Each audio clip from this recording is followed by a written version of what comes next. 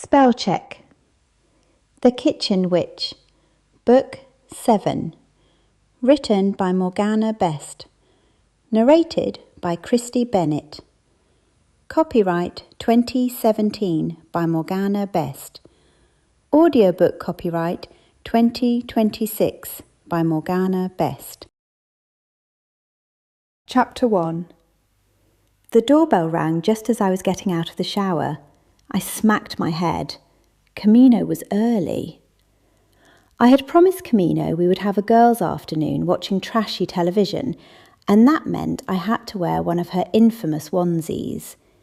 She had come over the night before and left me a selection of 3. Alder had been staying at my place the last few days, but had slept the whole time.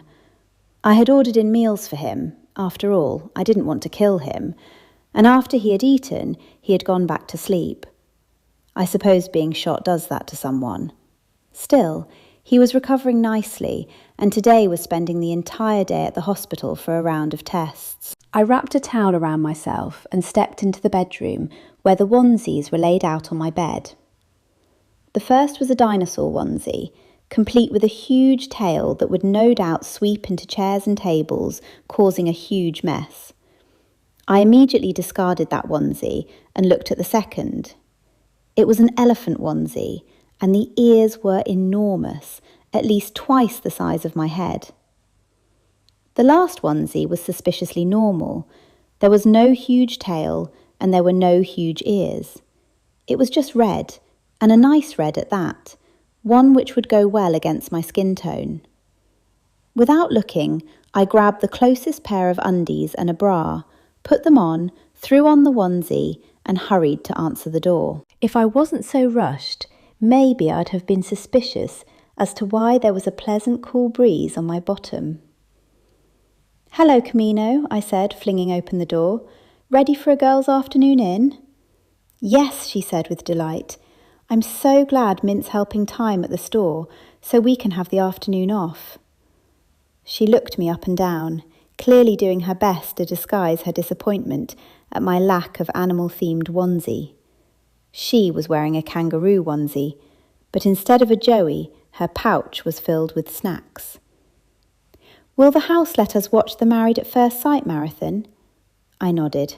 "I think so. She's been watching The Biggest Loser, and she's been letting me watch whatever I want on TV if I eat at the same time." Camino nodded, and while it didn't make much sense to me, I hoped against hope that a treadmill or an elliptical trainer wouldn't suddenly appear in the living room, given the house's current fondness for The Biggest Loser. It also didn't make much sense that the house was inhabited by my departed grandmother, Amelia Spelled. I had only discovered this fact the past week, and it was taking quite some getting used to. An hour into our television and junk food session, I was beginning to come around to this onesie idea, given there was so much room in it, even after downing packet after packet of popcorn and chocolate. I didn't get a chance to think on this any longer, because the doorbell rang for a second time that afternoon. Only this time I wasn't expecting anyone, because Alder was meant to be at the hospital, otherwise I'd have changed. "Amelia!" I opened the door to Alder, who was looking very dashing, albeit still pale. He looked me up and down, trying not to smile. "You're back early," I said abruptly, trying not to sound too horrified. At least he was used to Camino's onesies. "Lovely to see you too," he said with a laugh. I turned to let him into the house. I was about to say more when there was a strange muffled sound. I turned to see Alder doubled over. "Are you okay?" I was dismayed to see he was clutching the spot where he had been shot. Camino, the giant kangaroo, hopped over. "How are you, Alder?" "I'm fine," Alder said, although both eyes were twitching. "They've given me the all clear. I can go home now." I hoped my disappointment wasn't too apparent. I had hoped for romantic nights, sitting side by side watching movies, and then kissing, to be honest. Yet there had been none of that. I found that strange, given that we were dating. Still, the man had been shot, and his face was an unpleasant shade of pale green.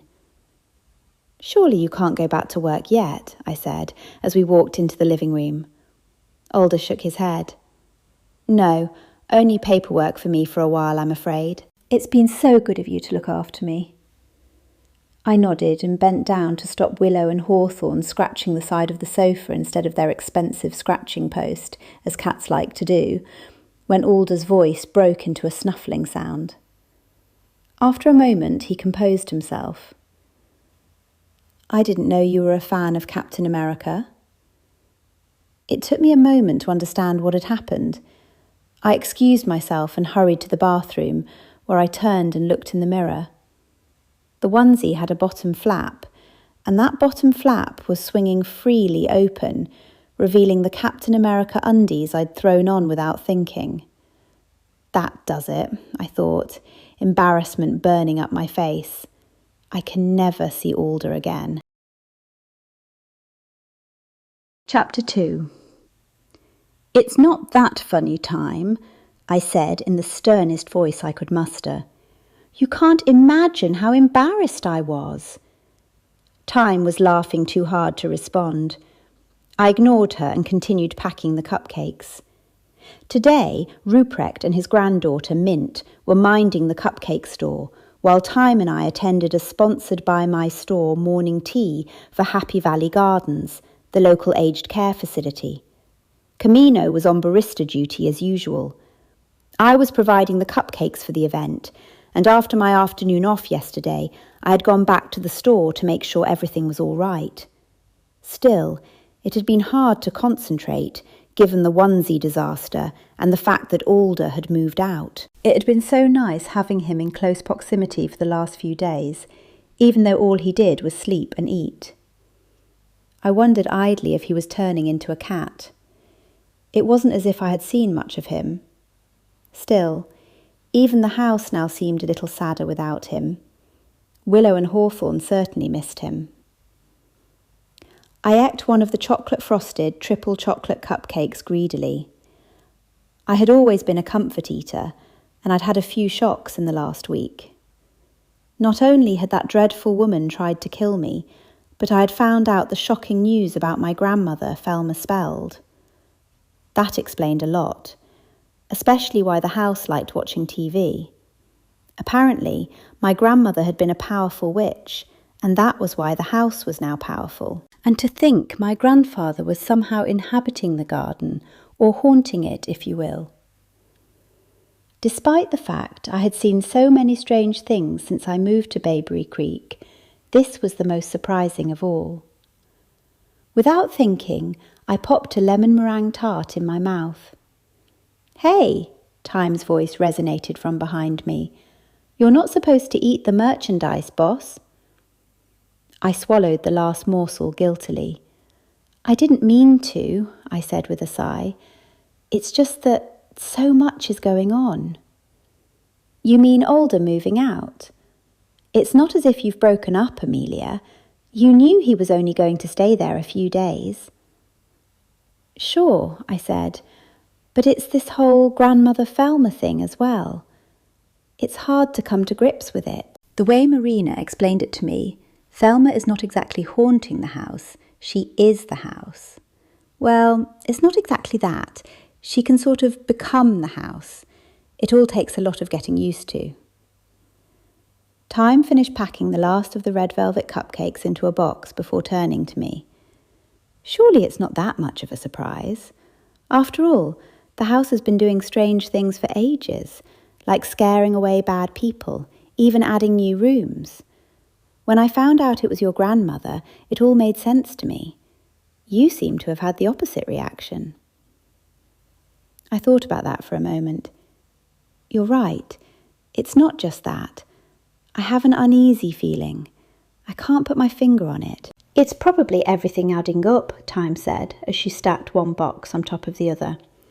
"What with Selina turning out to be the murderer, and finding out Alder had been shot, and then him staying with you, and then finding out that everything the house had done was due to your grandmother, well, that's an awful shock for anyone, even a powerful witch." I rubbed my forehead. An uneasy feeling was growing in the pit of my stomach, and it wasn't from all the cupcakes I had consumed while organising the catering. I shook my head. No, there's something else. I have this weird feeling and I just can't explain it.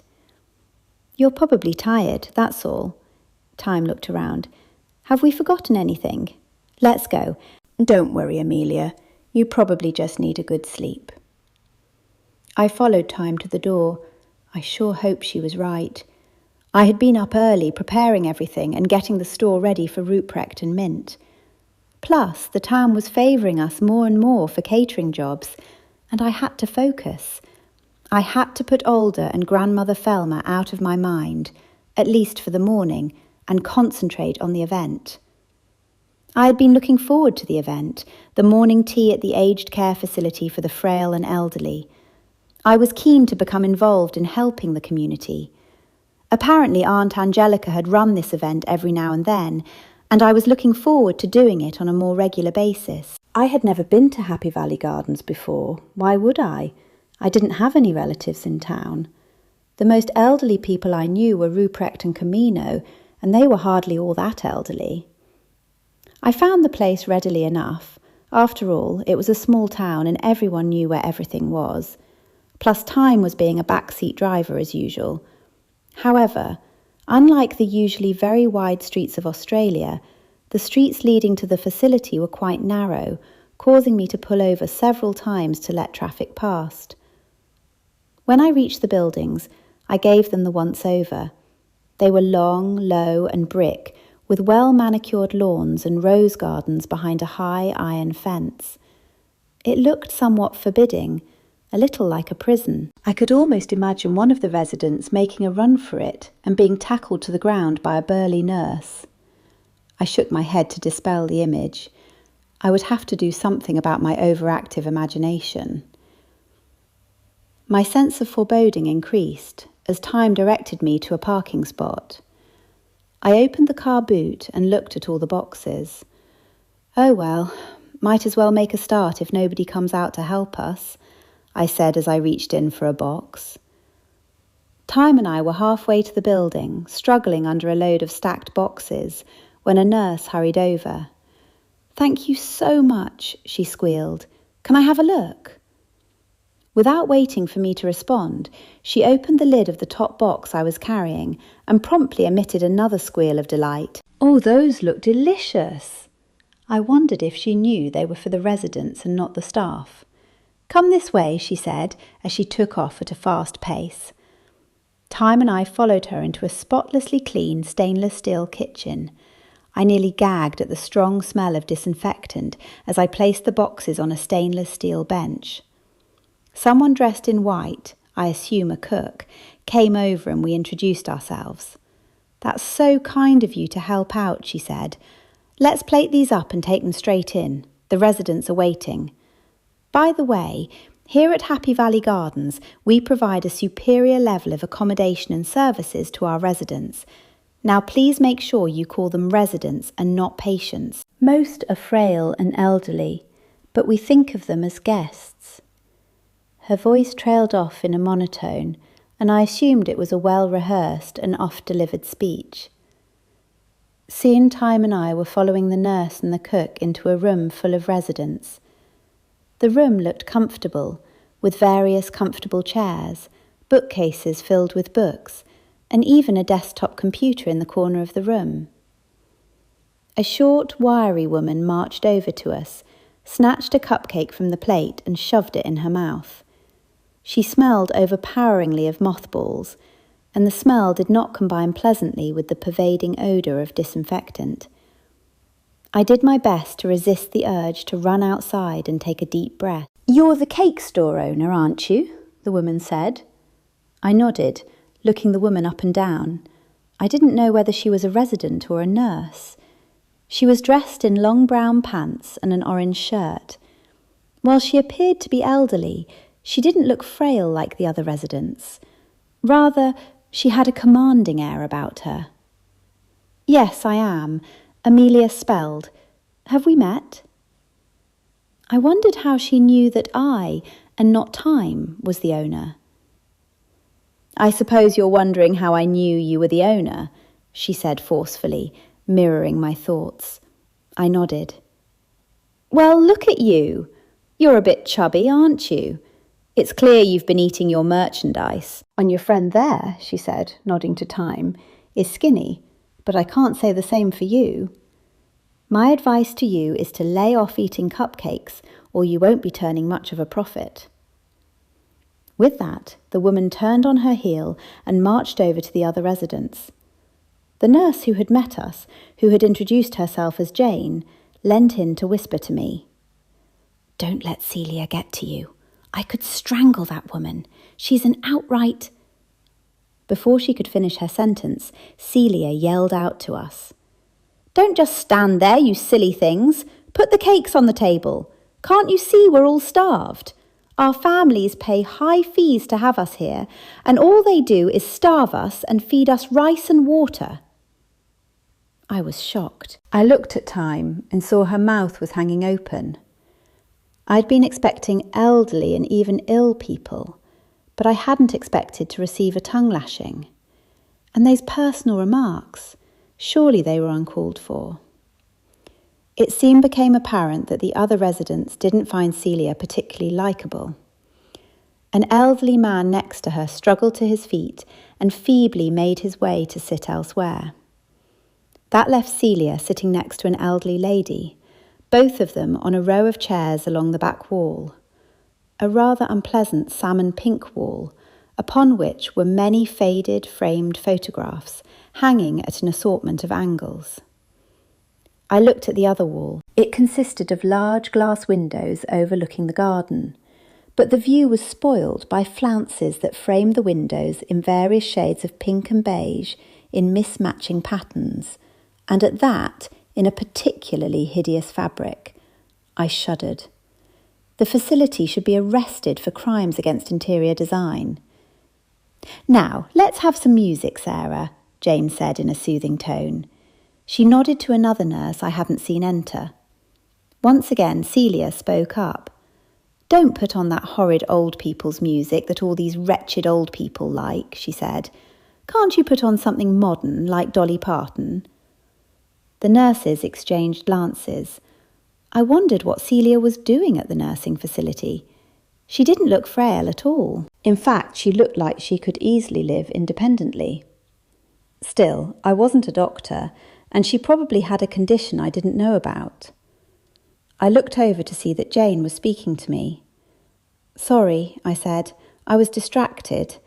I know you can't tell me, but I just wondered why Celia was in an aged care facility. She looks so strong. Jane pursed her lips.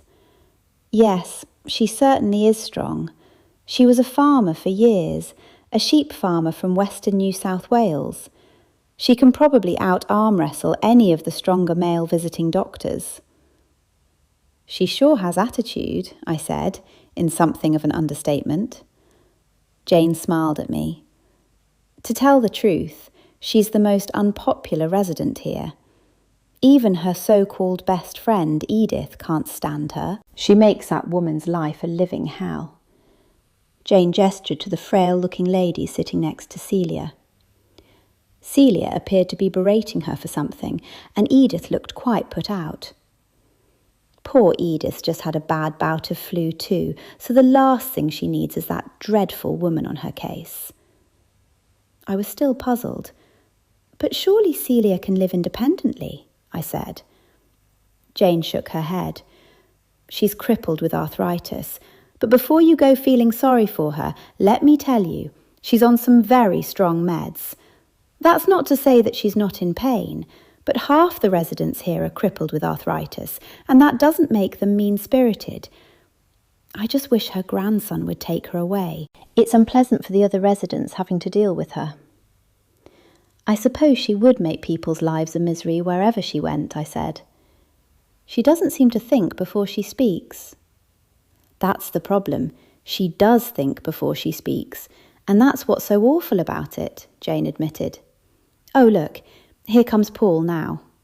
Paul is Celia's grandson, and don't worry, he hasn't inherited her genes. She broke off with a laugh. Paul made a beeline for Jane and took her hand. He patted her hand and looked into her eyes. "Jane, lovely to see you. How are you coping with my grandmother?" Jane laughed nervously. "Not too well, actually." Paul winked at her. "Well, you just leave her to me.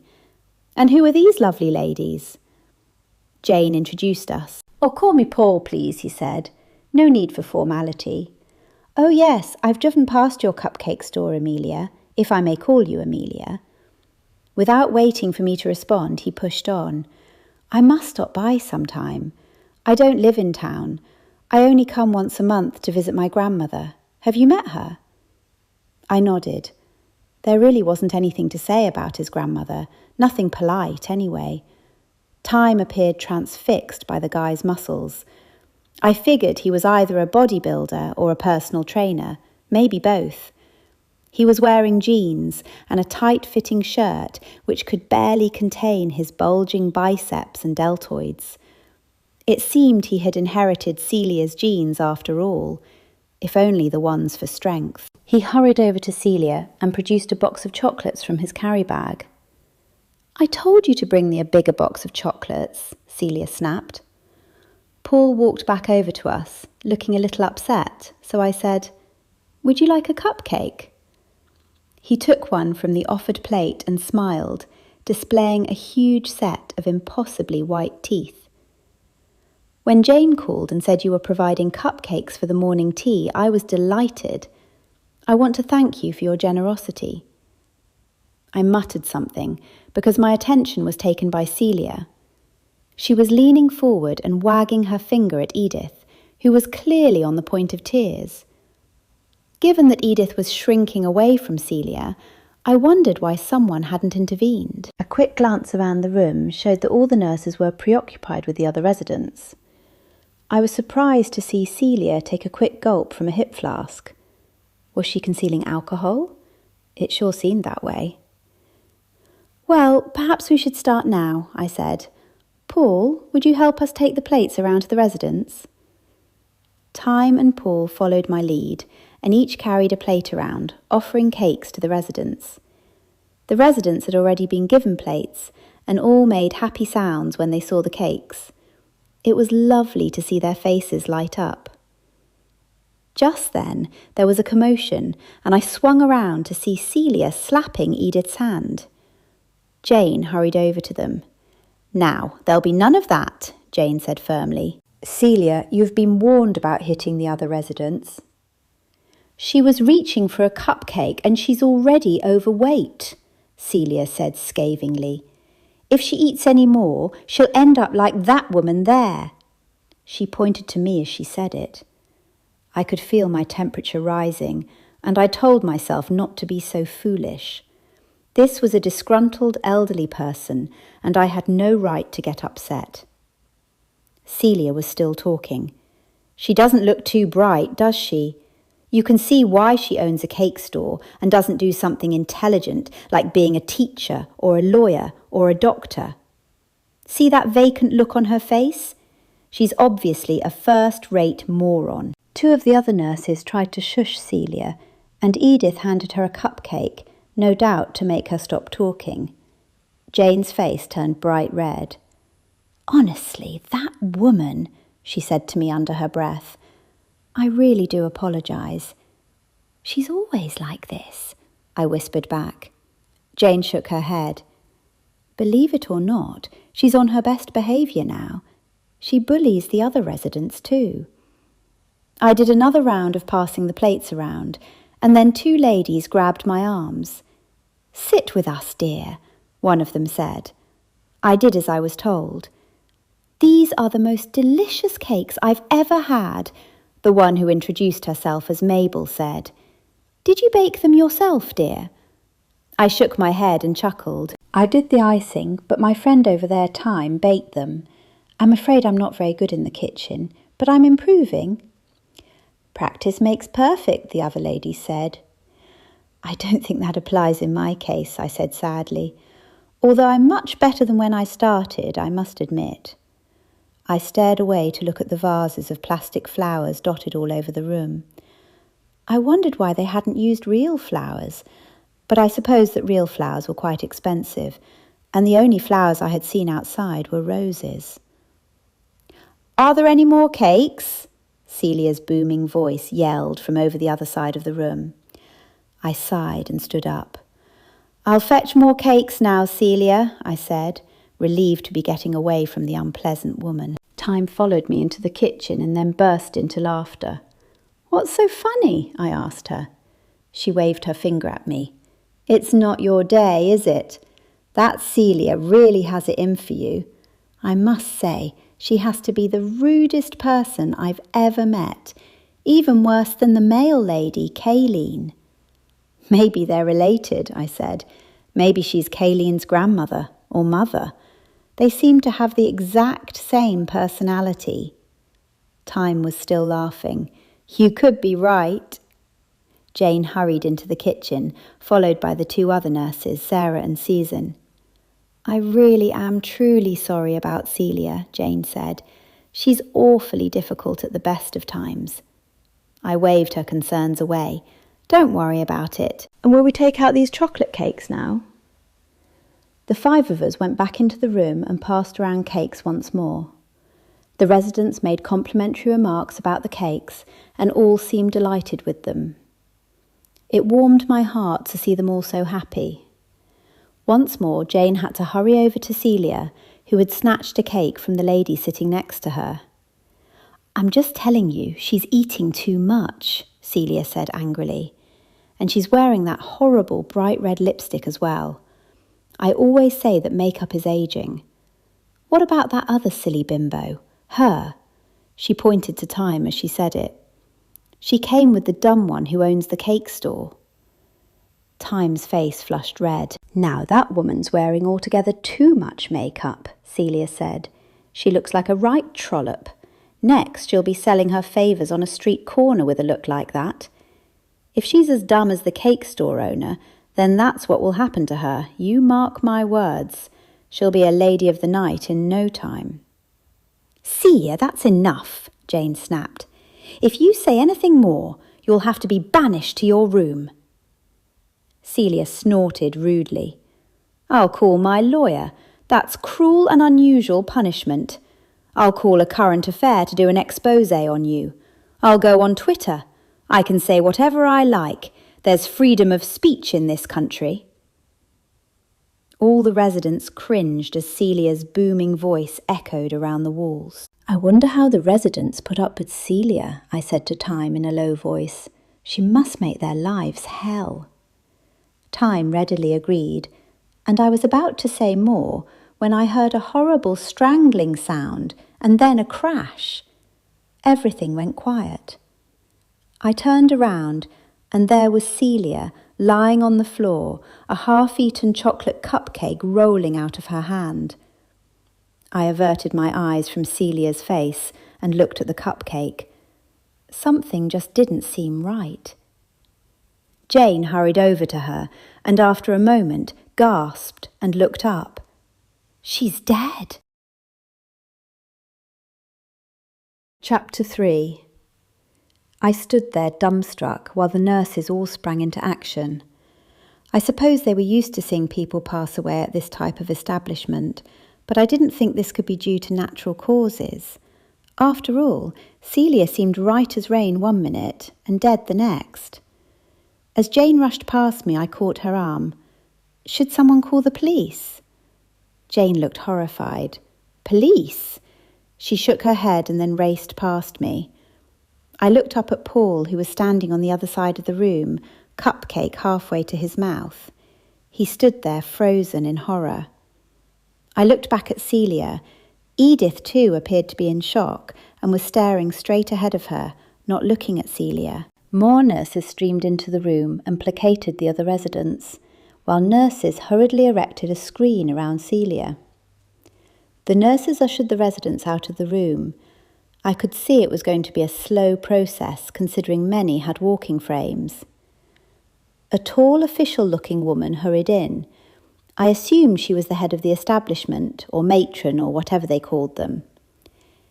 "Excuse me, "I'm Amelia Spelled from the cupcake store," I said. "This could be a crime scene. Should the police be called?" "The doctor's on her way," she said brusquely, without even looking at me. She marched away, leaving me standing there. Moments later, another woman appeared and hurried behind the screen. I assumed she was the doctor. I could hear talking behind the screen, so I edged closer, trying to hear what they were saying, but they were speaking in low tones. I walked back over to Time, who was standing there as white as a sheet. "Time, are you all right?" Time shook her head and appeared on the verge of tears. "No, she was all right, and then it just happened." "And that's why I don't think it's an accident," I said. "I mean, I know I'm not a doctor, but it happened so fast. Plus, I have an uneasy feeling about it." "Don't tell me you think she was murdered," Time said in disbelief. "Look, Amelia, there have been one too many murders lately. Don't worry, I'm sure it was natural causes. She was 90 after all." I shook my head. "No, remember how I've been saying I have an uneasy feeling? I know this was murder. Don't ask me why, I just know." Time bit her lip. "Okay then, I trust your judgment. But who? It would need to be someone here, wouldn't it?" "I suppose so." Then I remembered something. "No, she was drinking out of a hip flask. It could be poisoned." "Hopefully the murderer hasn't had a chance to remove it," Time said thoughtfully. "If it was someone here, then it had to be one of the nurses, the cook, one of the residents, or the grandson." I sighed. "That's an awful lot of suspects." "Well, that's the police's problem, not ours," Time said. "At least we're not involved this time." "How can you say that, Time? Of course we're involved, and we saw it happen. We're witnesses." Tension gnawed away at the pit of my stomach. Time shook her head. "No, I mean, we won't be suspects." I rubbed my forehead. "But what if we are? What if the poison wasn't in her hip flask? What if she was injected with something? Or worse still, what if someone put the poison in one of the cupcakes? Then suspicion will fall on me." I ran my hands through my hair. I broke out into a cold sweat. "Time, I've just remembered something. The middle of her cupcake was white." "Do you mean cream?" I shook my head. "No, it looked like crushed almonds or some sort of white crumbling substance mixed with icing. It was a chocolate cupcake, so that stood out. And I know we didn't put any centres in the cupcakes, so do you think it was poison?" Time patted me on my shoulder. "Let's not get ahead of ourselves here. I'm sure everything will be all right." Her tone was less than convincing. I didn't respond because Paul materialised at my shoulder. "This is such a shock. I've just had to break the news to my wife." "Oh no," I said. "I'm so sorry. Was Celia your wife's grandmother?" He shook his head. "No, she's my grandmother. Celia and my wife Maria weren't very close." I thought of a possible motive. "Do you have many other relatives you have to inform?" I asked him, which was a polite way of saying, "Who stands to gain from your grandmother's death?" "No, my parents died years ago, and I don't have any siblings. My mother was an only child." I tried to catch Time's eye, but she was looking over to the screen, behind which a murmur of voices could be heard. I mumbled something to Paul. So, Paul was the only heir. I was itching to ask if Celia had been rich, but I couldn't quite bring myself to do so. On the other hand, perhaps Celia had left something to the nursing home, or to one or more of the other residents. And for all I knew, she could have left it to the local cat rescue society. But she didn't strike me as someone with charitable inclinations, although our acquaintance had only been short. Jane reappeared. "The police will be here soon," she said. Paul looked alarmed. "Police? Why were the police called? Jane patted his arm. Now please don't be upset, Paul. One of the nurses is bringing everyone a nice cup of tea. We've all had quite a shock. Why have the police been called? Paul said again, his tone becoming shrill. Wasn't it a heart attack? Do police get called to heart attacks? Jane patted his arm again. I think the nursing home is just being on the safe side, in case they get sued or something. Oh, of course, you wouldn't sue them, she hastened to add, now squeezing Paul's biceps and leaning into him. But they're just covering their bases. After all, Celia's passing was so sudden that the director of nursing informed the police simply to be safe. It's all standard procedure. Time and I exchanged glances. I very much doubted it was standard procedure, so that meant that the doctor had seen something that showed that Celia's death wasn't accidental. Paul continued to fidget, but didn't speak again, and presently a nurse arrived with a tray of tea. It was black. I refused the offer of milk, instead measuring out 5 spoons of sugar and staring well. The sugary brew served to calm me somewhat, and I realised that my hands had been trembling. It was too awful to think about. 1 minute Celia was there as large as life, and the next minute, gone. It had happened so quickly. The double doors burst open and 2 men in suits marched in, followed by several people in white coats. It was clear to me that the men were detectives, and I wondered where Detectives Green and Jones were. The taller detective walked over to us. I'm Detective Morrison, and this is Detective Scott, he said in a matter-of-fact manner. Let's start with your names and your relationship to the deceased. Everyone looked at Paul, so he went first. I'm Paul Adams, and Celia was my grandmother. Oh, I'm Amelia Spelled, and I was catering for this community event. I own the cupcake store in town. Time gave her details, and then the detective looked at Jane. Obviously you're a nurse here. Name? Jane Jenkins. All right, Ms. Jenkins. Would you please escort these 3 people into a nearby room and stay with them? Do you have a suitable room close by? Jane said that she did. I want you all to go there and not leave the room until you're all questioned. As I walked away, I was disturbed to see people bagging my cupcakes. I tried to calm myself with the thought that the police would surely do this when they didn't know if Celia had been poisoned or not, but it didn't make me feel any better. I was only halfway through drinking my tea when Detective Scott poked his head round the door and asked to speak to Paul. When they left, I thought I might be able to get some information about Celia. It would be nice if Celia left all her money to the residents, given the way that she treated them, I said to Jane. Jane snorted rudely. The residents are the last people she'd leave any money to. I know I shouldn't speak ill of the dead, but she was such a mean woman. It's hard to believe that Paul is her grandson, given that he's so nice. I nodded and smiled at her. It seemed to me that Jane had something of a crush on Paul. I wondered if it was more than a crush. Could the 2 of them have been having an affair? And Celia had found out and threatened to tell Paul's wife. Jane certainly didn't seem to be able to keep her hands off Paul.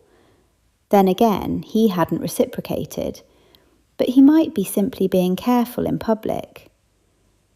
And what if one of the residents had killed Celia? Given the way she treated them, they would certainly have a motive. Perhaps she pushed someone past their limits and they couldn't take any more. I could certainly see how that would be possible. One thing was clear. Celia hadn't died of natural causes. Detectives didn't question people over a death by natural causes. The door opened and Paul walked in, but before we could get any information from him, Detective Scott barked my name, and the look he gave me was nothing less than accusatory. Chapter 4. I found myself sitting in a tiny little office with a narrow rectangular window overlooking a small piece of lawn, a high white brick wall behind it. Once more, I was reminded of a prison. The office smelt of mothballs, and of another faint mouldy scent that I couldn't quite identify. To my left was a wall filled with bookshelves, along which were books propped haphazardly. The desk in front of me was untidy, with a large desktop computer to my right, and to the left were scattered files and various sheets of paper. I was sitting on a squeaky vinyl seat opposite Detectives Morrison and Scott, who were both regarding me sternly. "What was your relationship to the deceased, Celia Carmichael?" Morrison asked me, and I had already answered that question, but I did so again. "None. I only met her today for the first time." "What were you doing here today?" "Happy Valley Gardens asked me if I would cater this community event. I was happy to do so." "Have you visited these premises before?" Detective Scott asked me, scribbling furiously in his notepad. "No, this is my first time here." "And who is responsible for making the cakes?" Morrison said. "Time, my assistant made the cakes, and I did the icing." My heart was in my mouth. It was clear they thought Celia had been poisoned. "Did anyone have access to the cakes besides the two of you?" Scott said, still scribbling away. I thought for a moment. Not until we came here, but after we came here, anyone would have had access to them.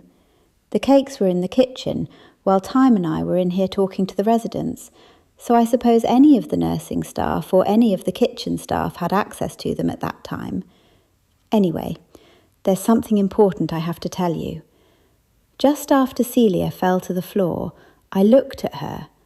I mean, everyone in the room did. I paused to take a deep breath. I saw a white substance in the middle of her cake. It was a chocolate cupcake, so it stood out. We hadn't put any sort of centres in the cakes. "And you're sure there were no centres in any of the cakes?" Scott asked me. "Of course I'm sure," I said indignantly. "Of course we know whether we put centres in or not." Scott tapped his pen on the desk. "You said your assistant baked the cakes. Perhaps she put centres in them." I shook my head. "No, she certainly didn't. Anyway, you can ask her that yourself." "Yes, we will." Scott's tone sounded ominous. "Please don't mention the white substance to anyone. Now tell us about this white substance. Take your time and think carefully." I shut my eyes and tried to recreate the scene. Well, I was really too shocked to take it in. She'd eaten most of the chocolate cake, and there was only a little left, but there was some white stuff in the middle. It wasn't the icing, because all the chocolate cupcakes had chocolate icing on them, and plus it looked like a hard, not soft sort of powder. "And how far were you away from the victim?" Scott asked me. I'm not too good at guessing distances, but I was as far away as from that end of the room to that end. I pointed as I said it. Scott nodded. "Go on." I shrugged. "Well, that's all, really. It only vaguely occurred to me at the time that there shouldn't have been any white stuff in the middle of the cupcake. Oh, and there was a lot of it. If we'd made any marble cupcakes, I could have even thought one side was chocolate and the other part was white. Only we didn't make any marble cupcakes," I hastened to add. "So the white powder was something that shouldn't have been in the chocolate cupcake. And your chocolate cupcakes were solid all through," Scott said. I nodded, but before I could speak, he added, "And you were the only store that provided cupcakes today?" I nodded. Morrison fixed me with a glare. "What is your relationship to Paul Adams?" "Why, none, of course," I said in horror. "I met him for the first time today." Scott looked up from his scribbling. "Are you sure of that?" "Yes, of course I'm sure," I said defensively. "And he'd never even been into my store. He said so himself today." The detectives continued to make notes, leaving me sitting there, nervous. Finally, I spoke. "So, was Celia murdered?" Detective Morrison looked up at me. "Why would you say that?" I shrugged. "Surely it's obvious." And I'm sure detectives don't come out to every death at this aged care facility. Plus, she seemed fine one minute, and the next minute, well, she was on the floor. And then there was the white stuff in her cupcake.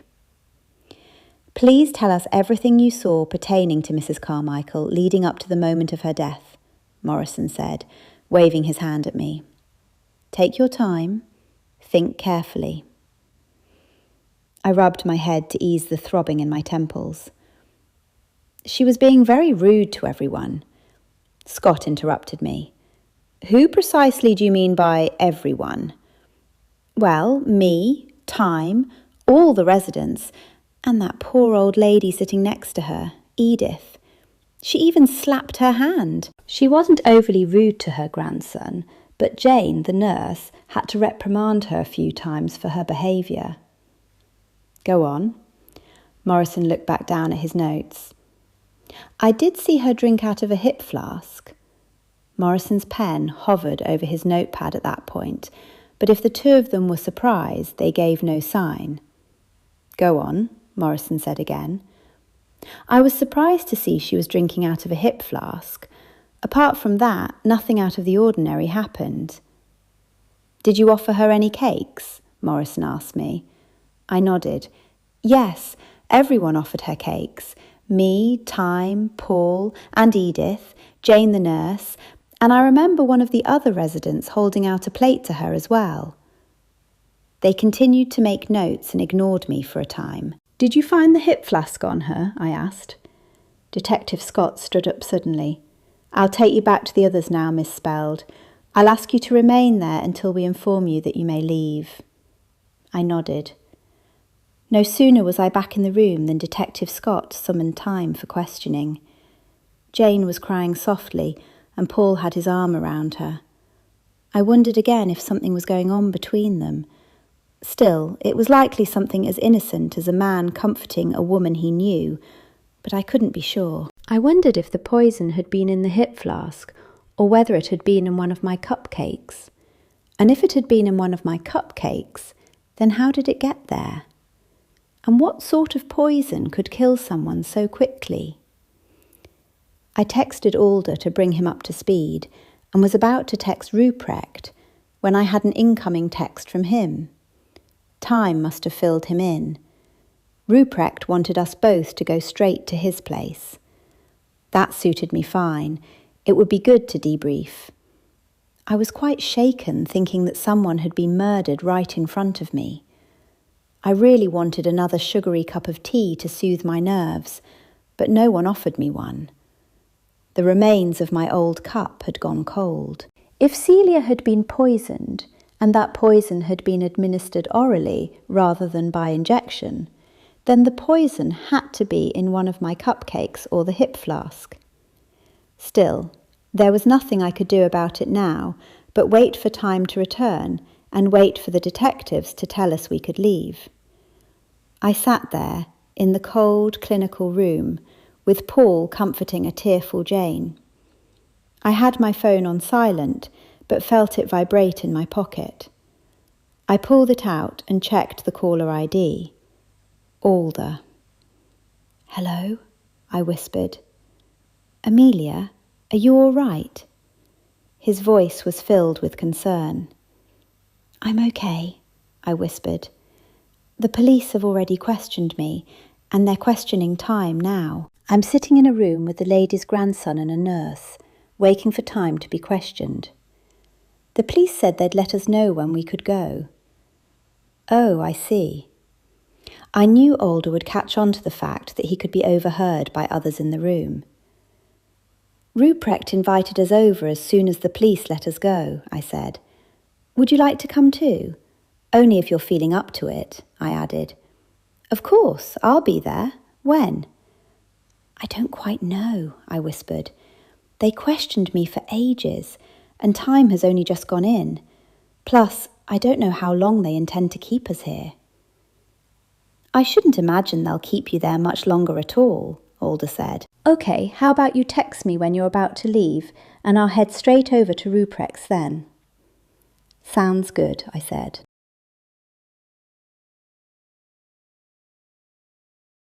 Chapter 5. I was always filled with a sense of wonderment when I entered Ruprecht's store, Glinda's, a combination antique and bookstore. Glinda's always reminded me of Hogwarts, in particular of Dumbledore's office. It was even complete with a large claw-footed desk and a wizard's hat.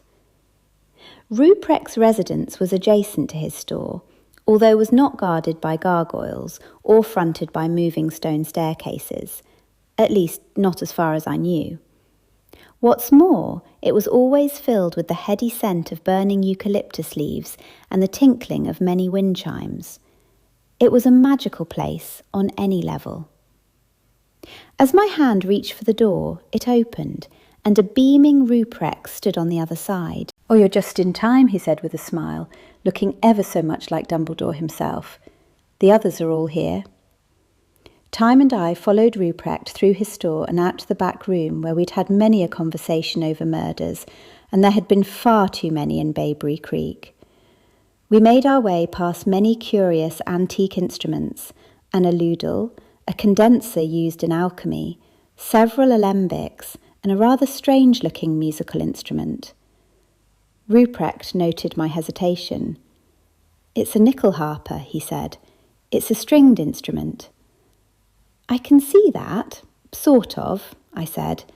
"I've never seen anything like it." Ruprecht nodded. "I played it years ago and thought I would take it up again. And I know it looks like a violin, but really it's more closely related to the hurdy-gurdy, of course." "Oh, I stammered. I had no suitable reply. Ruprecht continued on, extolling the virtues of the nickel harper until we came to the kitchen. I smiled when I saw Alder, who was sitting next to Mint. I greeted everyone and then went around the table to sit between Alder and Camino, who thankfully was wearing her street clothes. Alder put his arm around me. "Are you all right?" I nodded and snuggled closer, taking in his mysterious scent of cloves, old white sage and amber. Alder always seemed mysterious. I knew he was a powerful witch, but so was I, and I doubted I appeared mysterious to anyone at all. On the other hand, there was something about Alder. "Would everyone like some licorice tea?" Camino asked. "It's ever so good for gas, even better than a good dose of activated charcoal." I didn't quite know how to respond to that, so nodded my head only after others did first. I did like the taste of licorice tea, strong and pungent with a little sweetness. Of course, if you use licorice in spells, it's good for controlling and dominating someone and bending them to your will, Camino said. If we have any trouble with those new detectives, I'll add some licorice root and calamus to a spell, and perhaps some sweetness like sugar as well, to sweeten their attitude to us, she added thoughtfully. "New detectives," Alder said. "Whatever happened to Detectives Green and Jones?" I shrugged and shot a look at Time. "Your guess is as good as mine," I said. "What with everything going on, I didn't like to ask the detectives. Besides, they might have asked me how I knew the other detectives so well." Ruprecht interjected. "It's unusual to have the same detectives in a small country town like this for too long. No doubt Green and Jones have gone back to Sydney, and these ones are their replacements. Did they seem like reasonable people to you, Amelia?" I thought it over. "I suppose so. They just seem to be going about their business. When Camino comes back, I'll tell you all about it." I noticed Time was looking crestfallen. "Well, they surely wouldn't replace the constable and sergeant, would they, Ruprecht?" I said. Ruprecht shook his head. "No, those are stable positions." We both looked at Time, who brightened considerably. Time had a crush on Constable Dawson. Camino set a cup of licorice tea in front of everyone and then placed a large carrot cake in the centre of the table, along with a knife. "I'm sorry I couldn't bring any leftovers," I said, "but the police bagged them all." "Do you really think one of them had been poisoned by someone there?" Time asked me. Camino held up her hand. "Girls, do you mind bringing the rest of us up to speed? Give us the nitty-gritties." I took a sip of my tea before speaking. Well, the potted summary is that Time and I went to the community morning tea event at the aged care facility. I stopped and looked around the table. You all knew we were going? They all nodded and I pushed on. When we got there, there were the nurses, the residents, and the only person who wasn't a resident was Paul, the victim's grandson. The victim was a particularly rude, unpleasant woman. How old was she? Camino said. The nurse, Jane, told me Celia was nearly 90, but you'd never guess to look at her, I said. Apparently she'd grown up on a farm. She'd run a sheep farm for years. She looked to be a very strong woman. Probably from wrestling sheep, Camino said absently. A sheep can knock you over and give you concussion as soon as you look at you. They're not the cute, cuddly animals that everyone thinks they are. Don't be misled by their sweet, innocent faces. Yes. Anyway, Celia seemed to be bullying her best friend Edith, who was quite frail looking. After Celia insulted everyone, she just dropped dead. Ruprecht raised his eyebrows. Surely there must be more to it. Time agreed with me. That was pretty much it. We served everyone cupcakes, and then Celia verbally abused Edith, the old lady sitting next to her, and the next thing we knew, Celia was on the ground, instantly dead, just like that. Time snapped her fingers. Now the interesting thing is, Amelia saw white powder in the cupcake that was in Celia's hand when she died. White powder, Alder said. What sort of white powder? I wasn't all that close to her at the time, I pointed out. I was across the room. I didn't take much notice at the time, what with the poor woman just dead, but I saw white powder in the middle of the chocolate cake. I registered that it was strange because Time didn't put any filling in any cupcakes, did you, Time? I sure did not, Time said emphatically. If those cops asked me that once, they asked me 1,000 times. So I guess the murderer did it, I said. There was chocolate icing on the chocolate cake and a lot of white powder in the middle. Or there was a lot of the white substance, you say? Alder asked me. I rubbed my forehead. Well, it was as if someone had mixed it through the batter and it hadn't dissolved. I'm a terrible witness, aren't I? Just remain calm and take deep breaths. Try to visualise what you saw, Ruprecht said in a soothing tone. Yes, it looked as if someone had cut a piece of the cake open and put some powder inside and then pushed the icing over the top, I said. Ruprecht tapped his chin. That meant someone had to have the opportunity to do that to the cake. Who was present, Amelia? Well, us, obviously. And there was Edith, who sat next to Celia the whole time. I didn't see her leave the room, did you? I asked Time. Time shook her head. Oh, wait, I think she did take a bathroom break, and she was clutching a rather large bag. She was coughing fairly badly at times. They said she was recovering from the flu. And then there were all the nurses too. Oh, and I saw Celia drink out of a hip flask. Of course, I told the police about the hip flask and the white powder. By the way, they told me I couldn't tell anyone about the white powder, so keep it to yourselves. Perhaps someone put the poison in her hip flask. But then again, what on earth was that white powder in the cupcake? I looked around the table, but everyone shrugged. Time, you didn't have anything in the cupcakes that could look like white powder, Ruprecht asked her. No almond shavings, nothing like that. Time shook her head. Absolutely not. The cupcakes were plain chocolate. Happy Valley Gardens told us we couldn't use any nuts at all. It's their policy, due to all the allergies to nuts these days. We had to be super careful. I don't suppose Celia was allergic to nuts, Ruprecht asked us. No idea, I said, but that's something we should find out. Still, it didn't look like shaved almonds, but then again it's possible it was some sort of crushed nuts, like crushed cashew nuts. And does the grandson stand to gain from the inheritance? Ruprecht asked us. You know, I came close to asking him that, but I couldn't quite bring myself to do it, I admitted. All I know is that she was his grandmother and he didn't have any siblings.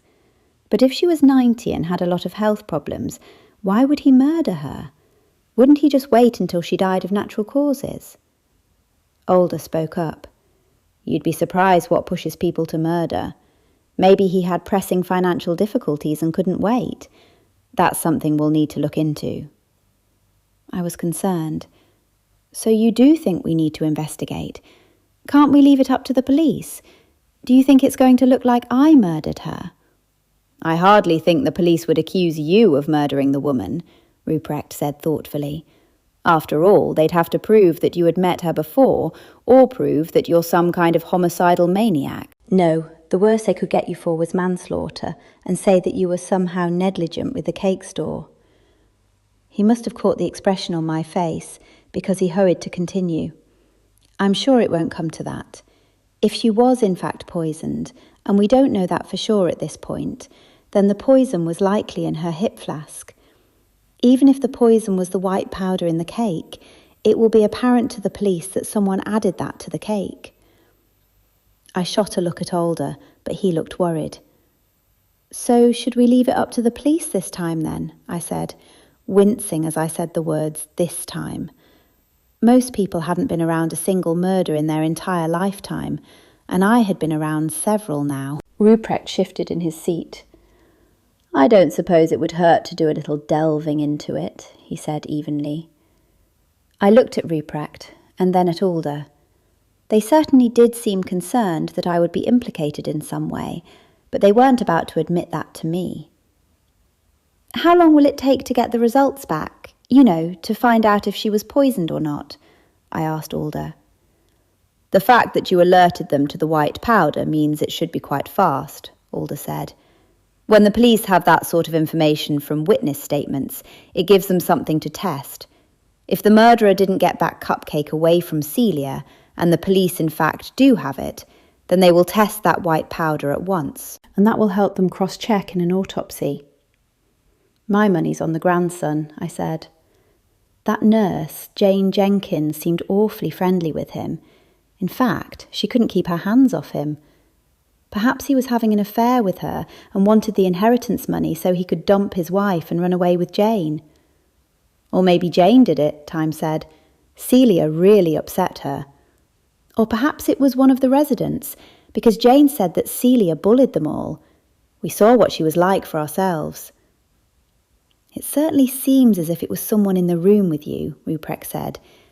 Yet we have to consider the question of opportunity. If it was in the cupcake and not anywhere else, such as in the hip flask, then obviously someone had to hand Celia that cupcake in person. Unless Celia wasn't the intended victim. However, let's assume that she was, because that's all that makes sense at this time. What do you mean, Ruprecht? Camino asked him. I simply mean that it would be pointless to assume it was a random killing, Ruprecht said. That someone poisoned one cupcake with the intent of killing a random person. That's what I meant. Camino nodded. So then, if the poison was in the cupcake, someone had to hand Celia that particular poisoned cupcake. It was a chocolate one, so the murderer knew that Celia liked chocolate cakes. And were there other varieties of cupcakes, Time? Time nodded. Yes, there were chocolate cakes, red velvet cakes, lemon frosted cakes, double sponge cupcakes, raspberry with lemon curd, moon pie with marshmallow icing, tiramisu cupcakes, and lavender cupcakes. She hesitated for a moment. Yes, that's all. And did either of you see who handed Celia a cake just before she died? Time and I exchanged glances, and then we both shook our heads. At some point, Edith offered her a cake. My main suspect, Paul, offered her a cake. And Time and I even offered her a cake, as did the nurses. It seems like we have quite a list of suspects, Ruprecht said.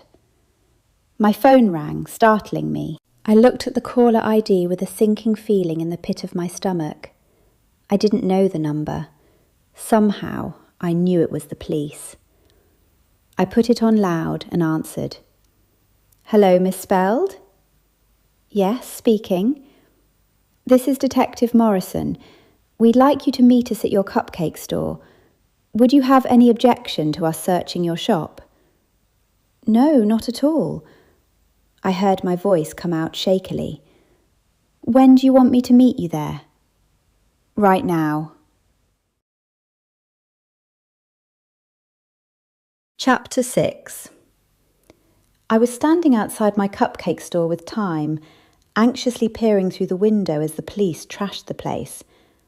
Actually, they hadn't done that so far, but it was my worst fear. As far as I could see, they were bagging cakes. I couldn't see into the kitchen, but I assumed they were bagging ingredients in there as well.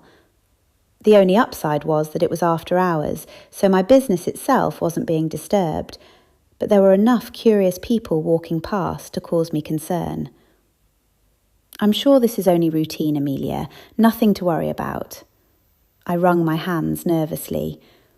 I wish Alder was here. Time turned to me. "You told him not to come. Camino even threatened to sit on him if he tried." I sighed. "I know. He still doesn't look well. I just wish he'd stayed in my house with me longer." Time did her best to muffle a laugh and failed. "Is that because you're concerned for his health, or because you just want him close to you?" "Both," I admitted. "Anyway, I don't understand why they're going through the store like this. I told them about that white powder and told them that we didn't put it in there." "Well, witnesses always lie," Time said. I looked at her, startled. "I didn't lie to them. Why did you say that?" Time shrugged. "I saw it in a movie the other week. I think it was a Keanu Reeves movie. He said witnesses always lie." I was thinking up a suitable reply when a man hurried over to me. "Amelia Spelled?" I narrowed my eyes and looked at him. "Yes?" It took me a moment to realise that he was accompanied by another man who had a camera resting on his shoulder. "You were a witness to the murder of Celia Carmichael." He said it as a statement rather than a question. Time leant over me. No comment. "And you're a witness too," the man said triumphantly, while the man with the camera loomed closer. "And you're both suspects in the murder investigation." "We are not," I said. The words were out of my mouth before I could think. "Do you deny that you're persons of interest in the case?" he said rather snarkily. "We were both witnesses," I said, "but the police have told us we're not to speak about it at this stage." The man turned to the camera. "The police, in their investigation of the murder of Mrs. Celia Carmichael, are raiding the premises of cupcake store owner Amelia Spelled, who was caught at the scene of the murder." I was furious, but I didn't know if I should speak. I thought of threatening him with legal action, but figured it might look worse for me when it went to air. I looked around for a ready escape, but there was nowhere to go. I had watched one too many TV shows where the reporter chased a person up the road with a camera while calling out accusations. I couldn't walk into the store because the police would send me straight back out. Then again, I had no option. I opened the door and marched straight in, but Detective Morrison hurried over. "Miss Spelled, you were told you were not allowed in here while we're searching." I pointed outside the window. "There are reporters out there with cameras making accusations." "I'm afraid that's not my problem, Miss Spelled. You'll have to leave these premises. Right now." I had no option. I had to walk outside, where the reporter was questioning an angry Time. And just when I thought things couldn't get any worse, they did. Kayleen and Craig were marching up the street, hand in hand, heading straight for us. I had sort of dated Craig briefly when I had first moved to town. After all, he was an attractive firefighter, and Kayleen was the most incredibly nosy mail lady on the face of the earth. What's more, she had a most unpleasant personality.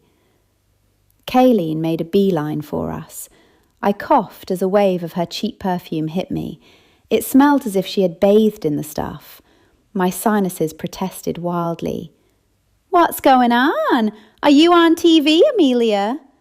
The reporter stuck his microphone under Kayleen's nose. "Did you know the victim?" Kayleen puffed herself up with self-importance. "Of course. I knew Celia Carmichael well. I deliver mail to Happy Valley Gardens every day, except on weekends, of course. It's not as if it's Sydney or Melbourne, you know, delivering mail on a Saturday." She broke off with a snort. "And are you a friend of the murder suspect?" the reporter continued. Confusion clouded Kayleen's face for a moment, but then her expression turned to glee. She looked me up and down. "No, of course not. I have to deliver mail to criminals and good citizens alike. I am no friend of this woman's. My boyfriend Craig isn't either. Isn't that right, Craig?" No, Craig stuttered. "I only know her because she's a terrible cook and she calls us to put out fires when she bakes." The reporter looked confused at that, and I was glad that he didn't pursue that line of questioning. And I hadn't been paying attention to time, so I was surprised when she seized the reporter's hand and shook it. "Nice to meet you. What did you say your name was again?" "Wayne Johnson," the reporter said automatically. Time grabbed Kayleen's hand and shook it too, and then Craig's. "Thanks for stopping by to support Amelia." "I don't support criminals," Kayleen said, and then flashed me a mean look. She took the reporter by the arm. "Come with me and I'll give you all the dirt on that Amelia Spelled." The reporter marched down the street, arm in arm with Kayleen, while Craig trailed behind. The man with the camera stood rooted to the spot, apparently quite perplexed, but after a moment he composed himself and followed the group. "Whatever happened there?" I asked Time. "I didn't think we'd be able to get away from him." Time opened her purse and showed me a little bottle. "Hot foot oil," she said. "When you were all talking, I rubbed some on my hands and then shook hands with them. It made them leave the place. Of course, it would have been better if I could have put it in their shoes, but I couldn't see how I was going to do that." She chuckled. I was filled with admiration. "Don't tell me you carry hot foot oil around with you everywhere," I asked her. Time smirked at me. "And coffee, and sugar too." I added coffee to the hot foot oil because it speeds up spells. "Let me guess, you didn't use any sugar, right?" Time shook her head. "Well, not this time, but the sugar's part of my emergency supplies I carry everywhere with me. Not only is it good to sweeten someone in a spell, but it's also good to keep next to money because it sweetens it." "Oh yes, Ruprecht told me that once," I said. "I keep little packets of sugar in my purse too. Ruprecht said it attracts more money to you." Before Time could answer, Detectives Morrison and Scott marched out of the store.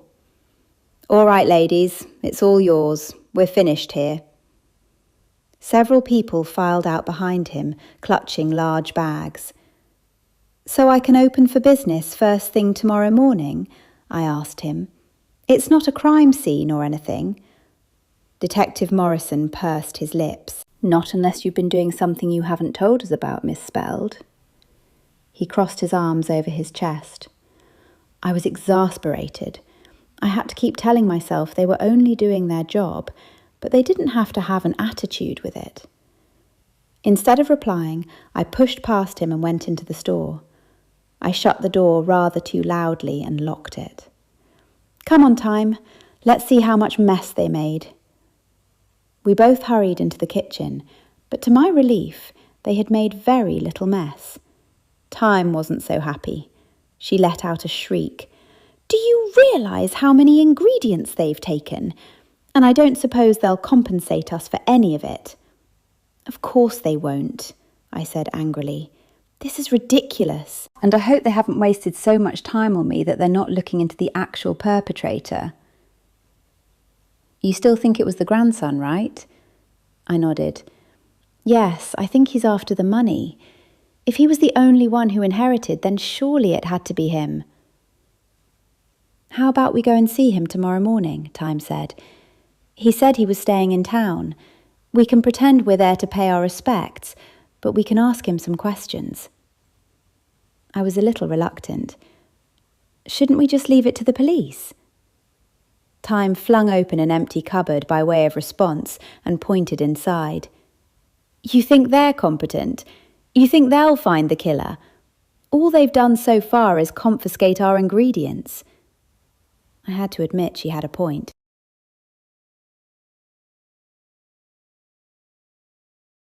Chapter 7. Time and I arrived soaking wet at Glinda's that afternoon. A sudden thunderstorm had caught us unawares.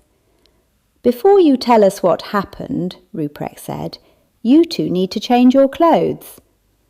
Camino looked up from her sewing. I'm just finishing the basic touches to this onesie here, and I put the finishing touches to this other one earlier, she beamed. Sadly, I haven't had a chance to decorate them yet, or do anything better than tack on the stitches. Still, they'll do for now. Time and I exchanged glances. Go and have a shower, Camino said. There are 2 bathrooms after all. She held out 2 onesies. I eyed them suspiciously through the raindrops still falling in cascades from my drenched hair. Off you go, girls, Camino insisted. I was halfway across the room when she called me back. Oh, Amelia, I bought you these nice underpants as a gift. For you know, if you forget to zip up your onesie in future, you don't want any more embarrassing incidents, do you? I smiled wanly and accepted her gift, wrapped in clear plastic. They looked safe enough, plain white and very un-Camino-like. They would come in handy given that I was drenched right through. I let the hot water run on my tense neck muscles for a while and then towelled myself dry. I turned the onesie over and over again, but it was plain white. Thankfully, Camino hadn't turned it into anything grotesque. Not yet. I made double sure that this one didn't have a bottom flap. I ripped the undies from the packet and pulled them on, then climbed into the onesie. The zip up the front got stuck for a moment, but I soon had the onesie on without much trouble. When I returned, Alder was lying on the sofa, propped up by one elbow, clutching his side. Does the wound hurt? I asked him, concerned. No. I could see Alder was lying, but didn't want to press it. I figured there was no cause for alarm. After all, he had just had a round of tests. I imagined the wound would continue to be painful for a few more weeks. Is there anything I can get you? Alder smiled at me. No, but thanks for thinking of me. Time, also dressed in a plain white onesie, although hers had giant rabbit ears, rolled her eyes. Alder, why don't you move back to Amelia's so she can look after you? I glared at Time. What a thing to say! I don't want to put Amelia in any danger, Alder said, and then he turned even whiter. What do you mean? Ruprecht and I asked in unison. Alder seemed to be considering what he should say. It's just that I was shot, after all, and I don't want whoever shot me to trace the connection back to Amelia. But that was in Melbourne, I said. It's a good 2-day drive to Melbourne from here, 3 days even. It's not even in the same state. Who would trace you back here?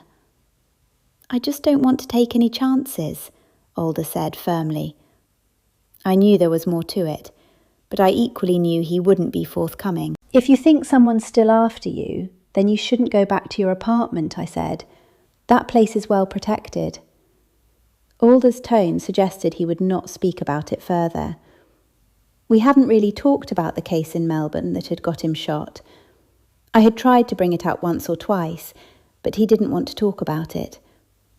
He had been working with the police, so I realised it was confidential, but that didn't stop my curiosity burning. I filled everyone in on what happened, Time piped up. I turned my attention to Ruprecht. How long do you think it will take the police to test the substance in the cupcake Celia was holding when she died, assuming the murderer hasn't hidden it? I vaguely remembered asking the question before, but I couldn't remember the answer. "If they do have the offending cupcake," Ruprecht said, tapping his chin and looking far away, "then it would only take them a day or two." "I thought forensic tests could take weeks to come back," I said in surprise. Ruprecht shook his head. "Not if they actually have something to test. Say they found a bottle of poison next to a murder victim. It wouldn't take them long to test that poison, whereas if they didn't have that poison and only had the victim, then it would take them much longer. Let's assume they do have that cupcake. It won't take them long to discover what that white substance was, and then they'll find it wasn't in any of the cupcakes in your store. That will put you in the clear fairly fast, Amelia." "I don't like to disagree with you, Grandfather," Mint said, "but it won't necessarily put Amelia in the clear, will it?" I looked at her. "What do you mean?" "Well, if you really were the murderer, you're hardly likely to leave poisonous substances lying around your cake shop." Ruprecht nodded slowly. "Mint has a point. So who do we think did it? Amelia, you think it's the grandson, Paul." I nodded. Time had a good idea. She suggests we speak to Paul tomorrow and pay our respects. He's hardly likely to tell us to go away, and we could find out some information from him. "I don't like it," Alder said weakly. "We'll be perfectly safe," I said. "He's hardly likely to be suspicious of us. Time found out the name of the B&B that he and his wife are staying at, so we'll go first thing in the morning." "Ruprecht, would you mind the store again in the morning, please?" I used my most pleading tone. Before he could speak, Mint jumped in. "I'll help him." "Thanks so much. Time and I will be as quick as we can." "Take as much time as you need," Ruprecht said generously. I shook my head. "But you have your own store, Ruprecht," I pointed out. "I don't want to take business away from your store." Ruprecht hurried to reassure me. "I don't usually make any money from passers-by, and I'll just leave the usual notice on the door with my mobile phone number so they can call me if they want. Most of my sales are due to my regular customers." I nodded, but I couldn't help feeling guilty. "And now I suggest we all order pizza," Ruprecht said. "I don't think Alder is in any fit state to cook for himself, and if he insists on moving back to his apartment, he'll probably starve to death." I looked at Alder, but he had fallen asleep. "I'll see to it that Alder stays here overnight," Ruprecht said. "And now I suggest we do a justice spell.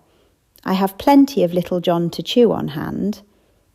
I was aghast. "Isn't that the stuff I'm supposed to chew and then spit at the judge?" Everyone laughed. "No one does that these days," Ruprecht said when he managed to stop chuckling. "Little John is simply used in a spell to bring justice to the situation. Here, let's decide what we want, and I'll write it on a piece of paper. Suggestions, anyone, for the name paper?" Time was the first to speak. "How about the police solve Celia Carmichael's murder without arresting Amelia?" Ruprecht tapped his chin. "Close, close. However, I think we need to tweak it a little. Celia Carmichael's murderer is revealed quickly. Amelia doesn't go to jail," Camino suggested helpfully. I rubbed my forehead. "How about Celia Carmichael's murderer is revealed. Amelia is absolved from any blame?" There was a general murmur of agreement. "Now, we need to use the Little John to chew route, as well as some sugar to sweeten the police to you, Amelia. And if you do have to go to court," Camino said cheerily, "we can smoke all your clothes on burnt Little John root chips. There's lots more we can do too." "It won't come to that," Ruprecht said firmly. "Meanwhile, Amelia, to keep on the safe side, put some tansy in your shoes. That will keep the police away." "I have plenty of tansy growing in my garden," Camino said. "I can give you plenty. Make a brew from it and pour it into your bath, because that keeps the law away as well." I narrowed my eyes. wondering why Ruprecht and Camino knew so much about spells for keeping the law away. I sat down and 2 things happened. First, I heard a ripping sound. Secondly, I heard the loud sound of MC Hammer's "You Can't Touch This." Strangely, the sound appeared to be coming from my nether regions. I jumped to my feet and the sound stopped. Alder awoke with a start. "What was that?" Time asked in alarm. "It must be someone's ringtone," Ruprecht said. "Has anyone changed their ringtone lately?" Everyone but Camino shook their head. Camino was bending over what I assumed was another onesie, muttering to herself about a knot in her thread. I sat down, and the words of "You can't touch this" blasted again. Oh. I jumped back to my feet. "Is that your phone, Amelia?" Ruprecht asked me.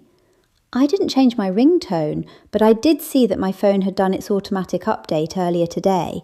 Sometimes it goes crazy after updates, I admitted. I walked over to the antique mahogany sideboard to check my phone, when a different sound erupted behind me. I swung around to see Mint, Time and Camino doubled over in fits of laughter. Even Ruprecht was shaking.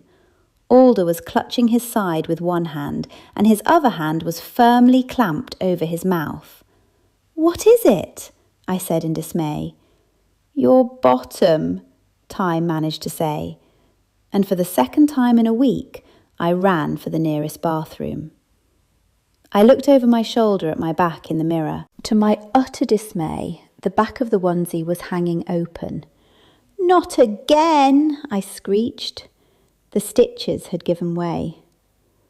That was when I noticed it. The undies Camino had so kindly given me had the words, "You can't touch this," emblazoned across a panel right over my bottom.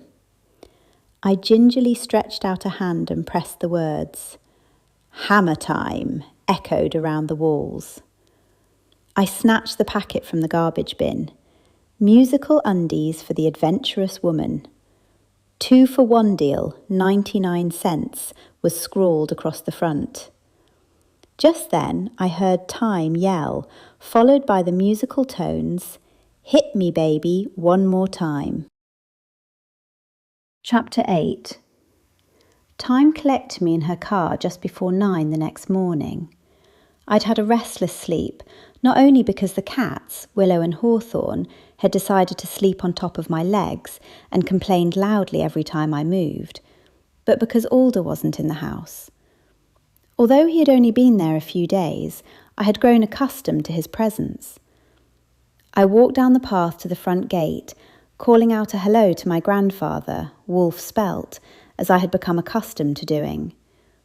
I could have sworn that the mangan tree waved in response. It was a beautiful sunny day with a gentle breeze, carrying along with it the heady scent of jasmine. It didn't feel like the sort of day in which I would be arrested. Surely a day like that would be full of dark clouds and depressing damp air. I hoped my sense of optimism would continue throughout the day. Time pulled her car over on the main road through town. I looked up at a rather modern, rendered concrete building. "Is that it?" I said in disbelief. I thought bed and breakfasts were supposed to be pretty, almost historical-looking places. It was a drab building, like a 1970s motel, with a low roof, narrow windows, and a bare concrete parking area. "It does have a lovely garden down the side," Time said. A wave of nervousness hit me. How are we going to handle this? "We can play it by ear." Time's remark didn't give me any confidence. "Yes, so we'll just march straight up and knock on the door and say we're here to pay our respects." Time nodded. "Something like that." She was already hurrying along past the side of the main building. "Where are you going?" "That's the owner's residence there," Time said with a nod of her head. "The individual cottages are down behind here, behind the garden." I was still silently rehearsing what to say when we came across Paul sitting in the garden with a woman who had to be his wife, Maria. My first thought was that I would not like to be sitting on that old wooden seat.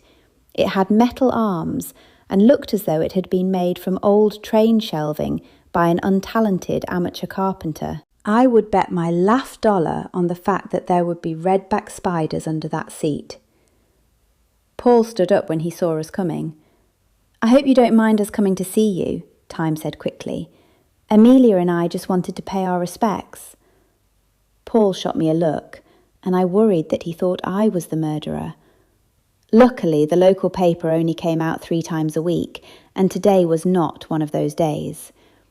If my photograph as the main murder suspect was going to be plastered all over the paper, it would be the following day. Paul introduced his wife to us.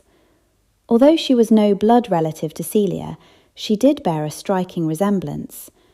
Both were thin and wiry, but while Celia had looked bold and outgoing, this woman looked rather nervous. In fact, she reminded me of a bird, the way her hands darted quickly. She seemed to be a quiet, shy woman. When I shook her hand, her grasp was weak. "Please have a seat," Paul said. I tried not to breathe a loud sigh of relief. He was going to talk to us after all. There were 2 white wrought-iron seats opposite Paul and Maria, and Time sat on one. I turned mine over to see if there was a red-backed spider sitting under it, but to my relief there wasn't. This town was full of red-backed spiders. While redbacks weren't at all aggressive, and their bite was usually not fatal to adults, their bite nevertheless meant a trip to the hospital along with excruciating pain. I didn't know how to start the conversation, but luckily Maria did. "Oh, it must have been horrible for you 2 ladies to see what happened to Celia. Paul's been very distressed about it." I hurried to respond. Yes, it was terrible, and even worse for Paul, being Celia's grandson. "Did you know Celia?" Maria asked us. We shook our heads. "We only just met her that day," Time said. "Well, it was awfully kind of you to do that charity work," Maria said. "It wasn't charity work, it was community work," Paul said. Maria shot him an angry glare. "I meant free. They gave their services for free." "Yes, we gave our services for free," I said, embarrassed on Maria's behalf. "We were driving through town yesterday, and we saw police cars outside your cupcake store," Maria said. I wondered how to respond, but she pushed on. "Oh, that must have been awful for you. They searched our room here at the B&B too." "They did?" I don't know why I was surprised. That made sense. "I suppose they had to do that to everyone who was present," I said. "It must be just routine." "Yes, but they cost us a lot with all the ingredients they took away," Time said bitterly. Maria nodded.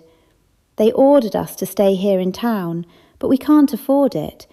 Really, if the police order someone to stay in town, then they should give us the money for it." Paul agreed with her. "It's ridiculous," he snapped.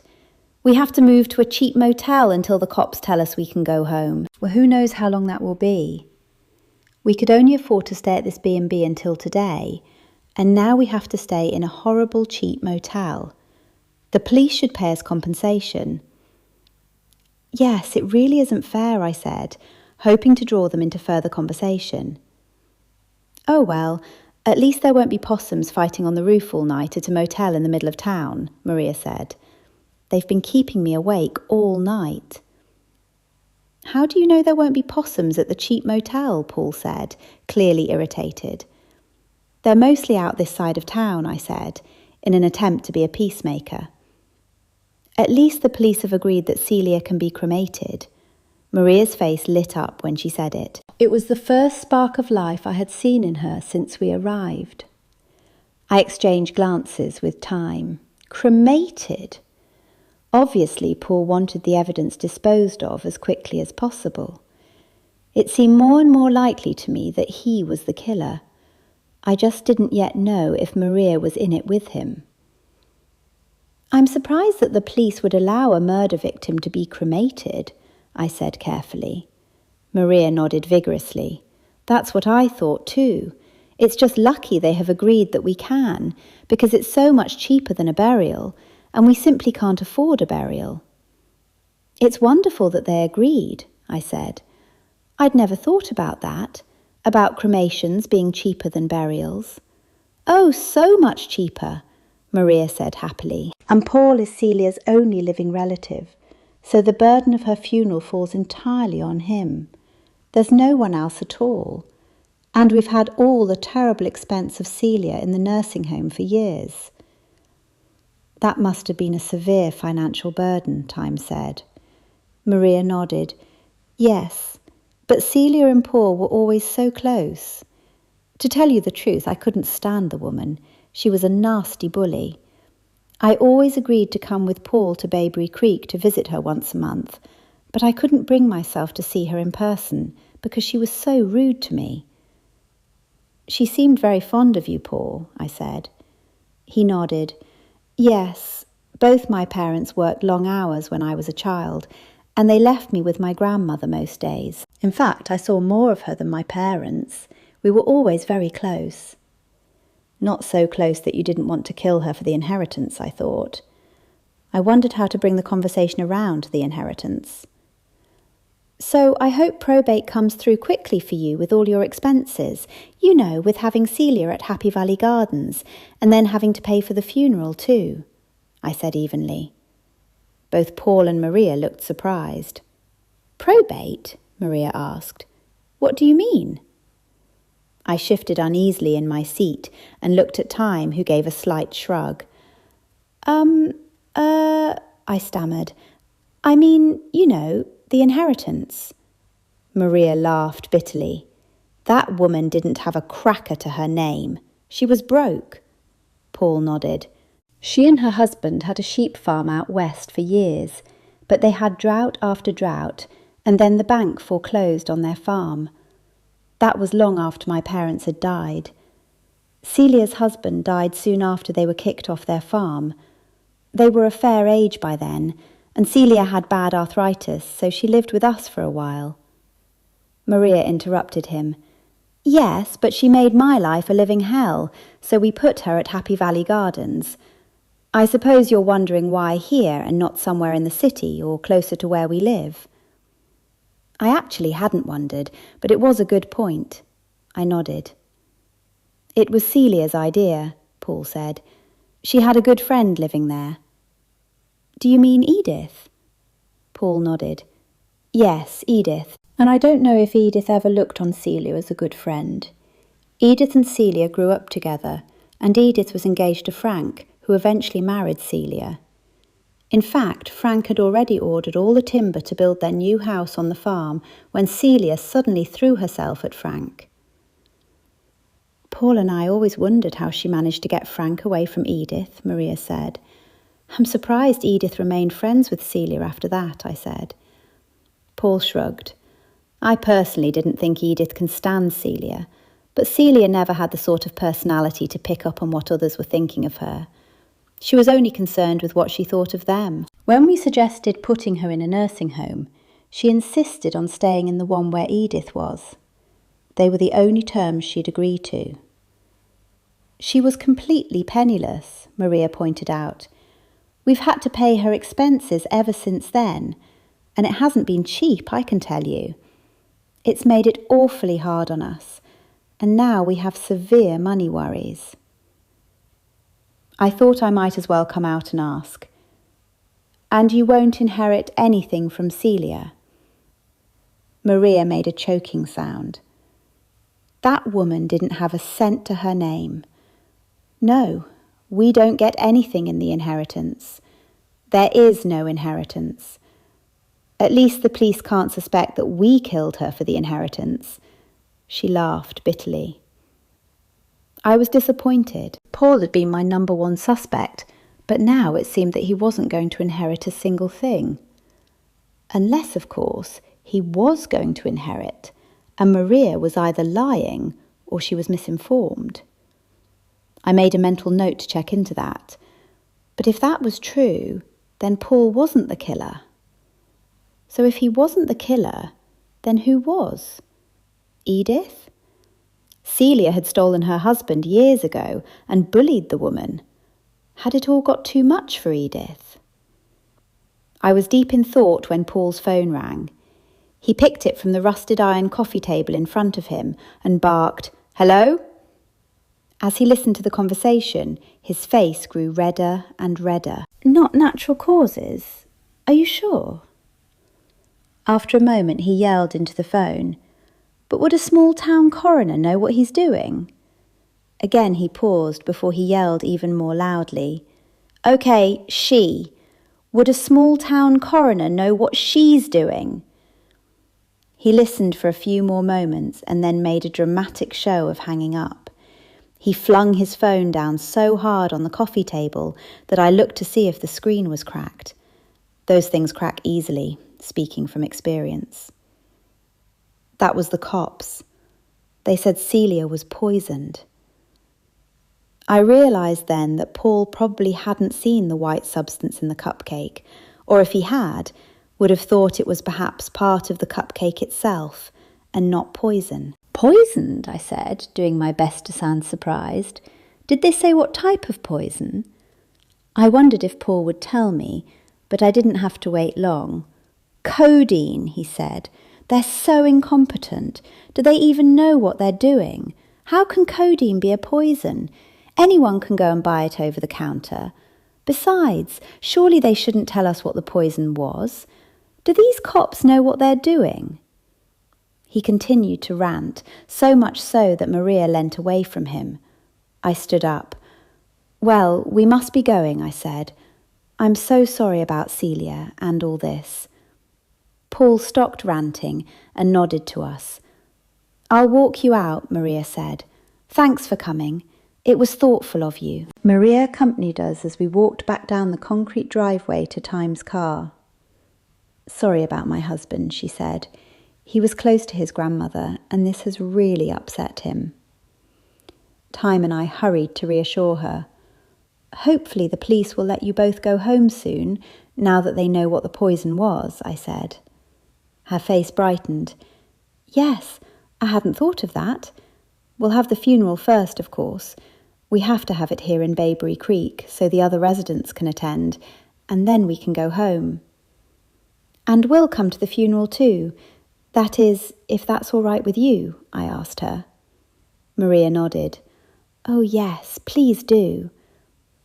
If she did not want us to attend the funeral, she showed no sign. As soon as we had driven down the road a little way, I turned to Time. "What do you make of that?" "He has anger management issues, doesn't he?" Time said. "But that was interesting about the inheritance. We have to find out if it's true. If it is true, then they can't be suspects." Time agreed. "So it could be that other old lady, Edith, or perhaps Jane, if Jane was having an affair with him. Perhaps Jane is having an affair with Paul after all." I held up my fingers and ticked them off. Paul, Maria, Edith, Jane, or it could be one of the other nurses who were there. "We might get some good information at the funeral," Time said. "But first we have to find out whether Celia left anything in her will or whether she was as broke as they say." "How do we find that out, Time?" Chapter 9. I had been surprised when Jane agreed to meet us for coffee. I was even more surprised when she agreed to meet us for coffee that very day. It was a rather happy coincidence that this was her day off. Time had been convinced that Jane would know whether or not Celia had an inheritance. I wasn't so sure, but I didn't know who else to ask. We could hardly knock on Celia's lawyer's door and ask about the terms of her will. I was looking forward to questioning Jane. After all, she was my major suspect, now that I had discounted Paul. Or rather, I would discount Paul when I had more information on whether or not Celia had been rich. Time and I reached the coffee shop first and found a seat in the far corner. Most cafes smelt delightfully of coffee beans, but this coffee shop had no enticing and heaven-sent aroma of caffeine. No, it was all horribly bland, like the surroundings. The floor was made of huge grey tiles, and the decor was black and grey. Large bifold doors opened onto an alfresco area, which sported mismatched and uninviting plastic tables and chairs, a fenced-off area around a dead plant, and nothing else. It was as if an expensive designer had been called in and asked to make the place as bland and as unappealing as possible. "I hope she doesn't want to sit outside today," Time said. "There's a bit of a wind picking up." "And flies." I swatted at a particularly persistent fly. "I wish she hadn't chosen this coffee shop, and their coffee is as weak as dishwater." Time burst into laughter. "What a funny expression." I pulled a face at her. "Oh, look, here she comes now." Jane's face broke into a smile when she saw us. If she harboured any suspicions that I was the murderer, she certainly didn't show it. As soon as she sat down, I handed her a box of cupcakes that I had wrapped especially. "Thank you. What's this for?" "Just to say thank you for being so calm and making everything bearable for us after Celia died," Time said quite convincingly. In truth, it was our way to try to butter her up to make her more talkative. "You shouldn't have." Jane beamed at us. A waitress was hovering over us, so we ordered. As soon as the waitress left, I started the conversation. "I suppose things have been hectic at the nursing home," I said. Jane nodded. "I was lucky to have today off. There's been so much paperwork and police questioning, and all the residents are upset." I murmured my sympathies. "And poor Edith, Celia's best friend. How is she taking it?" "I don't really know, to be honest," Jane said. "She seems a little more withdrawn than usual, but I doubt she's upset." "What do you mean?" Time interjected. "This might sound awful, but in a way, I think Edith's glad that Celia is gone. The two of them have known each other for years, and I think Edith was always a little afraid of Celia. Paul told us that Celia and Edith were childhood friends, and that Celia stole Edith's fiancé and married him," I said, hoping that if I showed I knew something about the situation, that would spur on Jane to speak more freely. Jane nodded. "Yes, that's true. Edith was a much happier person before Celia arrived at Happy Valley Gardens. Now that Celia's gone, perhaps she'll return to her usual happy self. You saw for yourselves what sort of a person Celia was. She made everyone's life a misery, really, everyone she came into contact with. She was such a mean-spirited woman. I feel so sorry for Paul, having to put up with a grandmother like that for all these years." Jane nodded to me and hesitated before speaking. "Well, Paul was nothing like her, thankfully. They were very close, though, so he'll take her death quite hard. I think the residents would want to throw a party, and you can't blame them for that. I don't think a single one of them would be truly sorry that Celia has gone, least of all Edith. Poor Edith. She really enjoyed life at the nursing home until Celia came along. Celia was very competitive with her and had to beat her at everything. Card games, you name it, Celia just had to be better than Edith. Edith was interested in Doug, one of the residents, but Celia made sure that he and Edith didn't have any time alone. "Don't tell me that he was Celia's boyfriend," I said in shock. "Did Celia steal another man from Edith?" Jane shook her head. "Oh no, nothing like that. Doug made it quite clear that he wasn't interested in Celia, but that didn't stop her. She did everything she could to keep Doug and Edith apart." "Was Doug at the—" My voice broke off. I started again. "Was Doug there that day that Celia died? I didn't notice anyone being particularly attentive to Edith." "He was there all right," Jane said, "but he would have been keeping a low profile. Any time he tried to speak to Edith, Celia made a scene." "What a thoroughly unpleasant woman," I said. The waitress returned and placed our coffee down in front of us. As she turned to leave, I spoke. "Excuse me, are our cakes coming soon? We'd like to have our cakes with our coffee." The waitress glared at me, nodded, and then walked away. I usually made it a point to avoid this cafe, but on the few occasions I had been here, the cakes had arrived well after I had finished my coffee. Who doesn't like to have their cake with their coffee? I sipped my coffee, and it was as bad as I had feared. I wondered if they had forgotten to put any coffee in it. It was horribly weak and tasteless, and a complete waste of money to boot. Time and I went to pay our respects to Paul and Maria this morning, I said. When we were there, the police called Paul and told him that Celia had been poisoned. Jane had been eating her froth off the top of her cappuccino with a spoon, and she dropped the spoon into her coffee in fright. "A poison!" She said it so loudly that other patrons turned to look. She fished out her spoon and wiped it with a napkin. "Did they say what the poison was?" "Codeine," I said. Jane frowned. "Codeine? But Celia wasn't on any codeine." "Yes, the police meant she was murdered," I said gently.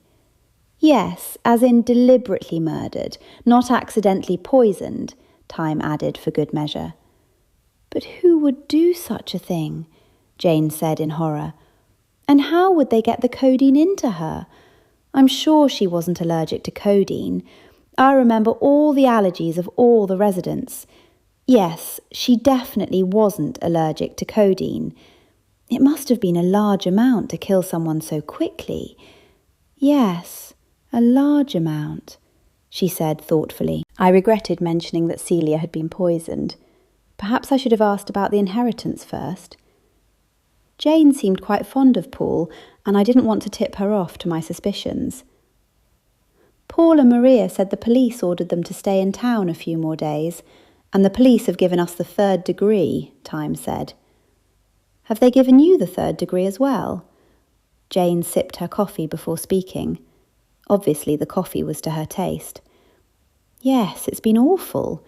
They questioned the residents too, and we had to tell them again and again not to upset the residents. I must say they were quite good about it, but there's always the potential to upset the residents. They're elderly, and most of them are ill anyway. They've already had one shock with Celia's death, and they don't need another shock with being suspects in her murder." The surly waitress deposited our cakes at this point, mine rather too hard. I just hoped she hadn't spat in it. "Surely the police can't suspect any of the residents," I said. "That is, unless Celia had been wealthy and left all her money to one of the residents." Frustratingly, Jane tucked into her cake without answering. I tried again. "Was Celia wealthy? I mean, did she leave all her money to one of the residents, perhaps Edith, or to one of the other residents?" Jane swallowed her mouthful. "No, Celia was flat, stony broke." "Are you sure?" I asked her. "Would you know if she was wealthy? What if she was wealthy but pretended she wasn't?" Jane looked off into the distance for a moment. "No, I would definitely know if she had any money, and she didn't. She was skint. Paul had to do everything for her. She came from a sheep farm out west, you know, and she'd been through drought after drought after drought. The bank eventually foreclosed on the property." Time spoke up. "Yes, Paul and Maria mentioned something about that. If she'd had any money, she would have used it all to try to save her farm. No, I know she didn't have any. So whoever murdered her didn't murder her for her money, because there just wasn't any." I shot Time a look. That meant that Paul was definitely off the hook, as was Maria. I would have to turn to other suspects. "Jane, did Celia pretend she had money? I mean, did she tell the residents that she had a lot of money and she would leave it to them when she died?" For some reason, Jane thought that was awfully funny. "No, Celia wasn't the type of person to pretend. That would take imagination, and she didn't have any. Besides, she didn't want people to like her. Are you thinking one of the residents murdered her?" I shrugged, not knowing what to say. Jane pulled a face. "I still find it hard to believe that she was murdered. And with codeine at that. I've only seen codeine in the form of those white headache or flu tablets, I said. Well, since it's sold over the counter, I wouldn't have thought it would be poisonous. The government is starting to make it prescription only in Australia now, Jane said. Soon you won't be able to buy it over the counter at all. Surely it would take a lot to kill someone, Time asked her. Jane shrugged. It would depend on a lot of things, like other medications, and if the person had any medical conditions. Plus, it would depend on how much the person weighed. As you saw, Celia was short, thin and wiry. But she looked awfully strong, I said. That doesn't matter. It's the actual body weight that counts, Jane explained. Codeine is usually combined with other medicines, and so there could be harmful effects of those other medicines as well. Paul only mentioned codeine, I said. Jane tapped her chin. Perhaps the police thought that would be the only drug he would understand, she said. It's often found in other medicines, like I said, and it certainly is poisonous in large amounts. Come to think of it, Celia did have bluish-coloured fingernails and lips, but at the time I thought that was due to compromised cardiac output. I just can't understand how she ingested the codeine. One thing I know, there's no way it was suicide, and that must mean it was, in fact, murder, although that's awfully hard to believe. Jane was staring at the ceiling. She now appeared to be talking to herself rather than to us. I noticed that Celia drank out of a hip flask when she thought no one was looking, I said. Do you think the poison could have been in that? Possibly. It can be given in liquid or powder form, but someone might have injected her with it. An overdose would be easier to do with injection. If someone gave it to her orally, how long before the symptoms would start? I asked her. Jane continued to think, rubbing her forehead. I'm no expert on it, but I'd say within half an hour. And like I said, she was quite a thin woman. I still can't believe it was murder, she said again. Chapter 10. After our coffee with Jane, Time and I hurried back to the store to relieve Ruprecht and Mint. Camino was at the coffee machine, frothing milk, I assumed for the young couple who were sitting at a table, holding hands and looking lovingly into each other's eyes. That, of course, made me think of Alder. I had texted him in the car and brought him up to speed.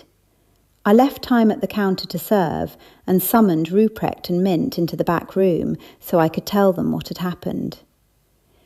You know, the fact that it wasn't injected tends to rule out the nursing staff, Ruprecht said. If one of the nursing staff wanted to murder Celia, then a better way would be to inject her. Well, unless the murderer wanted to make it look like it was one of the residents, I said. Perhaps one of the nurses used powder instead of an injection, because an injection would show it really had to be one of the nursing staff. Ruprecht stroked his chin. You may be right, Amelia, but as I always say, non sunt multiplicanda entia sine necessitate. Or for those of you who don't understand Latin, entities must not be multiplied beyond necessity. That made no more sense to me in English than it did in Latin, I admitted. Clearly, Mint had heard this more than once before. Occam's razor, she said happily. Ruprecht patted her shoulder. Precisely, although the phrase was coined centuries after Occam's death. Put simply, it means that the simplest solution is usually the best. I had heard Ruprecht mention Occam's razor many a time before. OK, so you're saying that if a nurse chose to poison Celia with codeine powder rather than injection, simply to throw the suspicion onto someone else, well, that would be too convoluted a theory. Ruprecht's brows knitted together. Clearly he found my words confusing. Finally, he said, yes, if a nurse did try to throw suspicion onto someone else, then in this case, the nurse made quite a weak effort. There is no apparent scapegoat. Therefore, my initial statement stands. I wasn't too fond of philosophical discussions, even though I was fully aware Ruprecht would not consider this to be a philosophical discussion. Still, it was as close to one as I cared to get. So then, I began, rather afraid to say something in case it bordered on one of the logical fallacies that Ruprecht was only too fond of pointing out to people. That means we can rule out the nursing staff, apart from Jane, as I think she should be included. I cast a nervous glance at Ruprecht, but to my relief, he nodded. Yes, he said. Our suspects are Paul acting alone, Maria acting alone, Paul and Maria acting together, Jane, and any one of the residents. Jane was quite convinced that Celia had no money, I pointed out. Or that kind of removes the motive for Paul and Maria. That leaves Jane or one of the residents. As I mentioned earlier, I did wonder whether Jane and Paul were having an affair, but why would Celia be murdered if that was the case? Perhaps Celia threatened to tell Maria, Ruprecht said. We can't assume the only motive was inheritance. People are murdered for lots of reasons. I nodded. We had been through this countless times before. Love, money, revenge, saving face, wrong place, wrong time, I said without drawing breath. Ruprecht clasped his hands together. That is correct. At any rate, tomorrow's funeral could well throw light on the matter. I suggest we should all be in attendance. Is it possible for you to shut the shop for the morning, Amelia? I readily agreed. I don't think any of the customers would begrudge us time out for a funeral, I said. I'll ask Time to mention to all today's customers that there'll be a funeral tomorrow and that will be shut within those hours. Do you know what time it begins? It starts at 10, but we should be there a little early. Perhaps you should say you'll be shut from 9 to 12 in order to attend a funeral and give apologies if you're back late. That will give you some leeway. Good idea. Thanks, Ruprecht. As Celia didn't have any relatives, it will only be us, Paul and Maria, the residents who are mobile enough to get there, and the nursing staff. And the detectives, Mint added. And I sure hope Constable Dawson is there for time's sake. Ruprecht stood up.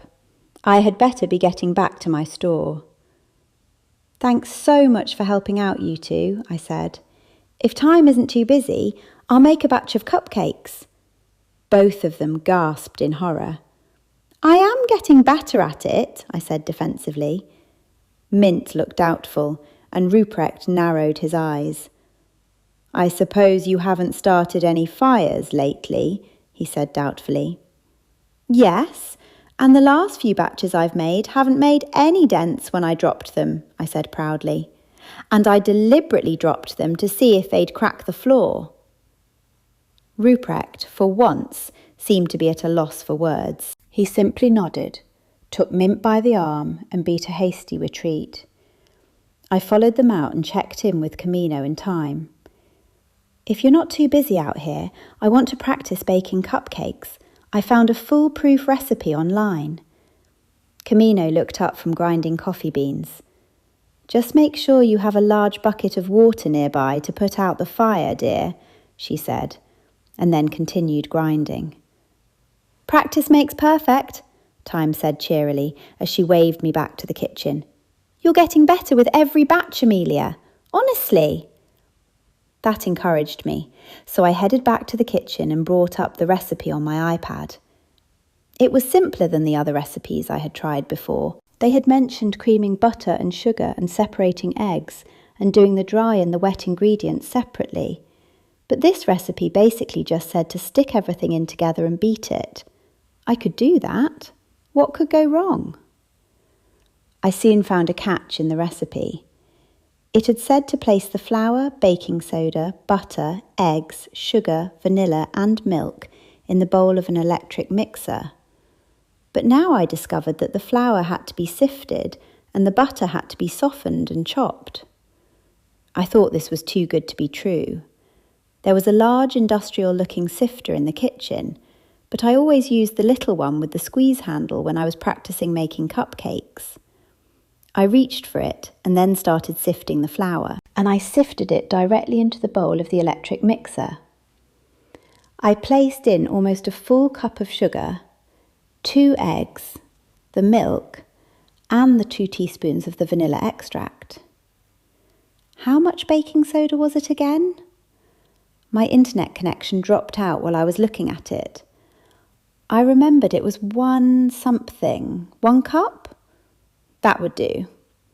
Now all I had to do was soften and chop the butter. The butter was as hard as a rock, and I didn't know how much time I had to spare. It seemed that we either had hardly any customers or a flood of customers. There was never any middle ground, so I wanted to make the most of this quiet time before things got busy. I chopped the butter into small pieces and then wondered how to soften it. It wasn't going to soften by itself, certainly not at room temperature. What to do? The only thing I could think of was to microwave it, so I put it in a microwavable bowl and stuck it in the microwave. Previous experience had taught me, the hard way, to put it in the microwave for a short space of time and then check it. I did that now, but when I removed it, it was liquid. Oh well, it was soft after all. I put the buttery liquid into the electric bowl and then looked at my iPad. Thank goodness the internet connection was back up. I set the timer to the required 6 minutes. All I had to do now was beat the mixture on medium speed. Then I realised that the mixture was plain. Perhaps I should have made it more interesting by adding chocolate, but on second thoughts, who would eat it? No one, that was for sure.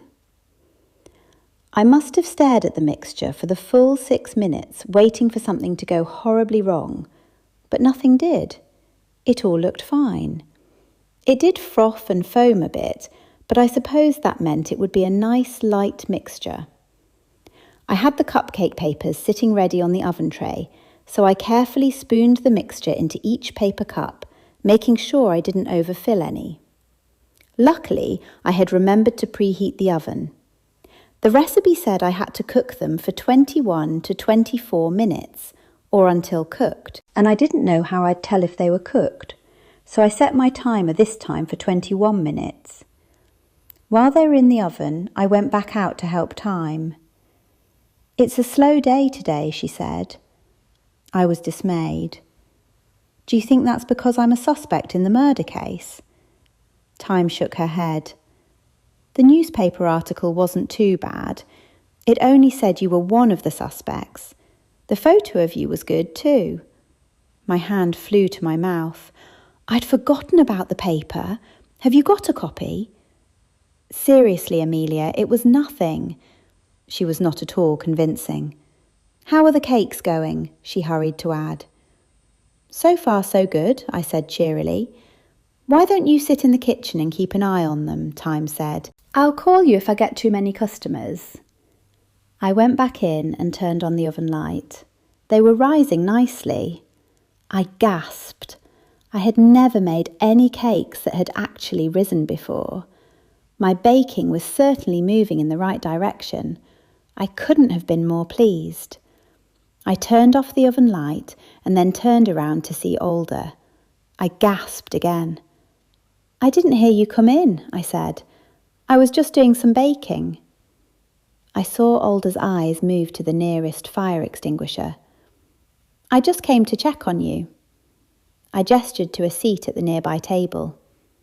"I should be the one who is checking on you. How are you feeling?" His face was still white and pinched. "Seriously, you shouldn't be out and about."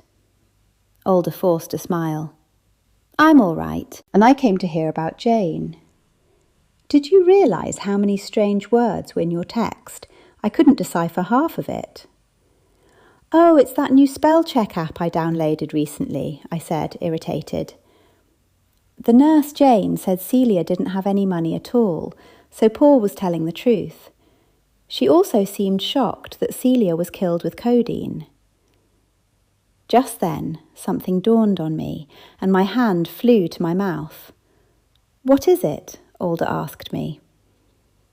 I just realised that we've all assumed that the codeine was administered to Celia orally because I saw that white stuff in the cake. But what if it was actually injected? "And the police only told Paul that it was codeine, not how it was administered?" Alder asked me. I nodded. "As far as I know, maybe Time can ask Constable Dawson. She should be able to get it out of him." "That's a good idea.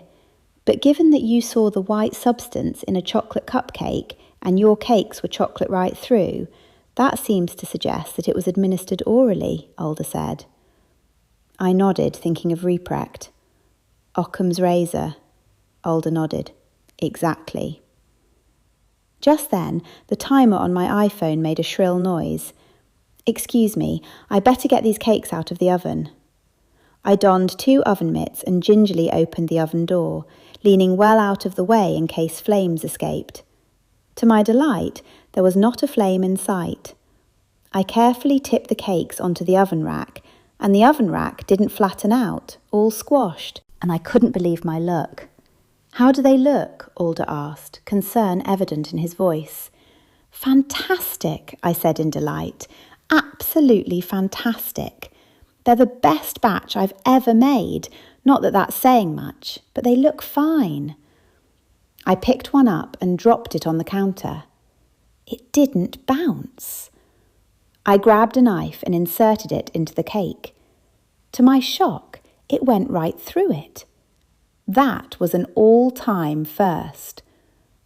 "Wow, Alder, I think these are the best I've ever made.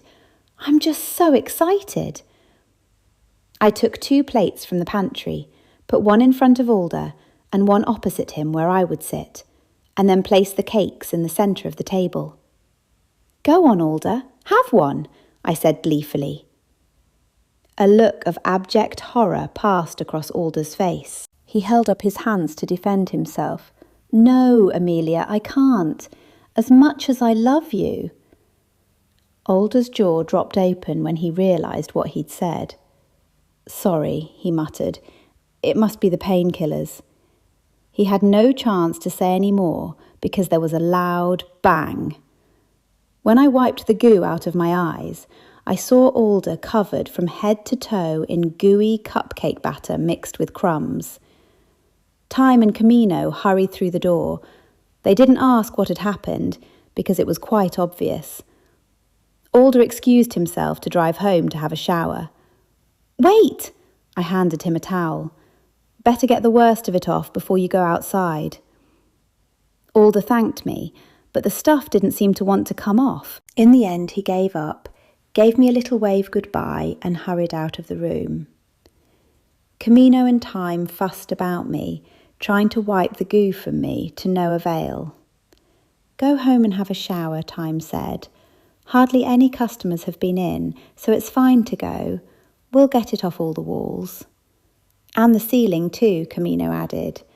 "I can help Time if it gets busy. Besides, it won't take you long to go home and have a shower and change." I nodded and walked to my car in a daze. All I could think was that Alder had said the L word. Chapter 11. After work, Camino, Time and I headed straight over to Ruprecht's. Alder was already there, leaning back in a comfortable chair. Ruprecht had invited us all to dinner and to discuss the case. I was a little embarrassed to be around Alder, considering what he had said to me only hours earlier. He appeared to be feeling the same way. Did he mean it, or was it really his painkillers talking? Our relationship was still young. I certainly hoped he didn't regret saying it to me, if he even meant it in the first place. "We shall all dine on a delicious Buddha bowl with chickpea marsala, Brussels sprouts, roasted carrots, avocado, aioli, sunflower seeds, and salad, out here in the living room," Ruprecht said, catching my eye and with an ever so slight nod to Alder. I nodded in return. It was kind of Ruprecht to take Alder's current state into consideration.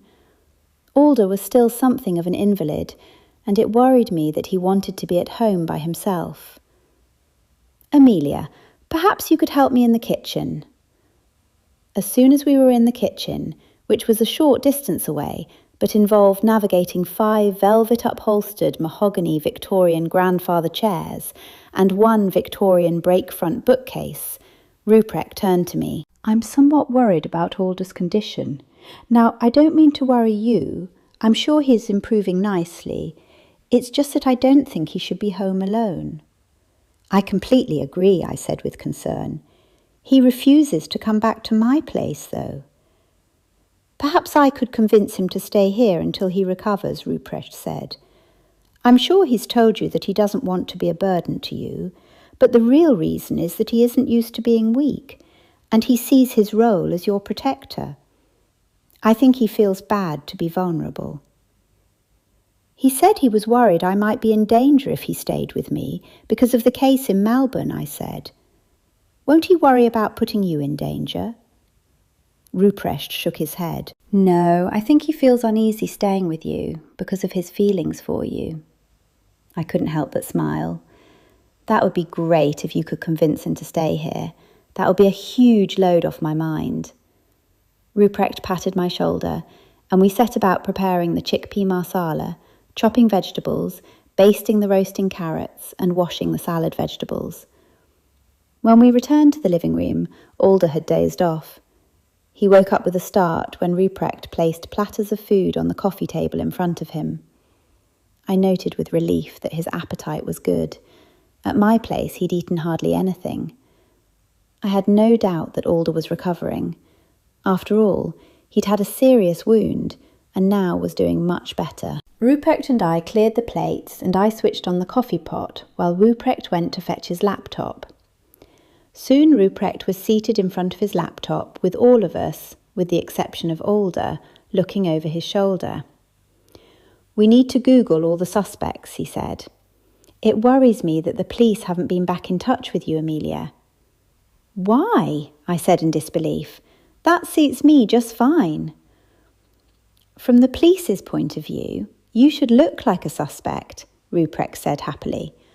I snorted rudely. "Is that supposed to reassure me? I don't want to be a suspect." "My point is that I'm concerned as to whether the police are doing a good job with their investigation," Ruprecht said. "We should look through all references to them on the internet." I was confused. "We should Google the detectives?" Ruprecht looked at me as if I had taken leave of my senses. "No, my dear girl, the suspects. We have yet to find out if Celia was in fact penniless, but the evidence suggests that she was. At the moment, Jane appears to be the prime suspect for motives unknown. We still have to take into consideration Paul, Maria, and others of the nursing staff, as well as the residents, although I maintain that a nurse would have injected Celia with poison rather than added codeine to her food." Alder finally spoke up. "And I'm sure nurses have other ways of killing people subtly, far more subtly than adding codeine powder to a cupcake." And there was a murmur of agreement. "And that brings us to the question of opportunity," Alder continued. "Someone had to have the time and the privacy to take one of the chocolate cupcakes, scoop out the middle, put in the codeine powder mixed with something to make it more palatable, and then put the icing back on the top."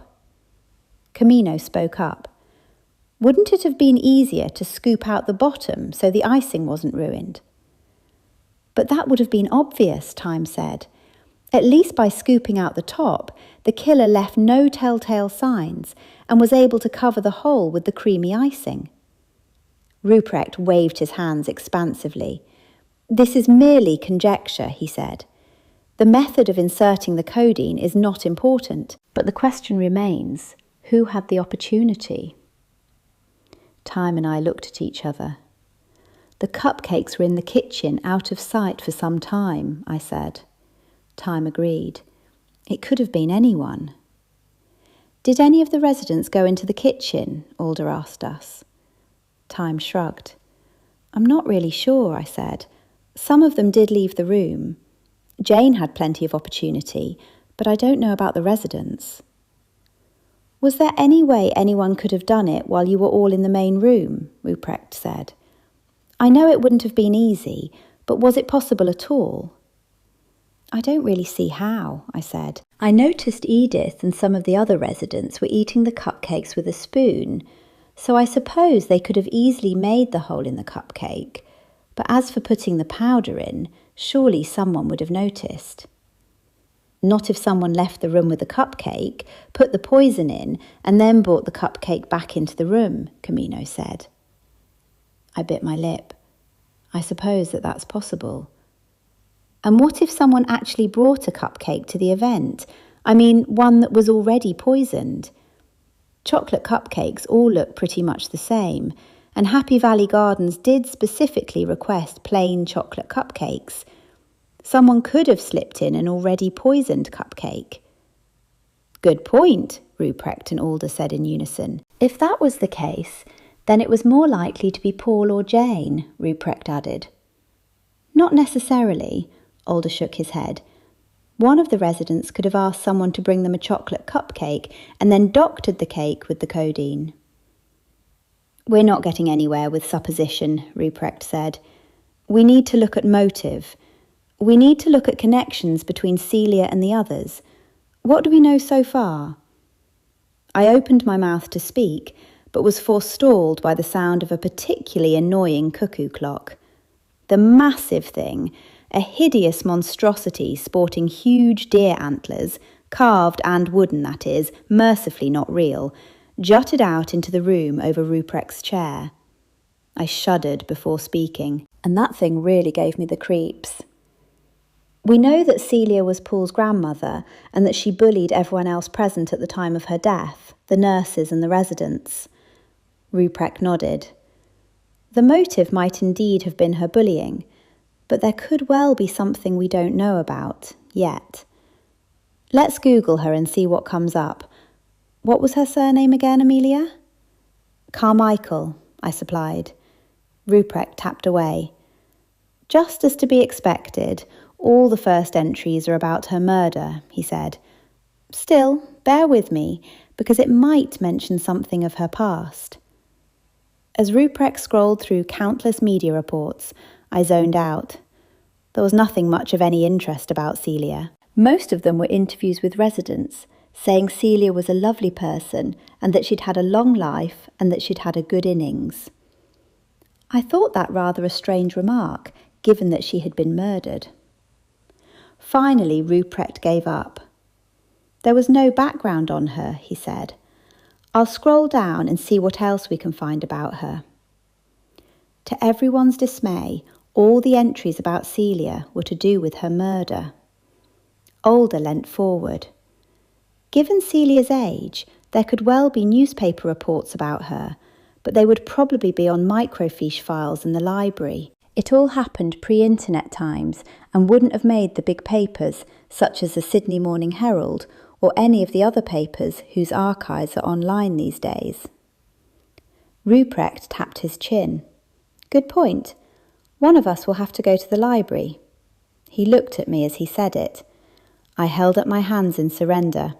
All right, I'll go. I've been to the library before, and I used a microfiche machine some time ago, back at uni. And now let's turn our attention to Jane, Ruprecht said brightly. What's her surname, Amelia? Jenkins, I told him. Ruprecht tapped away at the keys. There's so much more online about this lady. She's on Instagram, Twitter, Facebook, Pinterest and LinkedIn. Go to LinkedIn, Alder said. It should give a list of her previous employers and we can cross-check them against any suspicious deaths there. But would she actually list a previous place of employment where someone died from a suspicious death? I asked him. You'd be surprised, Alder said, raising his eyebrows. Ruprecht called for a pen and paper and scribbled down Jane's previous places of employment. He then began a lengthy and boring cross-checking to see if there were any news reports of suspicious deaths of the residents at those nursing homes. This could take some time, Ruprecht said with a sigh. Now, what's our to-do list? I'll check all these nursing homes, and Amelia, you go to the library tomorrow and see if you can turn up anything about Celia and her friend Edith. We can't discount Edith as a suspect. My phone rang. I looked at the caller ID but didn't recognise the number. "Hello?" I said tentatively. "Miss Spelled, this is Detective Scott. We would like you to come down to the station now to answer some questions." "Right now?" I squeaked. He answered in the affirmative. I hung up and turned to Ruprecht. "It seems as if the police are on the job now. They want me to go in for questioning." I saw a look of worry flash across Alder's face, but he hurried to compose himself. "Don't worry, this is only routine." I nodded, unconvinced. "Call me as soon as you leave there," Alder said. I said that I would. "And I'll call you too, Ruprecht." "I insist that Alder stay with me tonight," Ruprecht began, but Alder interrupted him to protest. Ruprecht waved away Alder's concerns. "I insist upon it, young man, and that is the end of the matter," he added firmly. "I had better get going," I said, my heart in my mouth. "Here, take this," Ruprecht said, crossing to a cabinet and removing a small vial. I turned the little blue bottle over in my hands. "What is it?" "It's a compulsion oil," he said. "Before you go into the police station, rub this over your hands. Then make sure you shake hands with the detectives. It will bend them to your will somewhat. You know, make them less likely to see you as a suspect." I smelt it. "Oh, yes, like bend-over oil," I said. "Licorice and calamus." Chapter 12. I drove in trepidation to the police station, which was only a few blocks away. Were they going to arrest me? I shook my head. Surely not. They only had circumstantial evidence against me at best. I took out the compulsion oil and rubbed it on my hands. When I walked into the police station, I was dismayed to see the two detectives standing at the front desk waiting for me. I figured they did that to intimidate me. They indicated that I should follow them. Before they could turn away, I grabbed Detective Morrison's hand. "Hello, Detective Morrison," I said. He shook my hand, I suppose by reflex, and stared at me in surprise. Before Detective Scott could react, I grabbed his hand. "Well, nice to see you again," I said, shaking his hand vigorously. They exchanged glances, and then wasted no time in showing me into a room. I had not been in that room before. It was a large room with 5 panels of fluorescent lighting. The walls were a murky, pale purple-grey, which contrasted horribly with the door that was the most unpleasant shade of green imaginable. The L-shaped interview table was likewise green. This room certainly needed a makeover. Detective Morrison indicated I should sit, and I did so, placing my car keys and my purse on the table in front of me. I did likewise with my phone, only I switched it off. Detective Morrison stared at a laptop in front of him, while Detective Scott made notes in an open book, and I took the opportunity to study them. Detective Morrison was older, with a buzz cut, although it did not look trendy on him. His shirt was the same colour as the walls, only several shades lighter. He looked as though he needed more sleep. He leant back in his chair, occasionally touching the mouse. Detective Scott, on the other hand, appeared to be more energetic. His posture was much better, and he looked full of beans, as if he wanted to burst out the door and run a marathon. He didn't speak to me for a while, and I figured this was another tactic. I was about to say something when Morrison spoke. "All police interviews are required to be recorded. In this case, it will be by video." He nodded to a camera in the corner of the room. I was so nervous about being filmed that I didn't hear what else he was saying, but apparently made the correct responses as he kept talking. "Please state your name and address." I did so. "Do you wish to have a lawyer present?" I caught my breath. "No." He kept talking, telling me that I was entitled to a free copy of the interview tape within 14 days. I was intimidated. I rubbed my palms on my jeans. I silently told myself that there was nothing to fear, that I hadn't done anything wrong, but equally knew there were many innocent people in prisons. "Tell us about that substance you allegedly saw in the cupcakes," Morrison said. "Well, it was white, and it stood out against the chocolate colour of the cupcakes. And how far were you from the victim at the time?" We had already been through this. I supposed they were trying to catch me out. "I'm not good with distances, but I'd say about 5 metres. "And do you have particularly good eyesight, Miss Spelled?" I was puzzled. "What do you mean?" "It's a simple question," he said. "Do you have good eyesight?" "Yes, I don't really know," I said, at a loss. "It would be difficult to see powder in a cupcake at that distance," Morrison said. I shrugged. "I'm telling you what I saw. There was white stuff in the middle of the cupcake. Like I said, it stood out against the dark brown of the cake itself." "And you didn't put it there?" Morrison asked me. I was irritated. "No, of course not," I snapped. Why would I want to poison Celia? That was the first time I had met her.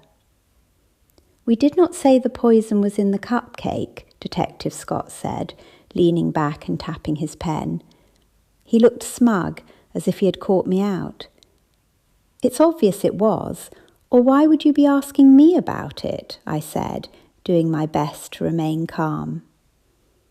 If she was poisoned, then the poison actually had to be in the cupcake or the hip flask, and you're only asking about the cupcake.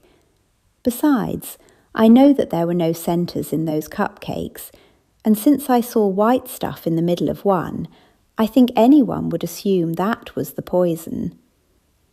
Both of them made notes as I spoke. Finally, Detective Morrison looked up. "And what was your relationship to the deceased?" "I told you before, I'd only met her that day. I didn't know her from a bar of soap." "Had you ever been to Happy Valley Gardens before that date?" he asked me, fixing me with a steely gaze. I shook my head. "No." "Do you have any relationship with any of the residents, the staff, the contractors?" "No. Well, not as far as I know. I suppose we have the same mail lady and things like that, but I have no direct relationship with Happy Valley Gardens at all."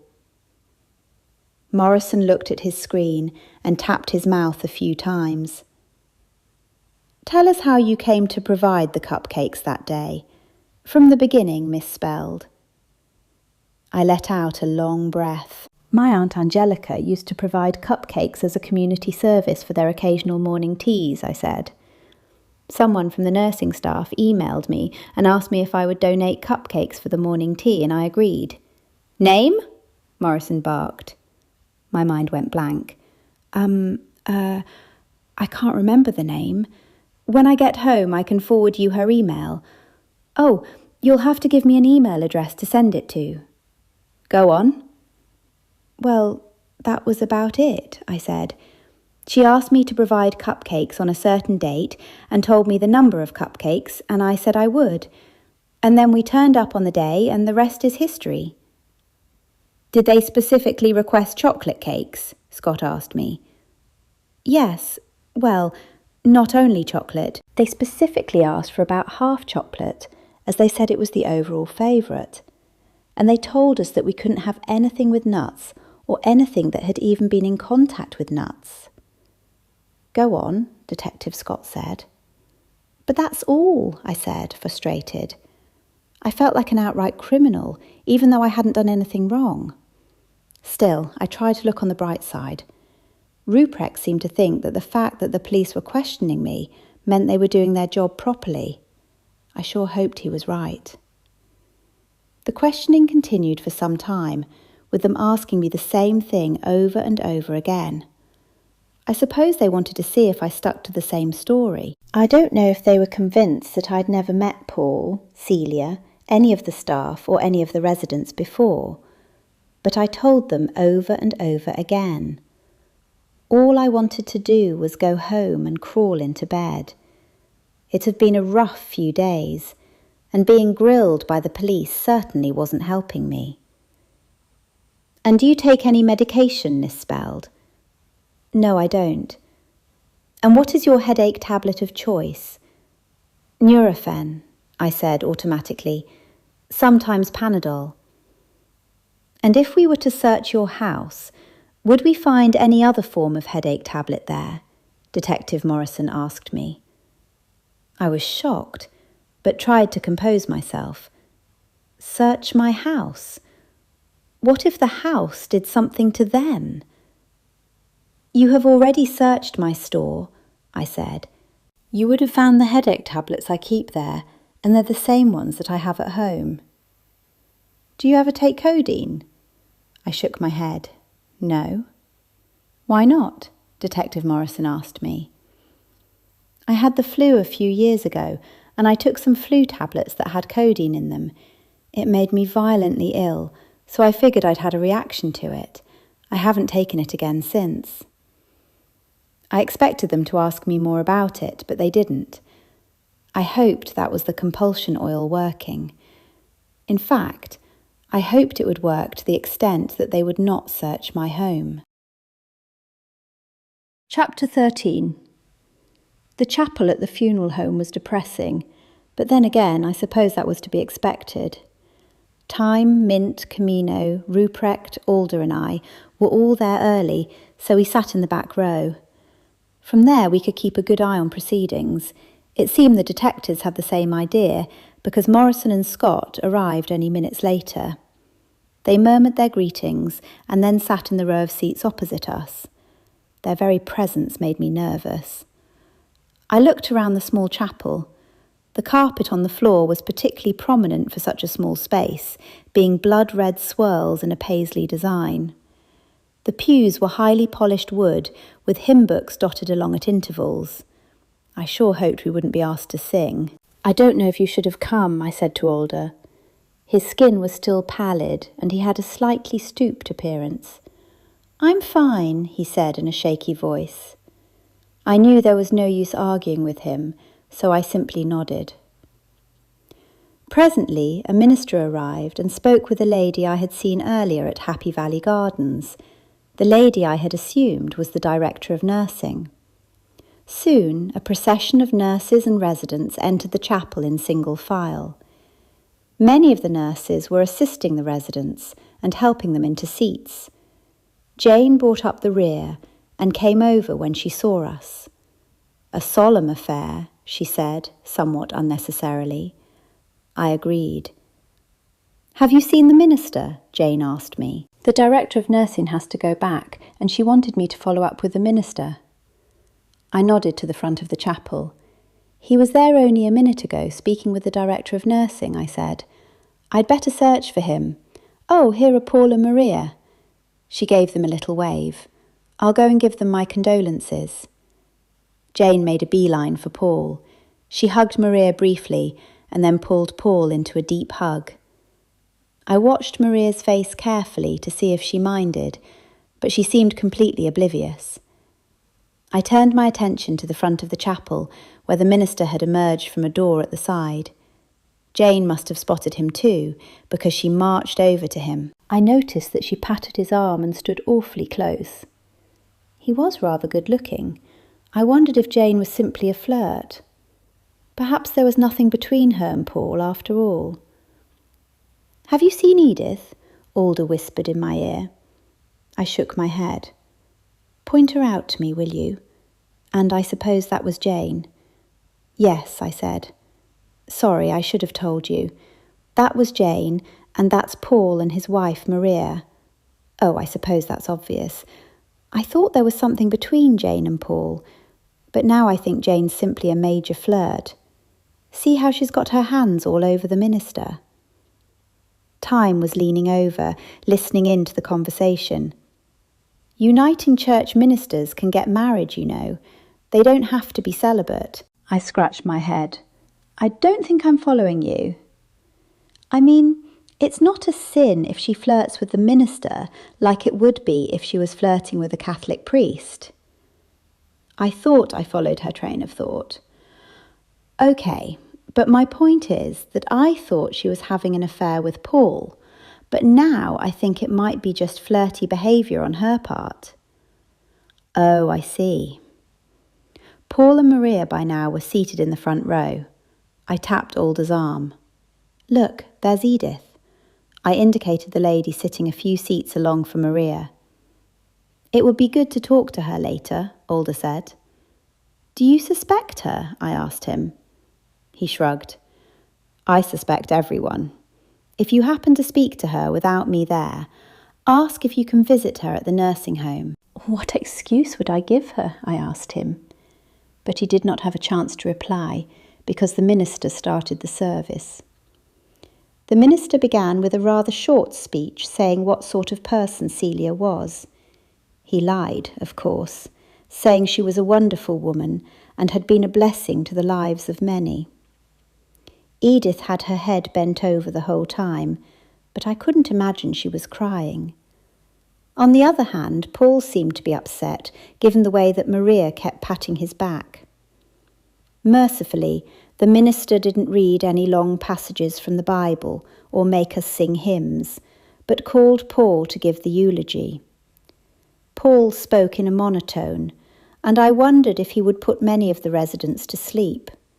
I was certainly fighting to stop dozing off. He said that while Celia sometimes had a disagreeable manner, she had been very good to him over the years. I was surprised when he stopped. I thought he would have gone on for ages. I shot a look at the detectives to see they were craning their necks, looking around the chapel. It dawned on me that the murderer was right there with us in the room now. I shuddered at the thought. But who was it?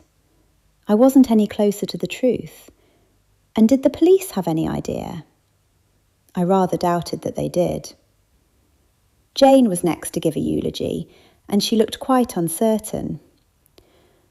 On behalf of Happy Valley Gardens, I would like to express my condolences to the family of Celia Carmichael, specifically Paul and Maria Adams, she said. Celia had been a resident of Happy Valley Gardens for many years and was well known to all the residents, particularly to Edith. Jane looked wildly around the room, as if for inspiration. Her eyes lighted on me, so I nodded my encouragement. Celia was a healthy person, until she died, Jane said, and then broke off, rubbing her forehead. She stood there for a moment, dumbstruck. The minister came over, took her hand, and guided her to the seat next to Edith. I leant over to Alder. At least she didn't tell a bunch of lies about how wonderful Celia was. Funerals are always full of lies about what a wonderful person the deceased was, Alder said dryly. Well, have you ever heard a eulogy that told it like it really was? I resisted the urge to chuckle. I thought that would be rather inappropriate at a funeral, no matter how nasty the victim had been.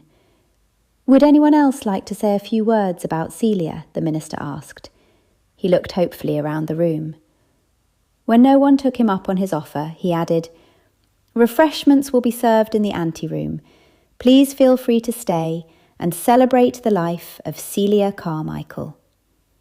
With that, the service came to an end. It had to be the shortest funeral I had ever attended. As we stood up, Ruprecht said in hushed tones, "Let's mingle and see what we can find out. Surely one of the residents had to have seen something." "Well, if they did, they would have already told the police," I said. Ruprecht shrugged. "Maybe, maybe not. Anyway, it can't hurt." Alder took my arm. "Let's speak to Edith." While the residents had taken a long time to file into the chapel, they took rather less time to head for the refreshments room. 2 large hot water urns stood on a white tablecloth next to packets of instant tea and large jars of home-brand instant coffee. Store-bought cakes were placed around at intervals. There was a tall pitcher of bright green cold drink next to a similar pitcher of red cold drink. "Paul sure did do this on the cheap," Time said. I feel sorry for him, I said. It can't be easy to have to pay for all this, especially when he and Maria are in financial difficulties. The staff busied themselves with providing cake and cups of tea to the residents, who were happily chatting amongst themselves. I could see Edith was off by herself, so Alder and I sat opposite her. I don't know if you remember me, I began, but I'm Amelia Spelled, and this is Alder Vervain. I was the one who provided the cupcakes for morning tea the other day. I'm sorry about your friend, Alder said. She was no friend of mine. Edith nearly spat the words. She was evil. Pure evil. I hated her. She stomped her foot. One of the nurses hurried over to placate her. Did you say something to upset her? She snapped at us. Certainly not. We were simply offering her our condolences for the loss of her friend, Alder said. The nurse sat next to Edith and glared at us, so I could see it was no use sitting there. Alder and I wandered away and soon came across Paul. That was a lovely funeral, I lied. I wish there had been more flowers, Maria lamented. I mean, I really didn't like the woman, but funerals should have flowers. If only we were still staying at the B&B, because I could have pinched some flowers from the garden. Maria, Paul snapped. Maria, suitably chastened, scurried away. Paul hurried after her and soon had her cornered and was clearly lecturing her. I don't think that marriage is such a happy one, I said to Alder. Jane caught my eye and hurried over. I'm a bit embarrassed about the eulogy I gave, she said. It was fine, I said. What else could you say, really? Jane, this is Alder Vervain. Alder, this is Jane Jenkins, the nurse I told you about. Jane took a step closer to Alder and put her hand on his arm. He sidled closer to me and put his arm around me. Jane's face fell with disappointment. Are you two an item? She said. Yes, I said firmly. We just tried to say how sorry we were to Edith, but she got very upset. Another nurse came over and thought we were the ones who had upset her. Which nurse was that? Jane asked us. I looked around. She's the one still sitting with Edith now. Oh, Hannah. Yes, she's a total control freak. Don't let her upset you. It's not that, I said. It's just that I wanted to talk to Edith.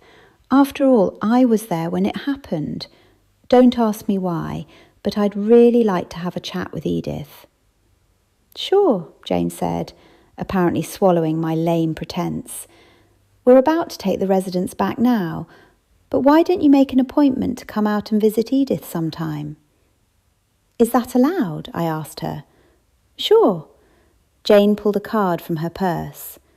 Call me on this extension and I'll book you in. Thanks. That had certainly gone better than I expected. Alder gave me a congratulatory pat on the shoulder. He then sat down, which worried me. I knew I shouldn't overreact, given his convalescence was going according to schedule, but I just couldn't help it. I saw that Ruprecht and Camino were speaking to Paul and Maria, while Mint was speaking to one of the residents. Jane and the other nurses were now escorting the residents back out the door. The minister came over to us and introduced himself. How did you know Celia? He asked. I'm Amelia Spelled, the cupcake store owner, I said. My store was the one who provided the cupcakes when Celia died. The minister looked shocked, but quickly recovered. Oh, I see. Have we met before? I don't think so. I was nervous. I realised he'd probably recognised me from the photo in the newspaper article that said I was one of the suspects, but he hadn't quite put two and two together yet. That was a lovely service. The minister looked somewhat embarrassed. It was a short one. We both stood there nervously for a little longer, before the minister muttered an excuse and hurried away. Well, that was awkward, I said to Alder. Before he could reply, Detective Morrison walked over. Did you enjoy the service, Miss Spelled? I didn't quite know how to respond. It was short. The detective looked at me for a moment. "Quite so," he said. "If you'll excuse me, I must find Detective Scott." "Why don't you just arrest someone else and be done with it?" I said to his departing back, but not so loud that he would hear it. Ruprecht hurried over. "As the funeral was so short, why don't you pop over to the library and see if you can find any information on Celia? No one is expecting you back at the shop yet. In fact, Time should go with you." "Sounds good to me, boss," Time said. Chapter 14. I drove down the long, narrow street to the small town library. "Do you think we'll find anything there?" Time asked me. "Your guess is as good as mine," I said. "Oh, thank the goddess it's open." The library was known to have random opening hours. When we walked inside, we were greeted eagerly by a tall woman who was clutching several books to her chest. A quick glance around showed we were the only patrons. "We're looking for old newspaper articles from out west, in New South Wales," I said. "They'd be on microfiche." "We couldn't find what we're looking for on internet searches," Time added. "We do have one microfiche machine here," the librarian said. "It's not used all that often. Come with me." We followed her down a narrow corridor lined with books. It was quite dark and somewhat creepy. She opened the door and indicated we should precede her into the room. When she switched on the light, I blinked and rubbed my eyes. It was a strong fluorescent light that was flickering in a rather irritating way. Directly ahead of us was a modern purple office chair, and in front of that, an old white desk with an antique-looking microfiche machine on it. It resembled an ancient desktop computer. "Do you know how to work one?" she asked us. "I used one when I was at uni," I said. "I hope I can remember how to use it." "Feel free to sing out if you need a hand," she said, followed by a nervous giggle. Figuratively speaking, of course, and we follow the usual rule of silence in the library here. "Sure," I said in a low tone. "Thanks for your help." She walked away and I stared at the machine in front of me. "Actually, I have no idea where to start," I said in despair. "Here, let me have a go." Time brought up a search on the screen and I stifled a laugh. It looked like one of the first desktop computers from an old movie. "Here we go." Time jabbed her finger at the screen. "Digitised newspapers and more. Allows access to historic Australian periodicals. Available in microfilm." "Good work!" I was impressed. An hour later, I wasn't so optimistic. We had read about the Finnish leader abdicating, the Baptist Cycle Carnival, farmers injured when falling from haystacks, the prospects for wool selling well, and a wonderful cricketer from Condobolin. The librarian walked back in and cleared her throat, startling us. "Have you found what you're looking for?" "No," I said sadly. We were about to give up. "What are you looking for exactly? Old newspaper articles, did you say?" Time and I nodded. "Have you tried the newspapers stored on CD?" I raised my eyebrows. "I didn't know newspapers were stored on CD." She nodded. "We have many newspapers stored on CD, and they're searchable as well, which of course you can't do with microfiche." She beckoned us to a desktop computer at the next table. It didn't look much newer than the microfiche machine, so I hoped it worked. "These are our CDs here," she said, gesturing to a large shelf of CDs. "If you know the newspaper you're after, then you just put the CD in the computer and search for the term." I thanked her profusely. This could do the trick, I said to Time. As soon as the librarian left, we pounced on the CDs with glee. "Look, Amelia, here are CDs of the Forbes Advocate, the Parks Champion Post, and look at this one, the West Wyalong Advocate and Mining, Agricultural and Pastoral Gazette."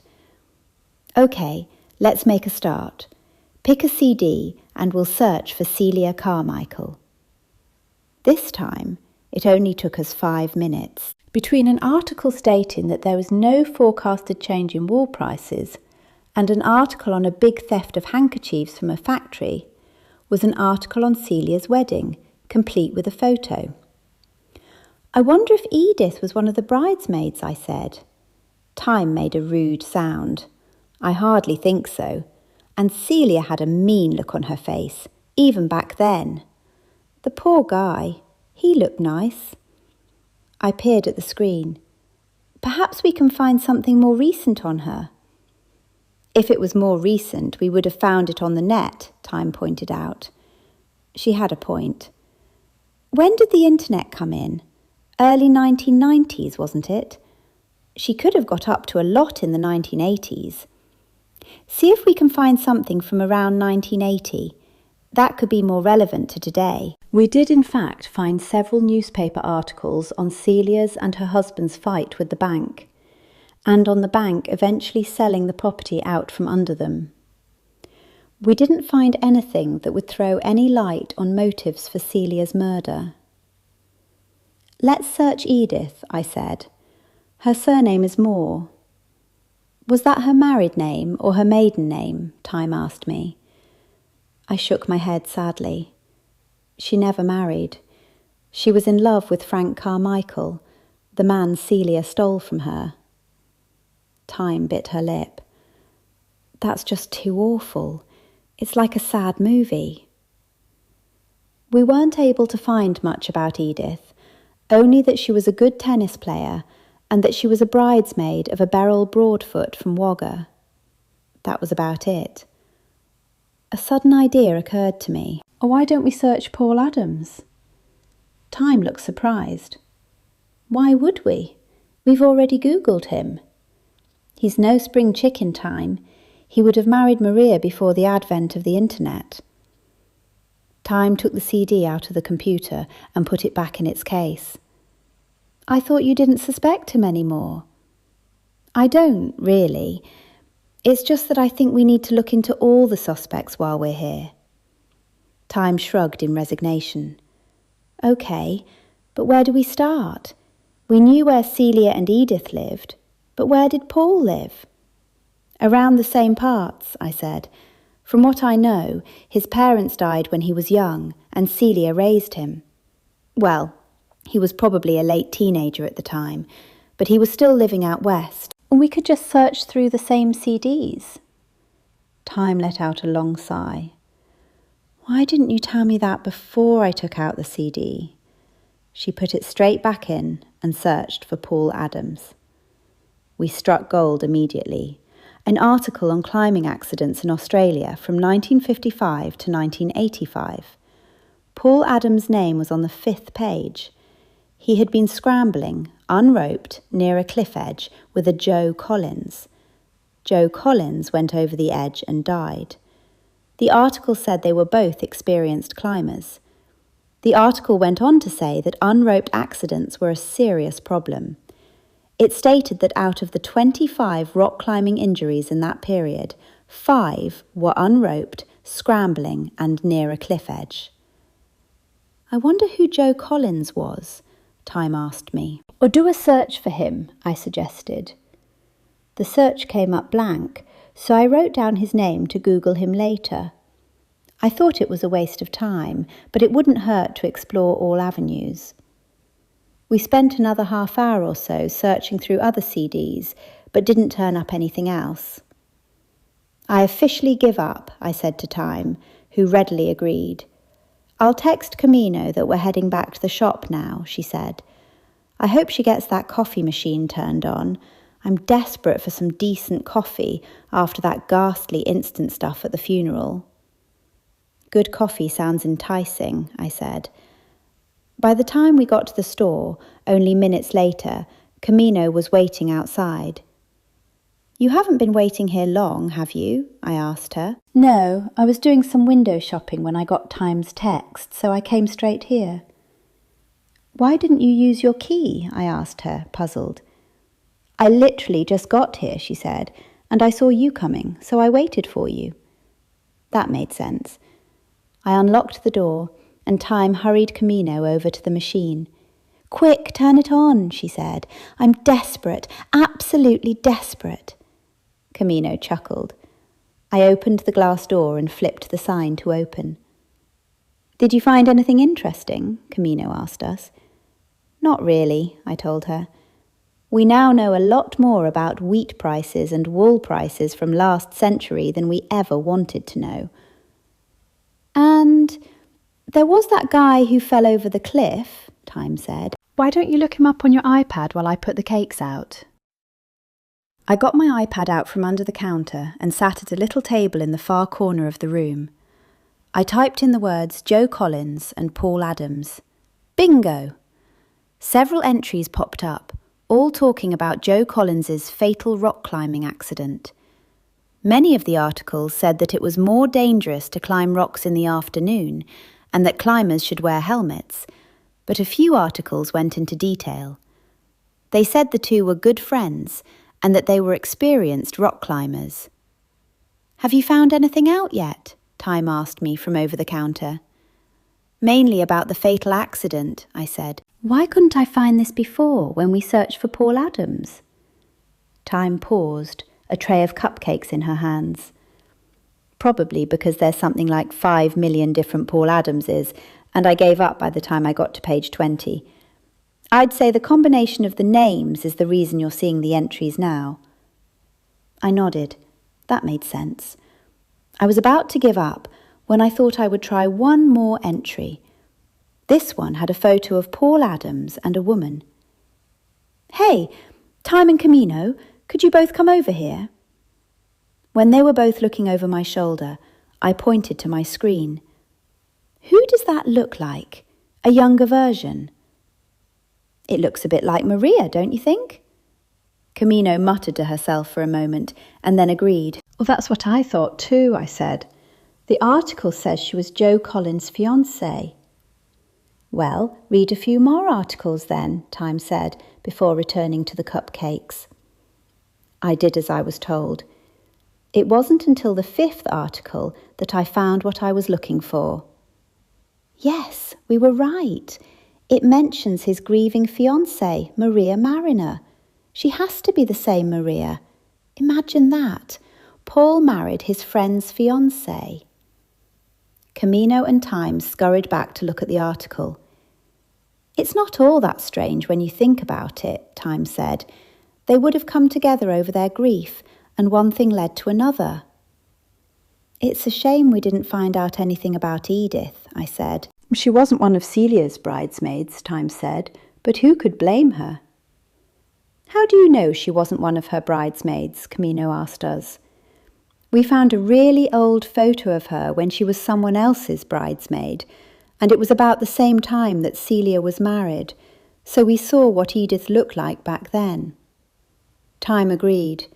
"Yes, she certainly wasn't one of Celia's bridesmaids, but that's not surprising." "I'll call Jane now and make an appointment to see Edith tomorrow after work, given that it's a Saturday," I said. "What reason will we give for visiting her?" Time asked me. "I'm sure Ruprecht will come up with something," I said hopefully. Chapter 15. "I don't know if Ruprecht's idea was such a solid one," I said to Time, "to say we were there because we felt bad that Celia died." "Yes, and he said to skirt around the matter of Celia dying too," Time said. "It seems a little convoluted to me. Hopefully these cakes will pave the way."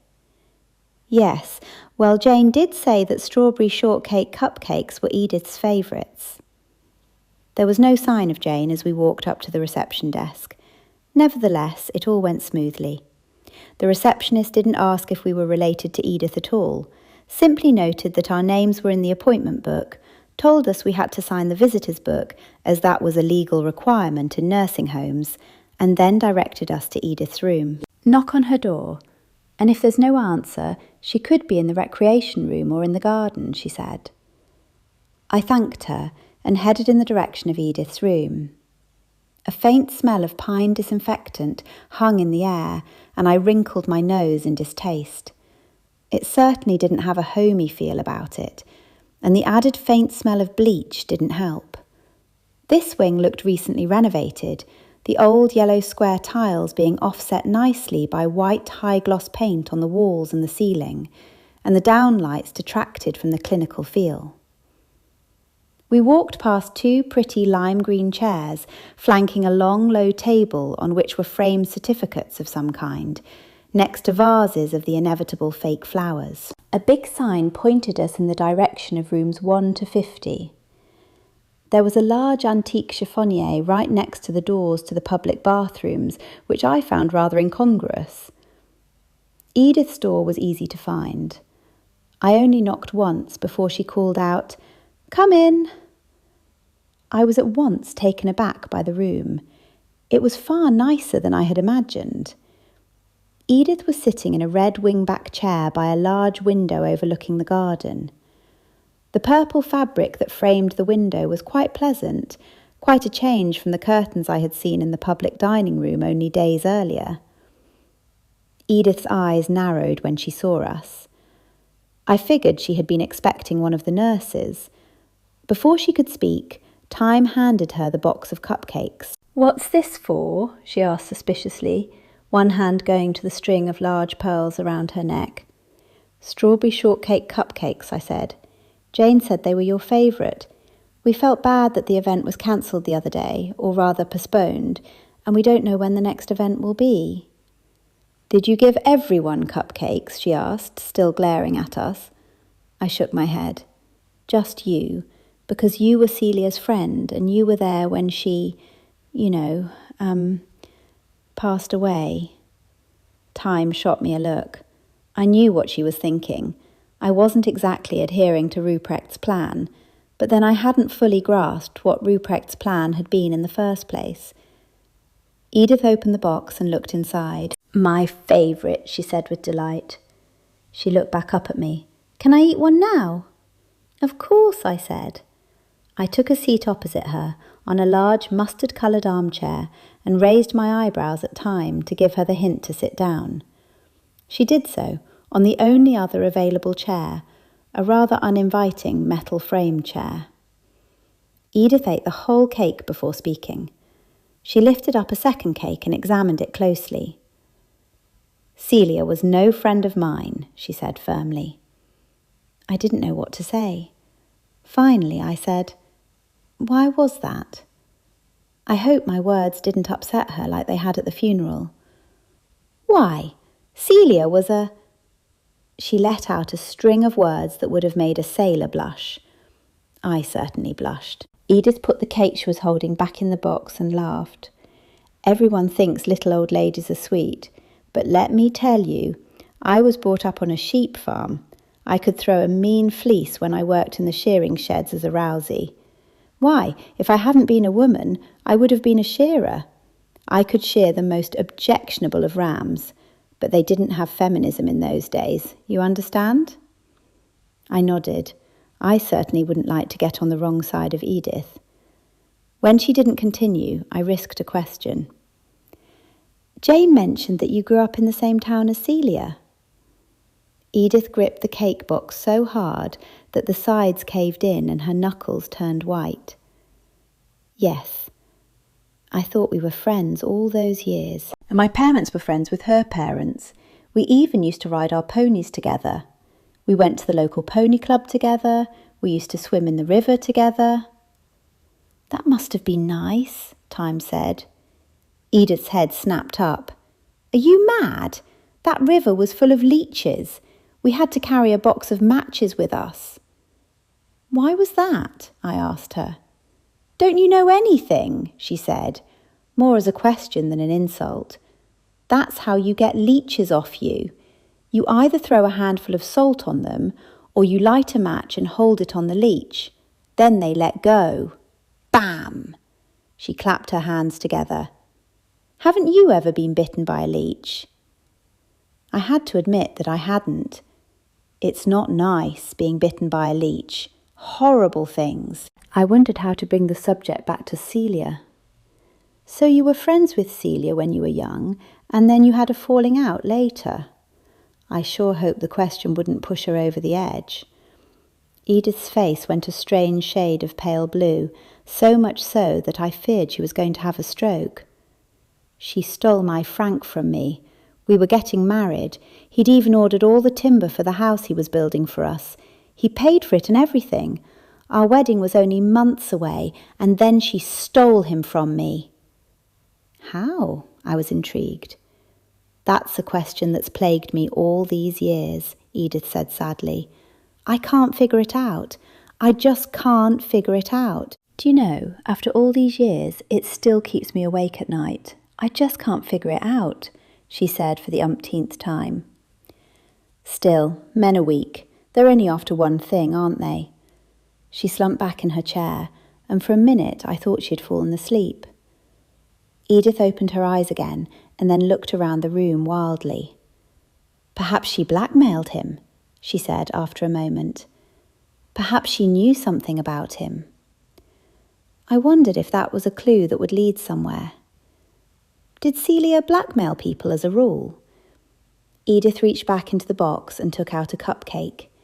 She ate it ever so slowly while looking out the window. When she had finished, she pulled an embroidered white linen handkerchief from her pocket and dabbed at the corners of her mouth. I was about to repeat the question when she answered, Celia liked upsetting people.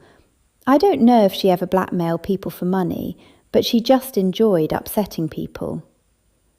That's terrible, I said. Edith nodded weakly. She was an evil person. Evil. She was very clever, and she was always watching. She always knew everything about everyone. She pretended to be nice to people, and then they'd confide in her, and then she used their secrets against them. She stared out the window again for a time. She just wanted to know everybody's business, and she always found out. Or like who? I said, trying not to sound too eager. Like Jane, Edith said. She's one of the nicest nurses here. Celia found out she was having an affair with Dr. Grant. How did she find out? Time asked her. Did Jane confide in her? Of course not, Edith snapped. It's obvious to all of us that the two of them are having an affair. He's married, you know, but we've never seen his wife. Still, he wears a wedding ring. They're all over each other, those two. What, in front of you all? I asked in disbelief. Yes, most people think we're all silly fools who can't see what's going on right in front of our noses. Still, it's none of my business, and I think the others felt the same, apart from Celia. She spied on them at every opportunity and would even follow Jane around the rooms. Then she blackmailed Jane. I was horrified. For money? Edith pursed her lips. I don't think so, or Celia would have bragged about it. She made Jane buy her brandy and chocolates. Jane was always giving her stuff. Celia said she'd call the doctor's wife and tell her if she didn't. But how would Celia get the doctor's wife's number? Time asked her. Celia knew her way around this place, Edith said. Make no mistake about that. She enjoyed seeing Jane upset. She enjoyed seeing anyone upset. Did she blackmail anyone else? I asked her. Edith either didn't hear my question or was too busy concentrating on the matter of Jane. You know, Celia told me she was going to tell Dr. Grant's wife anyway. She just likes seeing people suffer. But wouldn't that make her supply of alcohol and chocolates dry up? I asked her. Edith shrugged. Maybe she was blackmailing somebody else. And was she? I asked. Edith shrugged again. I don't know. She didn't brag about it, though. Still, I'm sure there were things she was keeping even from me. The conversation hadn't upset Edith so far, so I thought I'd risk asking more. Clearly there was no love lost between you and Celia after she stole your Frank. Paul said that Celia insisted on being moved to this nursing home just so she could be near you. I would have said more, but Edith interrupted me. Well, see, that's what she was like. She loved seeing people suffer. It made her day. She wanted to move here so she could gloat about Frank. She lifted one feeble finger and pointed to a framed photograph by her bed. "That's Frank there. Would you get me the photo?" I walked over and picked up the photo and then handed it to Edith. She looked at it for a moment and then handed it back to me.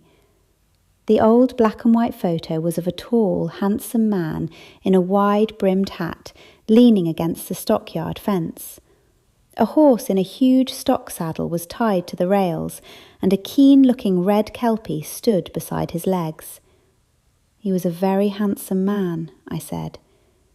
Edith sniffled and then dabbed at her eyes with her handkerchief. "That's the only photo I have of him.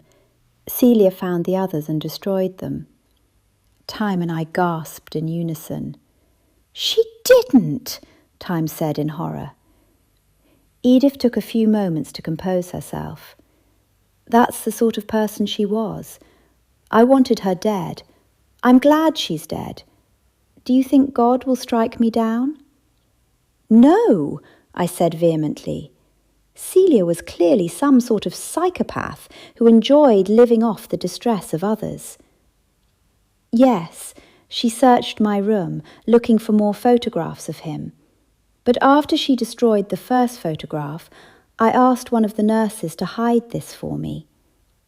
I shook my head, horrified at what this poor woman had been through at Celia's hands.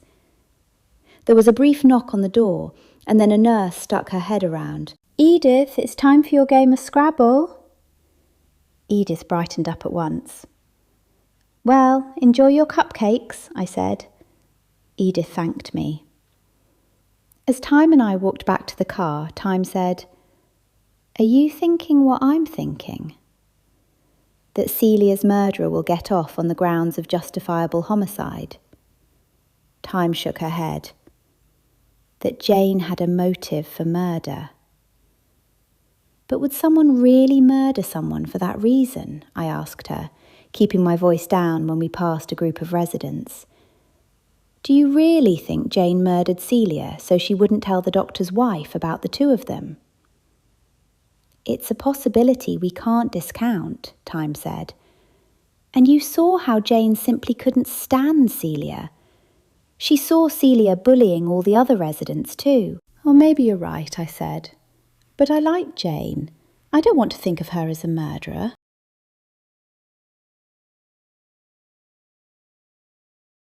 Chapter 16. I was relieved to get home. It had been a hard day. In fact, it had been a hard week. I figured I'd have a nice long bubble bath and make myself look presentable before everyone came over for dinner.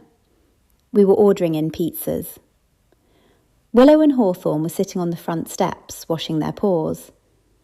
"Hello, have you guys come out here to greet me?" They completely ignored me.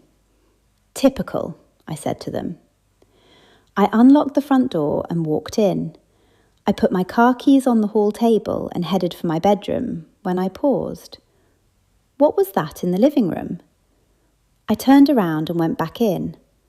There, to my amazement, was a treadmill, and a large treadmill at that.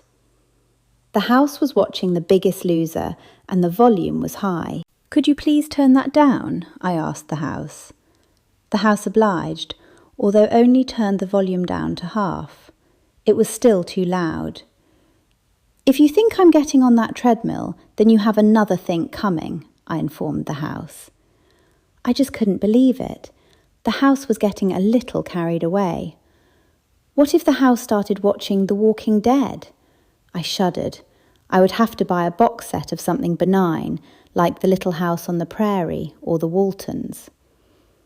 I headed for my bedroom with the thought of a long hot bath beckoning to me, when the living room door slammed shut. "Oh, no, you don't," I said to the house. "I am not getting on the treadmill." I tried to turn the door handle, but the door wouldn't budge. I crossed to the window and tried to open it. It too was stuck fast.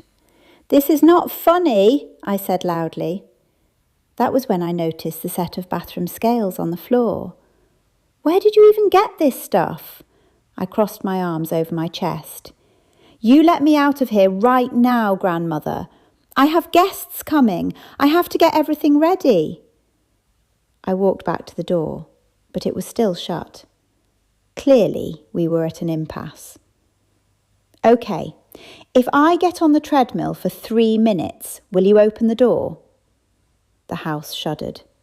Okay, 5 minutes, but I refuse to run.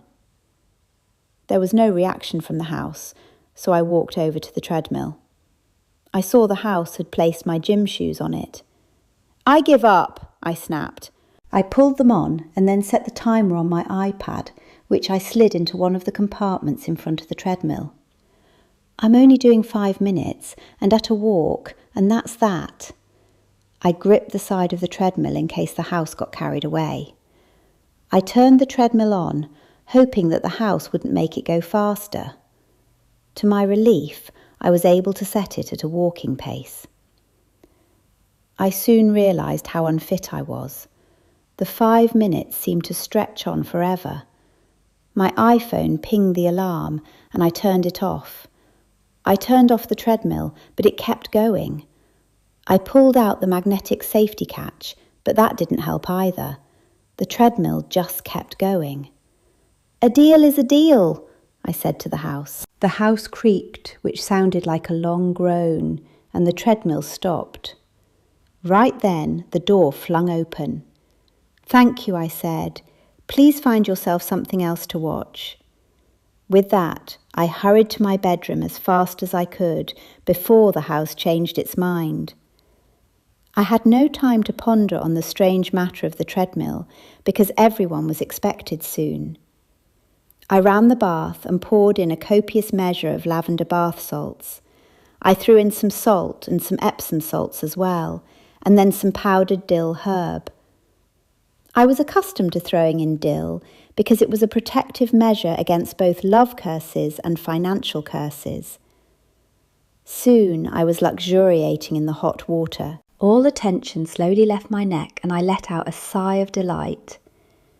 I only hope Camino didn't insist we all wear onesies. I lay in the bath for ages, occasionally topping it up with hot water. Finally, I psyched myself up to get out of it. As I climbed out of the bath, I inadvertently splashed water on Willow and Hawthorn. They both hissed at me in disgust and hurried out of the room. I had only just had time to throw on some clothes when there was a knock at the door. I grabbed my iPhone and looked at the time. This was too early for the guests. I hoped it wasn't the police here to arrest me. With my heart in my mouth, I hurried to the door, but to my great relief, it was Alder. I'm early, he said. I stood back to let him in. I can see that, I said with a laugh, but I'm not complaining. Before I had a chance to say anything else, Alder pulled me into a long kiss. I linked my fingers around his neck and kissed him back, but we were forestalled by another knock on the door. I made a sad face and opened the door. It was Camino, standing there in a strange green onesie. I saw Alder arrive, so I thought the party had started, she said. I stared at her onesie, which was various shades of green, but appeared to have no obvious shape to it. What does that onesie represent? I asked her in confusion. Oh, I'm a weed, she said proudly. A weed? I echoed. Camino nodded. Weeds get such bad press. I decided to make a weed onesie to honour weeds. Did you know people only call plants weeds when they don't know what they're used for? They could be very valuable plants, medicinal even, but people call them weeds. It's just not quite right, is it? I didn't know what to say, but realised I was standing there with my mouth open. Finally, I found my voice. Did you say you made that yourself? Camino nodded, pride evident on her face. Yes, I've decided to make my own onesies now. It's just so hard getting the onesies I want these days. The ones you can buy in the stores are all far too common. I didn't think the onesies I had seen Camino wearing before could be called common. In fact, they were anything but. I showed Camino and Alder into the living room. "You bought a treadmill?" Alder said in shock. I shook my head. "I have no idea where that treadmill came from. I came home this afternoon and found that treadmill along with the scales here."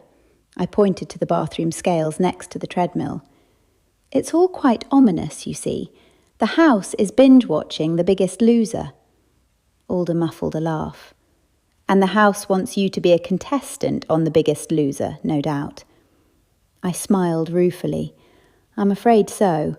The house made me walk on the treadmill for 5 minutes before she let me out of the room." "I certainly hope she doesn't start on me," Camino said in alarm. And I knew that the house could make rooms appear and disappear, but a treadmill? That's really strange. "You're telling me," I said with feeling. Camino looked out the window. "The others are here," she said.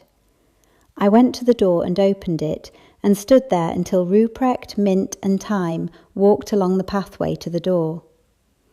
"Alder and Camino are here already," I told them.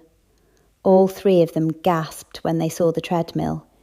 "You didn't tell me you bought a treadmill," Time said in an accusing tone. I sighed. "I didn't buy a treadmill. The house mysteriously put it here, and she's trying to torture me with it. I was just telling the others. She made me walk on it for 5 minutes before she let me out of the room." The others seemed to find it all too funny. "Well, you won't find it so funny when she makes you go on it," I said, and they stopped laughing instantly. Ruprecht clapped his hands. "Let's all order pizza and get this party on the road." We had a general discussion as to which pizzas we wanted, and then I ordered online.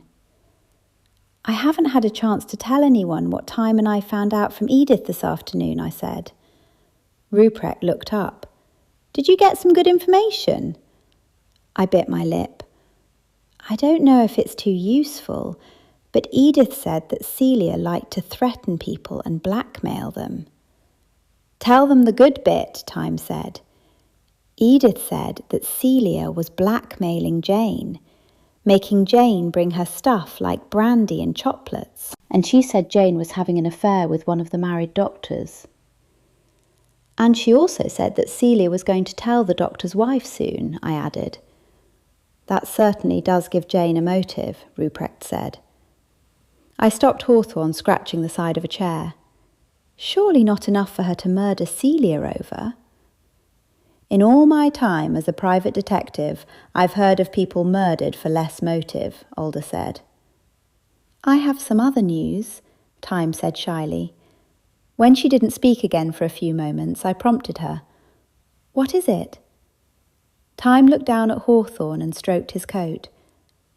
"I just happened to run into Constable Dawson this afternoon, and he told me that these new detectives are useless." "Well, he didn't say they're going to try to pin the murder on me," I said in alarm.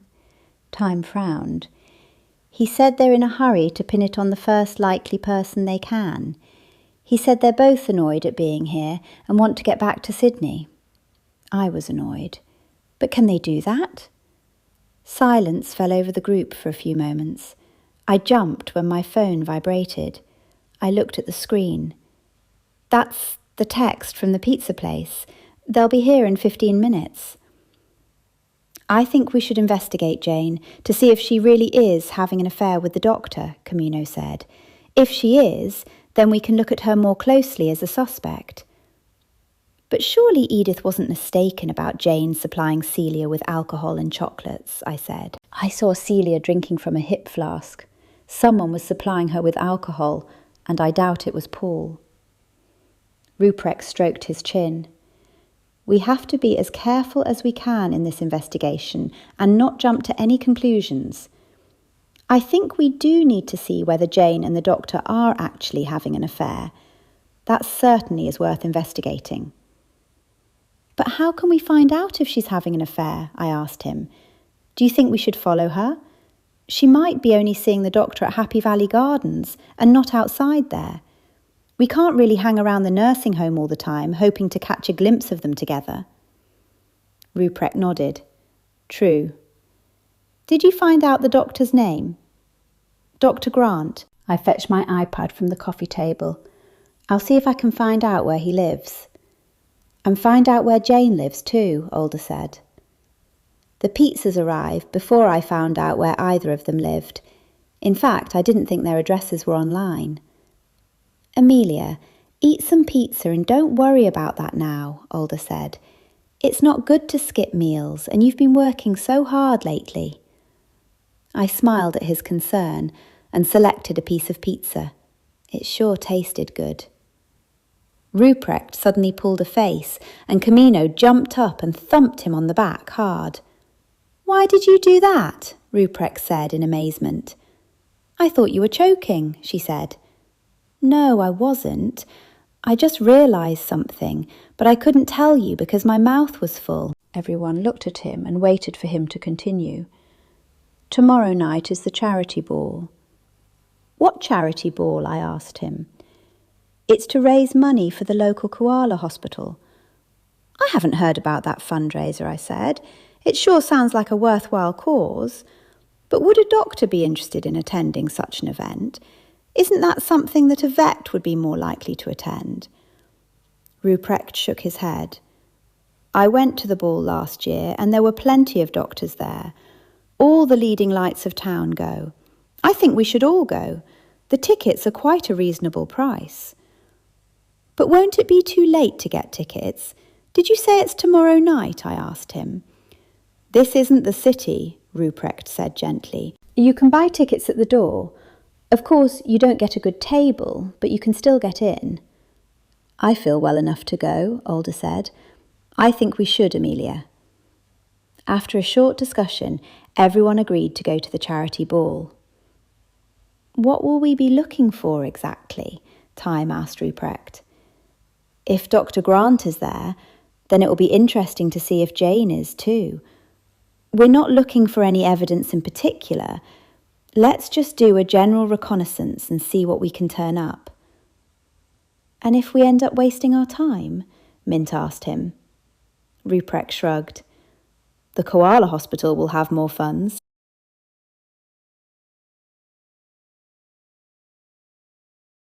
Chapter 17. Purple. That was the one word I could use to describe the room at the charity ball. The room at the back of the local council building had been transformed into a fantasy in purple. That's the only way I could describe it. The ceiling had been lined with a draped purple fabric, and there were masses of purple balloons, ranging from the palest violet to a deep black purple. After we paid at the door, we were told we would be in the very back section for latecomers. And while the back section didn't look anywhere near as posh as the front section, it didn't look too bad. Besides, after a bit of quick addition, I realised the 6 of us would have a table to ourselves. Large koala sculptures in various bright colours and patterns, attached to timber plinths, were all over the room. The detectives were there, ostensibly examining the paintwork on the koalas, but I suspected they were here to keep an eye on me. You look lovely, Alder said in my ear. I beamed at him. I had chosen to wear a tight-fitting dress that disguised those bits of me that needed disguising. I returned the compliment. Alder looked dashing. The others looked lovely too, and to my relief, Camino wasn't wearing one of her onesies. I had been afraid she would turn up as a giant koala. We took our seats, Ruprecht sitting next to me. It's a silent auction. I looked up, confused. What is? It was hard to hear, as the noise in the room was loud and the waiters serving drinks added to the din. Ruprecht nodded to the stage. See those things up on stage? And there are other things around the room at intervals. You write down the price you want to pay for something and submit it, rather than calling out bids. I nodded. Oh, I see. I looked around the room at sports memorabilia from various Aussie rules and rugby league teams, as well as small electrical items. The jewellery will be auctioned at the main auction after we eat. That's when people will call out bids. I nodded. I wondered why Ruprecht was telling me this, but I supposed he was just bringing me up to speed. I can't see Jane yet, I said. Well, I can't see Dr. Grant either if he looks anything like his photos online.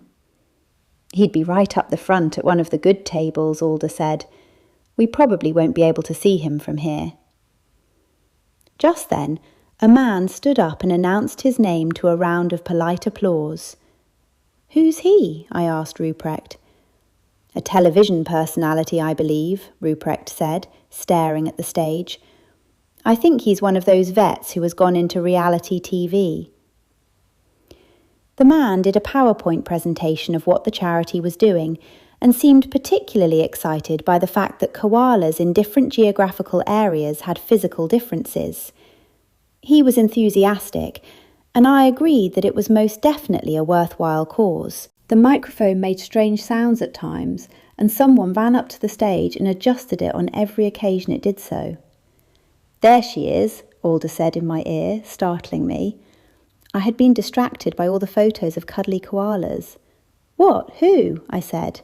Jane. She's only about 5 tables away from us, over there.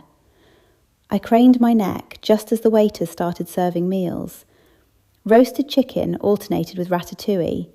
A great deal of swapping seemed to be happening across the room. I supposed it was human nature to think that what someone else had was better. As soon as the meals were served, a fashion parade began. Models walked around the room, weaving between tables as people bid loudly. The MC was humorous and the atmosphere was jovial.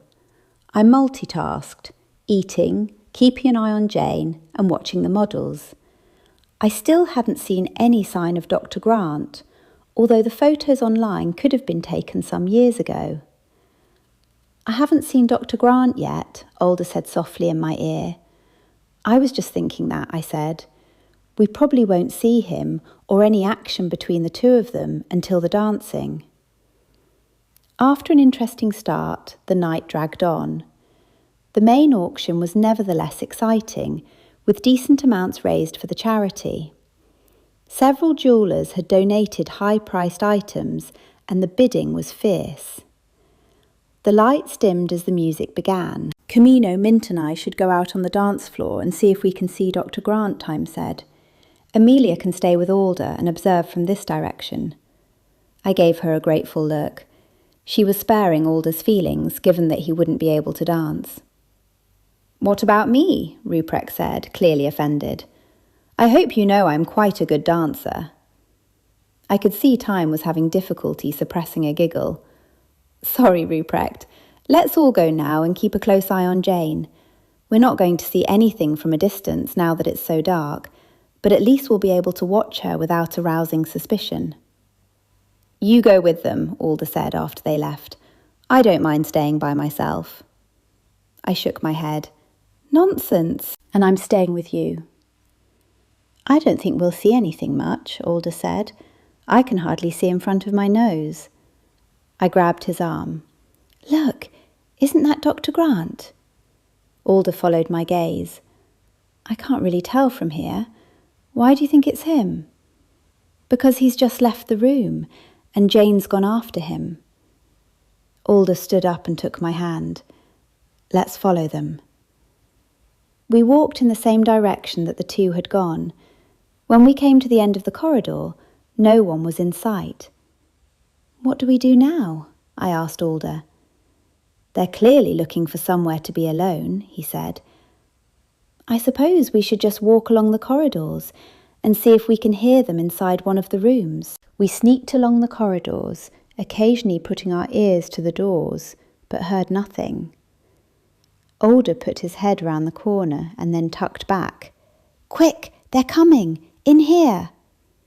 He opened the closest door and turned on the light. It was an office with a large desk in the middle of a room.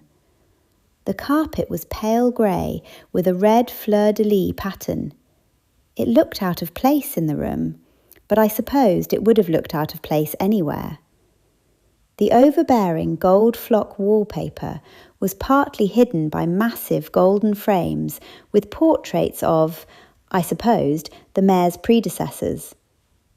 I held my breath, listening to the footsteps approaching. "They're coming in here," Alder whispered in my ear. "Well, this looks like the mayor's room. We shouldn't be caught in here." I looked around wildly for somewhere to hide, but Alder spotted somewhere first. He took me by my arm. "In here," he whispered urgently. The next thing I knew, Alder and I were sitting in a cupboard. The door was open a tiny crack. I had an overwhelming urge to giggle, probably due to my anxiety over the situation. The door opened and Jane and Dr. Grant walked in. They kissed passionately and I averted my eyes. I certainly hoped they didn't go any further. I felt like a peeping Tom as it was. "Do the police suspect anything?" Dr. Grant asked Jane. She shook her head. I gasped and poked Alder's arm. Were they going to confess to being in Celia's murder together? "No, but they said they'll be questioning me again," she said. "Surely they don't suspect you had anything to do with the woman's murder?" I raised my eyebrows at Alder. If Jane had murdered Celia, then she did it without the knowledge or help of Dr. Grant. "I think they suspect Amelia Spelled, the cupcake store owner," Jane said, "which is ridiculous, as she didn't do it. You know, I suspect Edith." The man made a strangling sound, halfway between a grunt and a laugh. "You're joking, right? Edith? You really don't think Edith could murder anyone, do you?" "Well, who else could have done it?" Jane said. "There weren't many suspects when it all boils down to it." Edith hated Celia with a passion. Besides, Edith had only just recovered from the flu, and she had plenty of codeine tablets on hand. "Have you told this to the police?" he asked her. "Yes, I have, but they seem to dismiss what I said. I know Edith looks frail, but I really wouldn't put it past her." He shook his head. "No, I'm sure Edith couldn't have done it. It's just not in her nature." My foot had gone to sleep, so I shifted, but as I did so, my elbow went into Alder's sore spot. He let out a yelp. My heart stopped. I went into a cold panic. They would discover us. "Quick, kiss me," Alder said. "As much as I want to, it's hardly the time or the place," I began, but I was effectively silenced by Alder's lips on mine. And the next thing I knew, the cupboard doors were flung open and Jane and Dr. Grant were bending over us. "What are you doing here?" Jane asked us in surprise. "We were looking for somewhere to be alone," Alder said. Jane raised her eyebrows. "Don't you have plenty of time alone?" "Oh no, we don't. You've seen all my friends, haven't you?" I asked her. "They're well-meaning, but they never leave us alone. We never have any time to ourselves. I hope we didn't disturb you," I added. "We were so, busy that we didn't hear you come in. Were you looking for us?" I was a little disappointed as I realised that Alder had kissed me as a ruse. Jane quickly exchanged glances with Dr. Grant. I was just coming from the bathroom, just as Dr. Grant, oh, by the way, he works at the nursing home too, was coming the other way. We both heard a noise in the room and we went to investigate. It was such a bad lie that I wondered whether there was any point in playing along with it, but I did. I had no option. "I'm sorry to alarm you." "Why were you in the cupboard?" Dr. Grant asked us. "We weren't to start with," Alder said, "but then we heard someone outside, so we thought the cupboard was safer." "Yes, as soon as I go out of sight for any time, my nosy friends come looking for me," I said. I didn't know if they were convinced, but they nodded, exchanged glances, and then left the room. Alder pulled me back into a deep kiss. "Do you think they'll come back into the room?" I asked him when I came up for air. Alder shook his head and kissed me again. Sometime later, Alder and I returned to our seats. The others were all there. "Where have you two been?" Ruprecht asked us. "We were beginning to get worried." "We saw Jane and Dr. Grant kissing," I said. "When?" Time said. They've both been out here for a while now. We've been watching them." "What? Together?" I said in surprise. Time shook her head. "No, they haven't spoken to each other at all. What did you see?"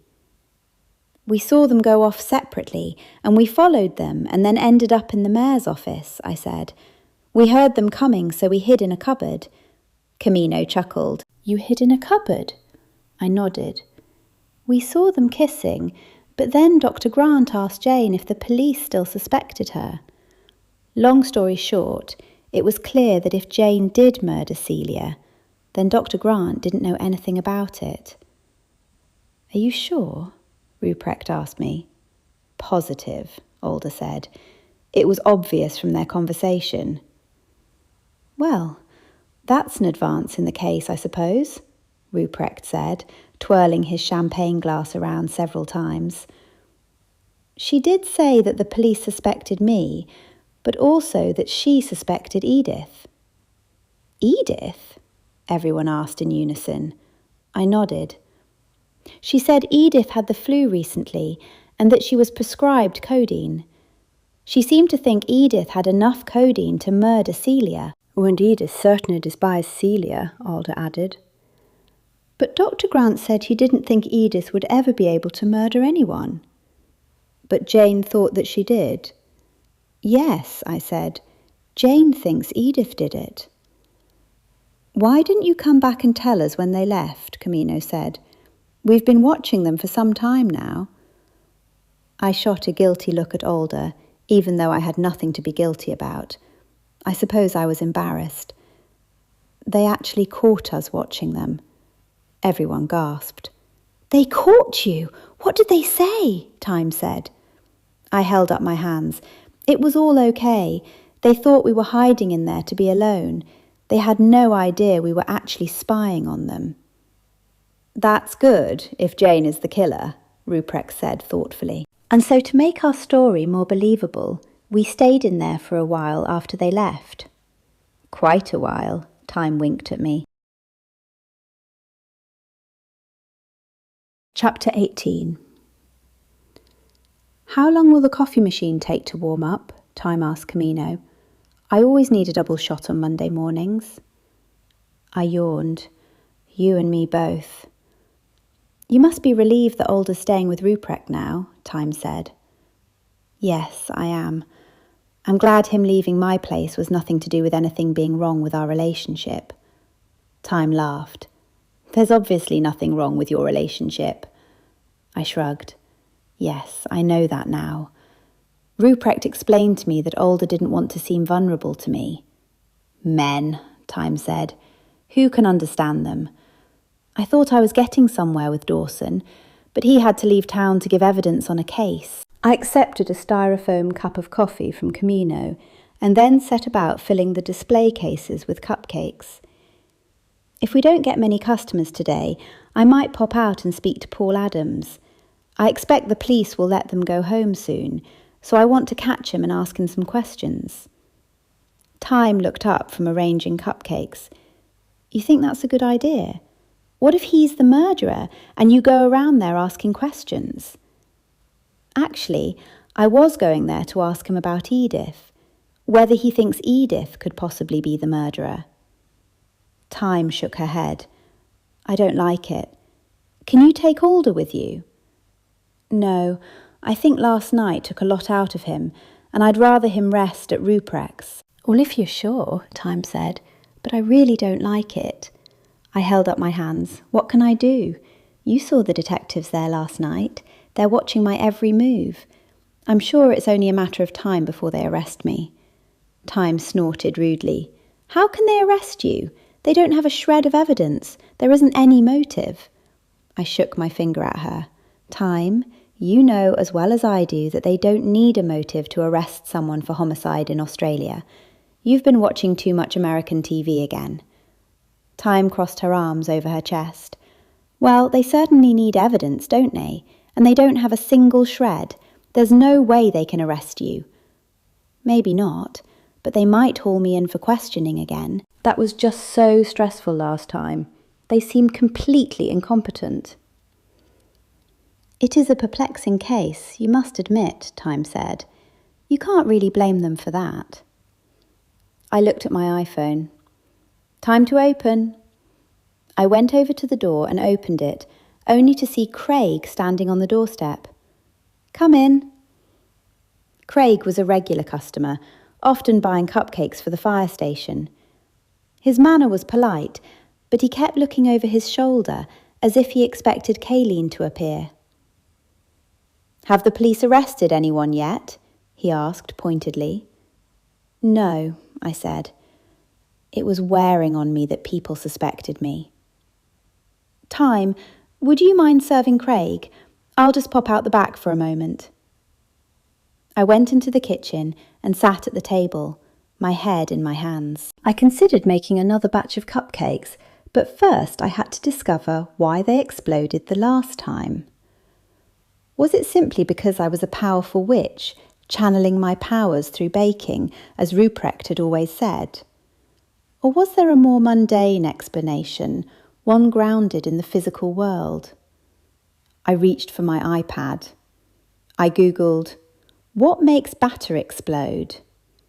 It simply responded to the question, what makes batteries explode? I sighed with frustration and then retyped, what makes cake batter explode? I was gratified to see several entries pop up. Clearly, I wasn't the only bad cook on the planet. The consensus of opinion on the baking forum was that too much baking soda could make cupcakes explode, although one person said it would be more likely to make them overflow than explode. Someone else suggested that the baking soda might be quite new and therefore stronger than normal, although others disagreed with that. Someone suggested that overbeating could cause an explosion, but someone who was studying food science said too much baking soda would do it, and if someone used self-rising flour rather than plain flour, that could make cakes explode. Still, everyone on the forum seemed baffled. Welcome to my world. It did seem that I had used far too much baking soda though, but had I used self-rising flour? It was in a big bulk canister, so I had no idea. I walked out into the showroom to see Craig disappearing out the door. Time, is the flour we normally use self-rising or plain? Self-rising, Time said in a flash. Oh, I used it with baking soda.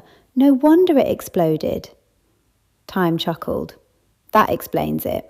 Still, when you learn to channel your powers a little better, you won't have any baking disasters at all. That's what everyone keeps telling me, I said sadly. I just feel that I'll never get there. Your powers are increasing exponentially though, Time said. And in a weird way, that makes it harder to control them. I raised my eyebrows. My powers are increasing? Yes, the treadmill appearing from nowhere. Had you forgotten about that? Time asked me. But that was the house, I said, perplexed. Time shook her head. Perhaps, but I suspect it was you and the house working together. She is your grandmother, after all.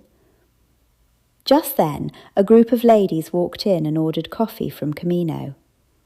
I'll text Alder and tell him I've solved the mystery of the exploding cake dough, I said to Time. Batter. Sorry? Time did not reply, as she was serving the ladies who also wanted cake, so I texted Alder. Found out what really happened to the dough. I'll tell you and the others at dinner tonight. Mystery solved. Time and I set the cakes on plates and took them over to the ladies. I was disappointed that there wasn't a buzz in my store anymore. Ever since I had employed Camino to make coffee, the store had attracted a lot more customers. That is, until now. Having my name plastered in the local paper as a murder suspect, and the victim having died from poison in a cupcake, had no doubt turned away many patrons. Why didn't you go and speak to Paul Adams now? Time said. I still don't like the idea, though. I'm quite upset about the lack of customers ever since the murder, I said. Time forced a smile. Never mind. I'm sure they'll arrest someone soon. I seriously doubt it. That's why I have to do some investigating. And the more I think about it, the more I think it was Edith. Celia not only stole her fiancé, but she even destroyed Edith's photos of him and made Edith's life at Happy Valley Gardens a living hell. Edith certainly had a motive, and she also had the opportunity. She was sitting right next to Celia, and I did see her offer her cupcakes on at least one occasion. But how would Edith have had the time to put the codeine in the cupcake? Time asked me. I don't know, but you said you saw her leave the room once. And don't forget, she had access to codeine. It surely has to be her. Wait a minute, I tapped my head. What is it? I've got it. Time put her hands on her hips. Out with it, woman. You know, whoever murdered Celia had to have planned it. This was no spur-of-the-moment thing, was it? Time frowned. That's true. Go on. What if someone had already prepared a cupcake? We discussed this earlier. What if someone had a cupcake that they had bought the day before, or something like that? That would give the murderer heaps of time to put the codeine in the middle. Edith had a large handbag with her, and the cupcake could have been in that. Yes, and everyone did know that chocolate cupcakes were Celia's favourite, Time said thoughtfully. The more I think about it, then the more I think that's how it happened, I said. Should you call the police and tell them? Time asked me. I shook my head. I'll go and see what dirt I can get on Edith from Paul and Maria, and then I'll call the police later. Ouch! What is it? I pointed to my shoes. This is the first time I've worn them. I didn't think they'd pinch like this, but my heels are already hurting. 2 more customers came in, so I stayed to serve them. When they left, I turned to Time. Are you sure you'll be right if I leave? Off you go. Time made a shooing motion with her hands. Keep your phone close. If it gets busy, I'll call you. Okay. I don't think I'll be long questioning Paul and Maria. If my heels get any worse, I'll pop home to change shoes and then come straight back. Should you go and see the police? Time asked me. I thought it over. Well, I'll call you from home. If you're not busy, I'll pop down to the police station. Otherwise, I'll call them when I get back to the shop. I drove to the motel, feeling more optimistic than I had felt in some time. It did look like Edith was the murderer, and now all I had to do was get the police to believe me. Still, something was niggling at me. When Edith told me that Celia had blackmailed people, it had given me a funny feeling. I had learned to take notice of those feelings, but what did it mean? Did it mean that Edith wasn't the murderer, and that Celia had been blackmailing someone else? But if so, who? I rubbed my temples. All this going around in circles was giving me a headache. Hopefully, Paul or Maria would be able to shed some light on the matter. I headed straight for the cheap motel on the other side of town. It was long and low set and on the highway. I had just pulled into the visitor parking area when I saw Paul packing his car in a parking spot nearby. I jumped out and called to him. He looked up, surprised. Amelia! I hope you don't mind me calling by. I just wanted to speak to you and Maria about Edith. Is she okay? I waved my hand in dismissal. Sure, she's fine.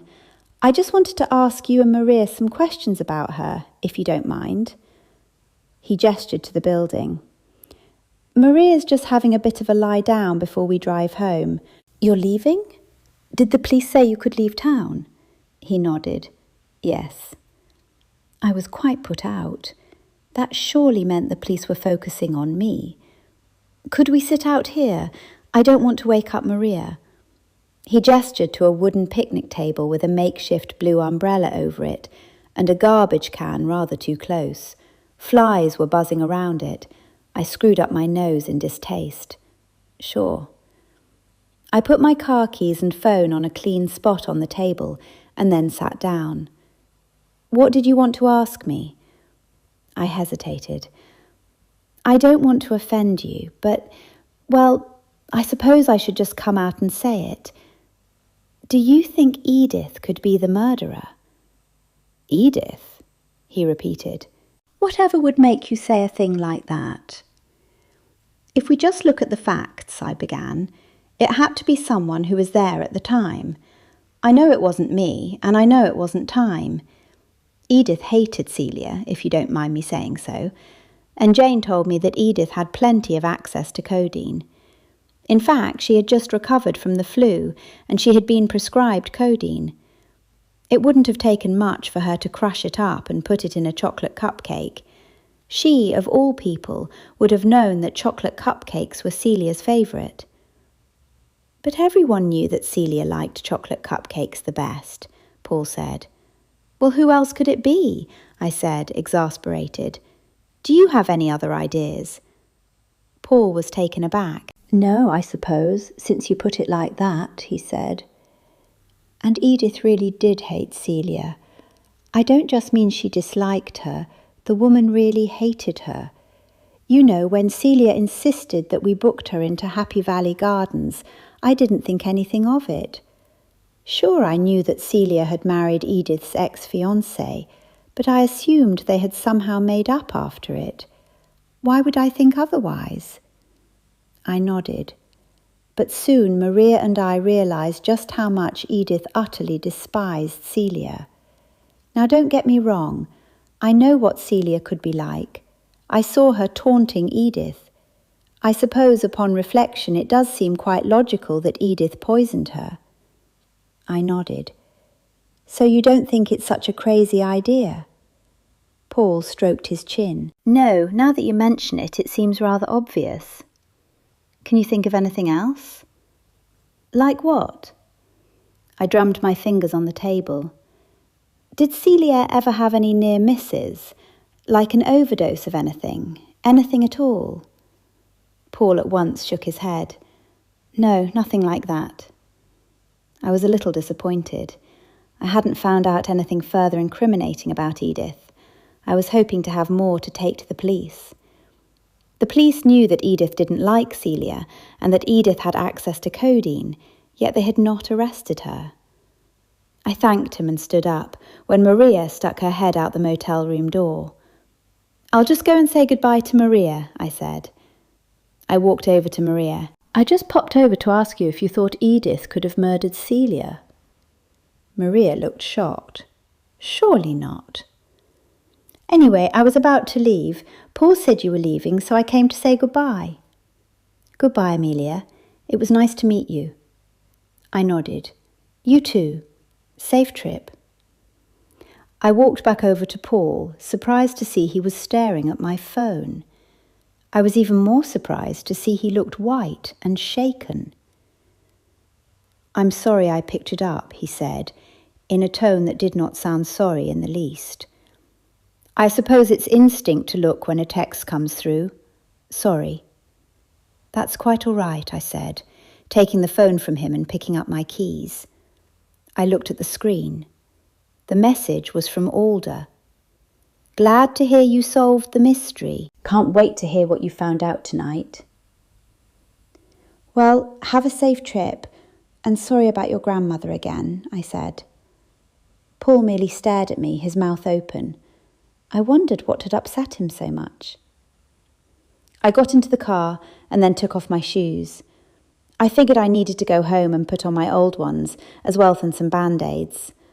I sat in the car and called time. "Is the shop busy yet?" "No, not yet. Why?" "I'm just going to pop home and change my shoes." "Did you find out anything?" I sighed. "No, not a thing." I sighed again.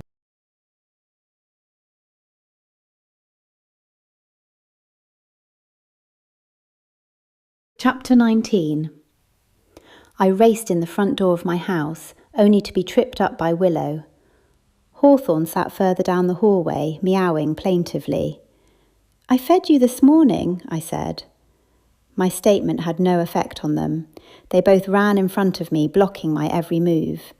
I held up my hands in surrender. "Okay, you win." I walked down to the kitchen. There's already dry food in your bowls, I said. They looked at me, unblinking. I topped up their bowls and muttered to myself, why do you always need more food when you already have plenty in your bowls? The cats tucked into their food as if they were starving. I shrugged and walked back to my bathroom, where I readily located band-aids and stuck them over my heels. I grabbed a pair of sandals and then walked back into the living room. I sat down and called time. Are you busy, or do I have time to go to the police station? I'm home now, just about to leave. Well, the lunch rush should be coming up, Time said, but if you're leaving now, you should make it here in time. If it gets busy, I'll call you and you can always go back there later. Sounds like a plan, I said. I stood up, but then the treadmill started by itself. Oh, no, you don't, I said to the house. I have to get back to the shop and I have to go to the police right now and tell them what I found out about Edith. If I don't, the cops will probably throw me in jail. And you don't want that to happen, do you? The treadmill came to a stop. I let out a long sigh of relief. I crossed to the door and opened it to see Paul standing there. Paul, what are you doing here? I said in surprise. I just wanted to talk to you about Edith, he said, looking behind him. Sure, come in. I showed him into the living room. Is your TV always that loud? He asked me. I apologised and hurried to turn it down. Unfortunately, the house would not let me. I tried to turn it off, and that didn't work either. I'm sorry, it's an electrical fault that often happens, I lied. Just turn it off at the wall, Paul snapped at me. I was surprised. That was hardly the tone one should take when visiting someone, and as I stood there looking at him, he marched over to the TV and switched it off. When that didn't work, he pulled the plug from the wall. The TV kept going. What the? He said, looking around the room wildly. It's one of those new cordless TVs, I said, wondering if he would swallow such an outlandish story. I'll have to call someone to fix it. He just stared at me, so to distract him, I said, You came here to tell me something about Edith. He took a step towards me, so I instinctively stepped backwards. I read your text. His tone was menacing. My phone was in my hand, so I looked at it. What text? The game is up, Amelia. There's no use pretending. I know you found out what I did. I rubbed my forehead. I'm really not following you. What's going on? His face turned bright red and a vein throbbed in the side of his neck. I read your text, he said loudly. You found out what really happened to Joe. Joe? I parroted. I really don't know what you're talking about. I looked at the text on my phone. It read, Found out what really happened to Joe. I'll tell you and the mothers at dinner tonight. Mystery solved! ! Oh, it's that dreadful Spellcheck app, I said. I'll have to delete it. I meant to say I found out what really happened to the dough. The cake dough, I mean, the batter. I made cupcakes the other day and they exploded. Good try, but it's not at all believable. It took me a moment to process what was going on, to realise why he was upset about my text. Joe Collins. He nodded grimly. Yes. How did you find out what I did to Joe?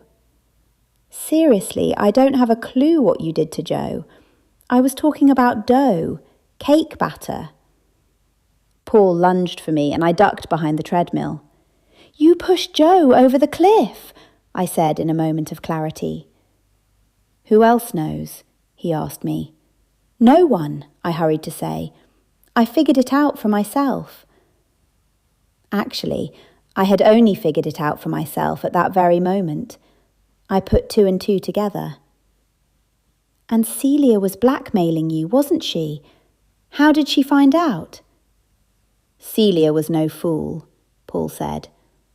She knew I was always in love with Maria. Joe was a very experienced climber. Celia didn't think for a minute he had really gone over the cliff. And then she saw how I hung around Maria, pretending to support her in her time of grief. Maria always thought that we came together over our mutual grief for Joe. But that was years ago, I said. Why would Celia only blackmail you now? Celia was a real... Paul let out a string of language that made the house shake. You shouldn't use that language around here, I said. The house doesn't like it. Paul looked at me as if I had lost my mind. She was bored, I suppose. Who knows? She was malicious. I don't know why she turned on me like that. She wanted me to upgrade her to a better room, and I told her we couldn't afford it. And I wasn't lying. We literally couldn't afford it. But she wouldn't take no for an answer. She said if I didn't upgrade her to a new room in the new wing they had just built at Happy Valley Gardens, then she was going to tell Maria everything. How did you get the codeine in the cake? I asked him. I really wanted to know. I wasn't trying to keep him talking as such. No one knew he was here, and no help was on the way. I was fairly certain the house would rescue me, as it had always done before, and I wanted to know the details so I would be off the hook with the police. It was easy. He was calm again now, and it was as if we were having a normal conversation. It was hard to believe he was a cold-blooded killer. Chocolate cupcakes were Celia's favourite.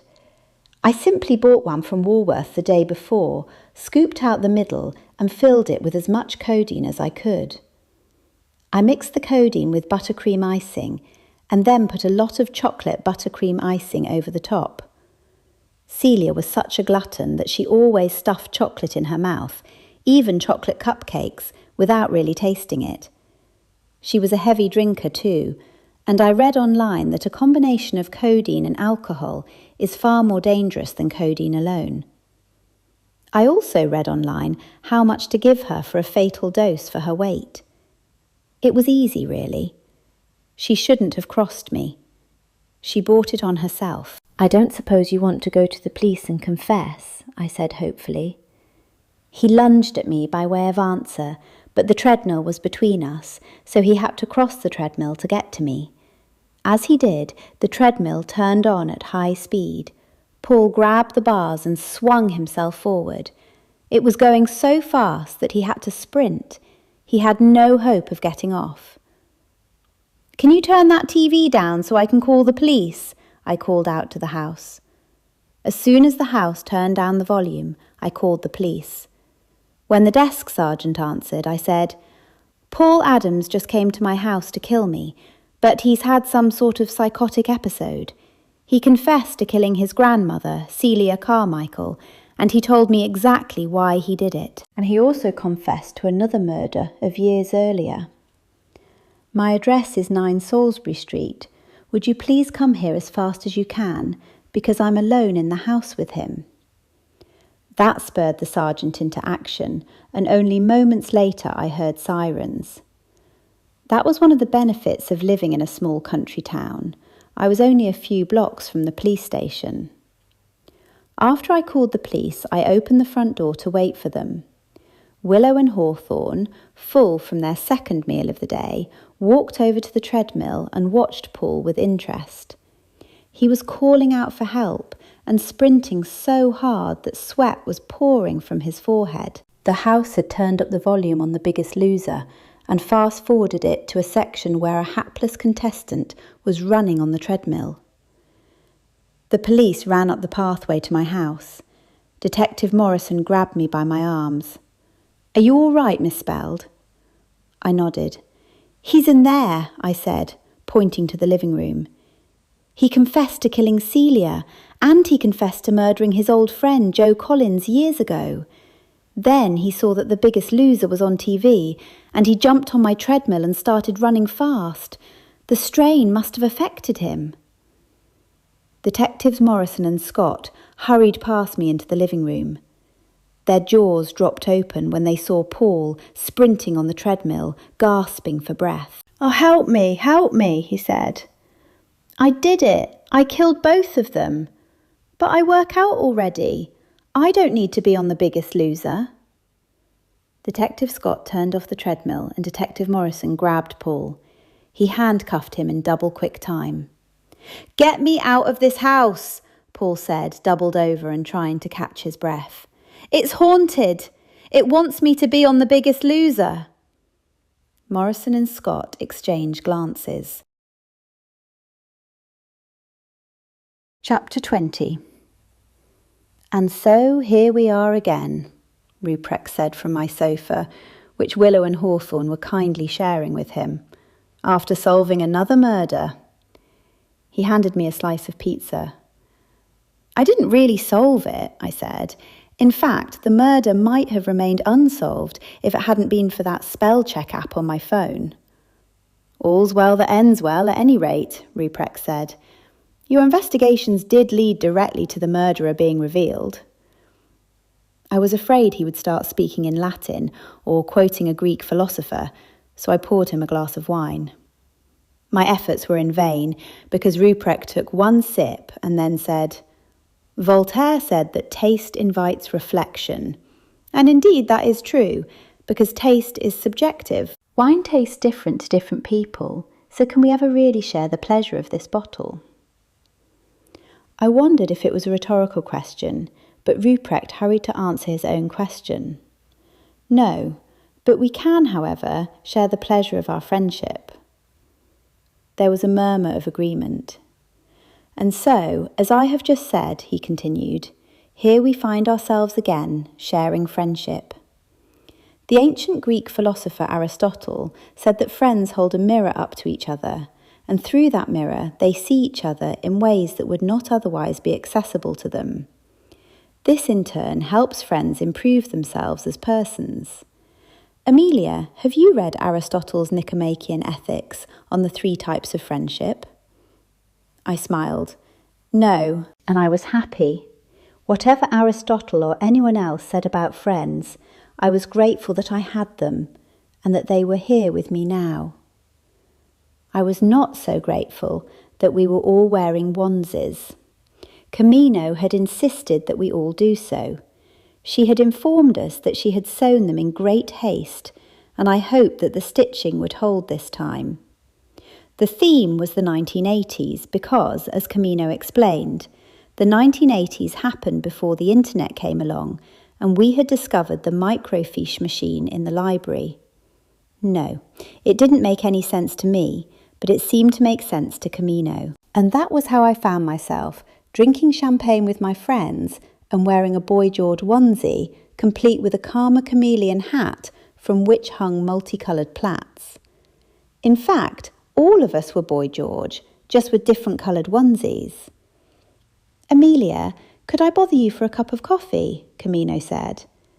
"It's no trouble at all," I said, as I headed for the kitchen. I was glad that the treadmill had vanished, along with the set of bathroom scales. I wasn't fond of exercise. Alder followed me down the corridor. Alder pressed himself against the back of the kitchen table, folded his arms and smirked. I quickly glanced at my reflection in the window, making sure that I was not wearing another of Camino's bottom-exposing onesies. And with a sigh, I realised all was good, and so I offered to make Alder a cup of coffee. "Oh no," he said. In 2 steps he had crossed the kitchen and wrestled the coffee cup from my hands. "That's not what I came here for." "What did you come here for?" I asked, trying to keep my voice steady. He smelt so good, like soap and cinnamon, and his eyes flashed with devilish charm. Alder placed a hand on the small of my back and drew me into him. The cotton of his shirt felt so rough underneath my fingers as I wrapped my arms around his muscular frame. He dipped his head and pressed his lips to mine, and then I was not sure of anything at all, not gravity or cupcake recipes, not even of my own name. And the only thing I was sure of was that the room was spinning, when rooms are not meant to spin at all. "So," I mumbled when he finally released me, "that's a no to the coffee?" The end. The next book in this series is The Halloween Love Spell. When Marina Mercer comes to claim her yearly spell, Amelia's protests fall on deaf ears. The last Halloween spell nearly got Amelia killed. The house is distracted, and Amelia accidentally cooks up something she shouldn't.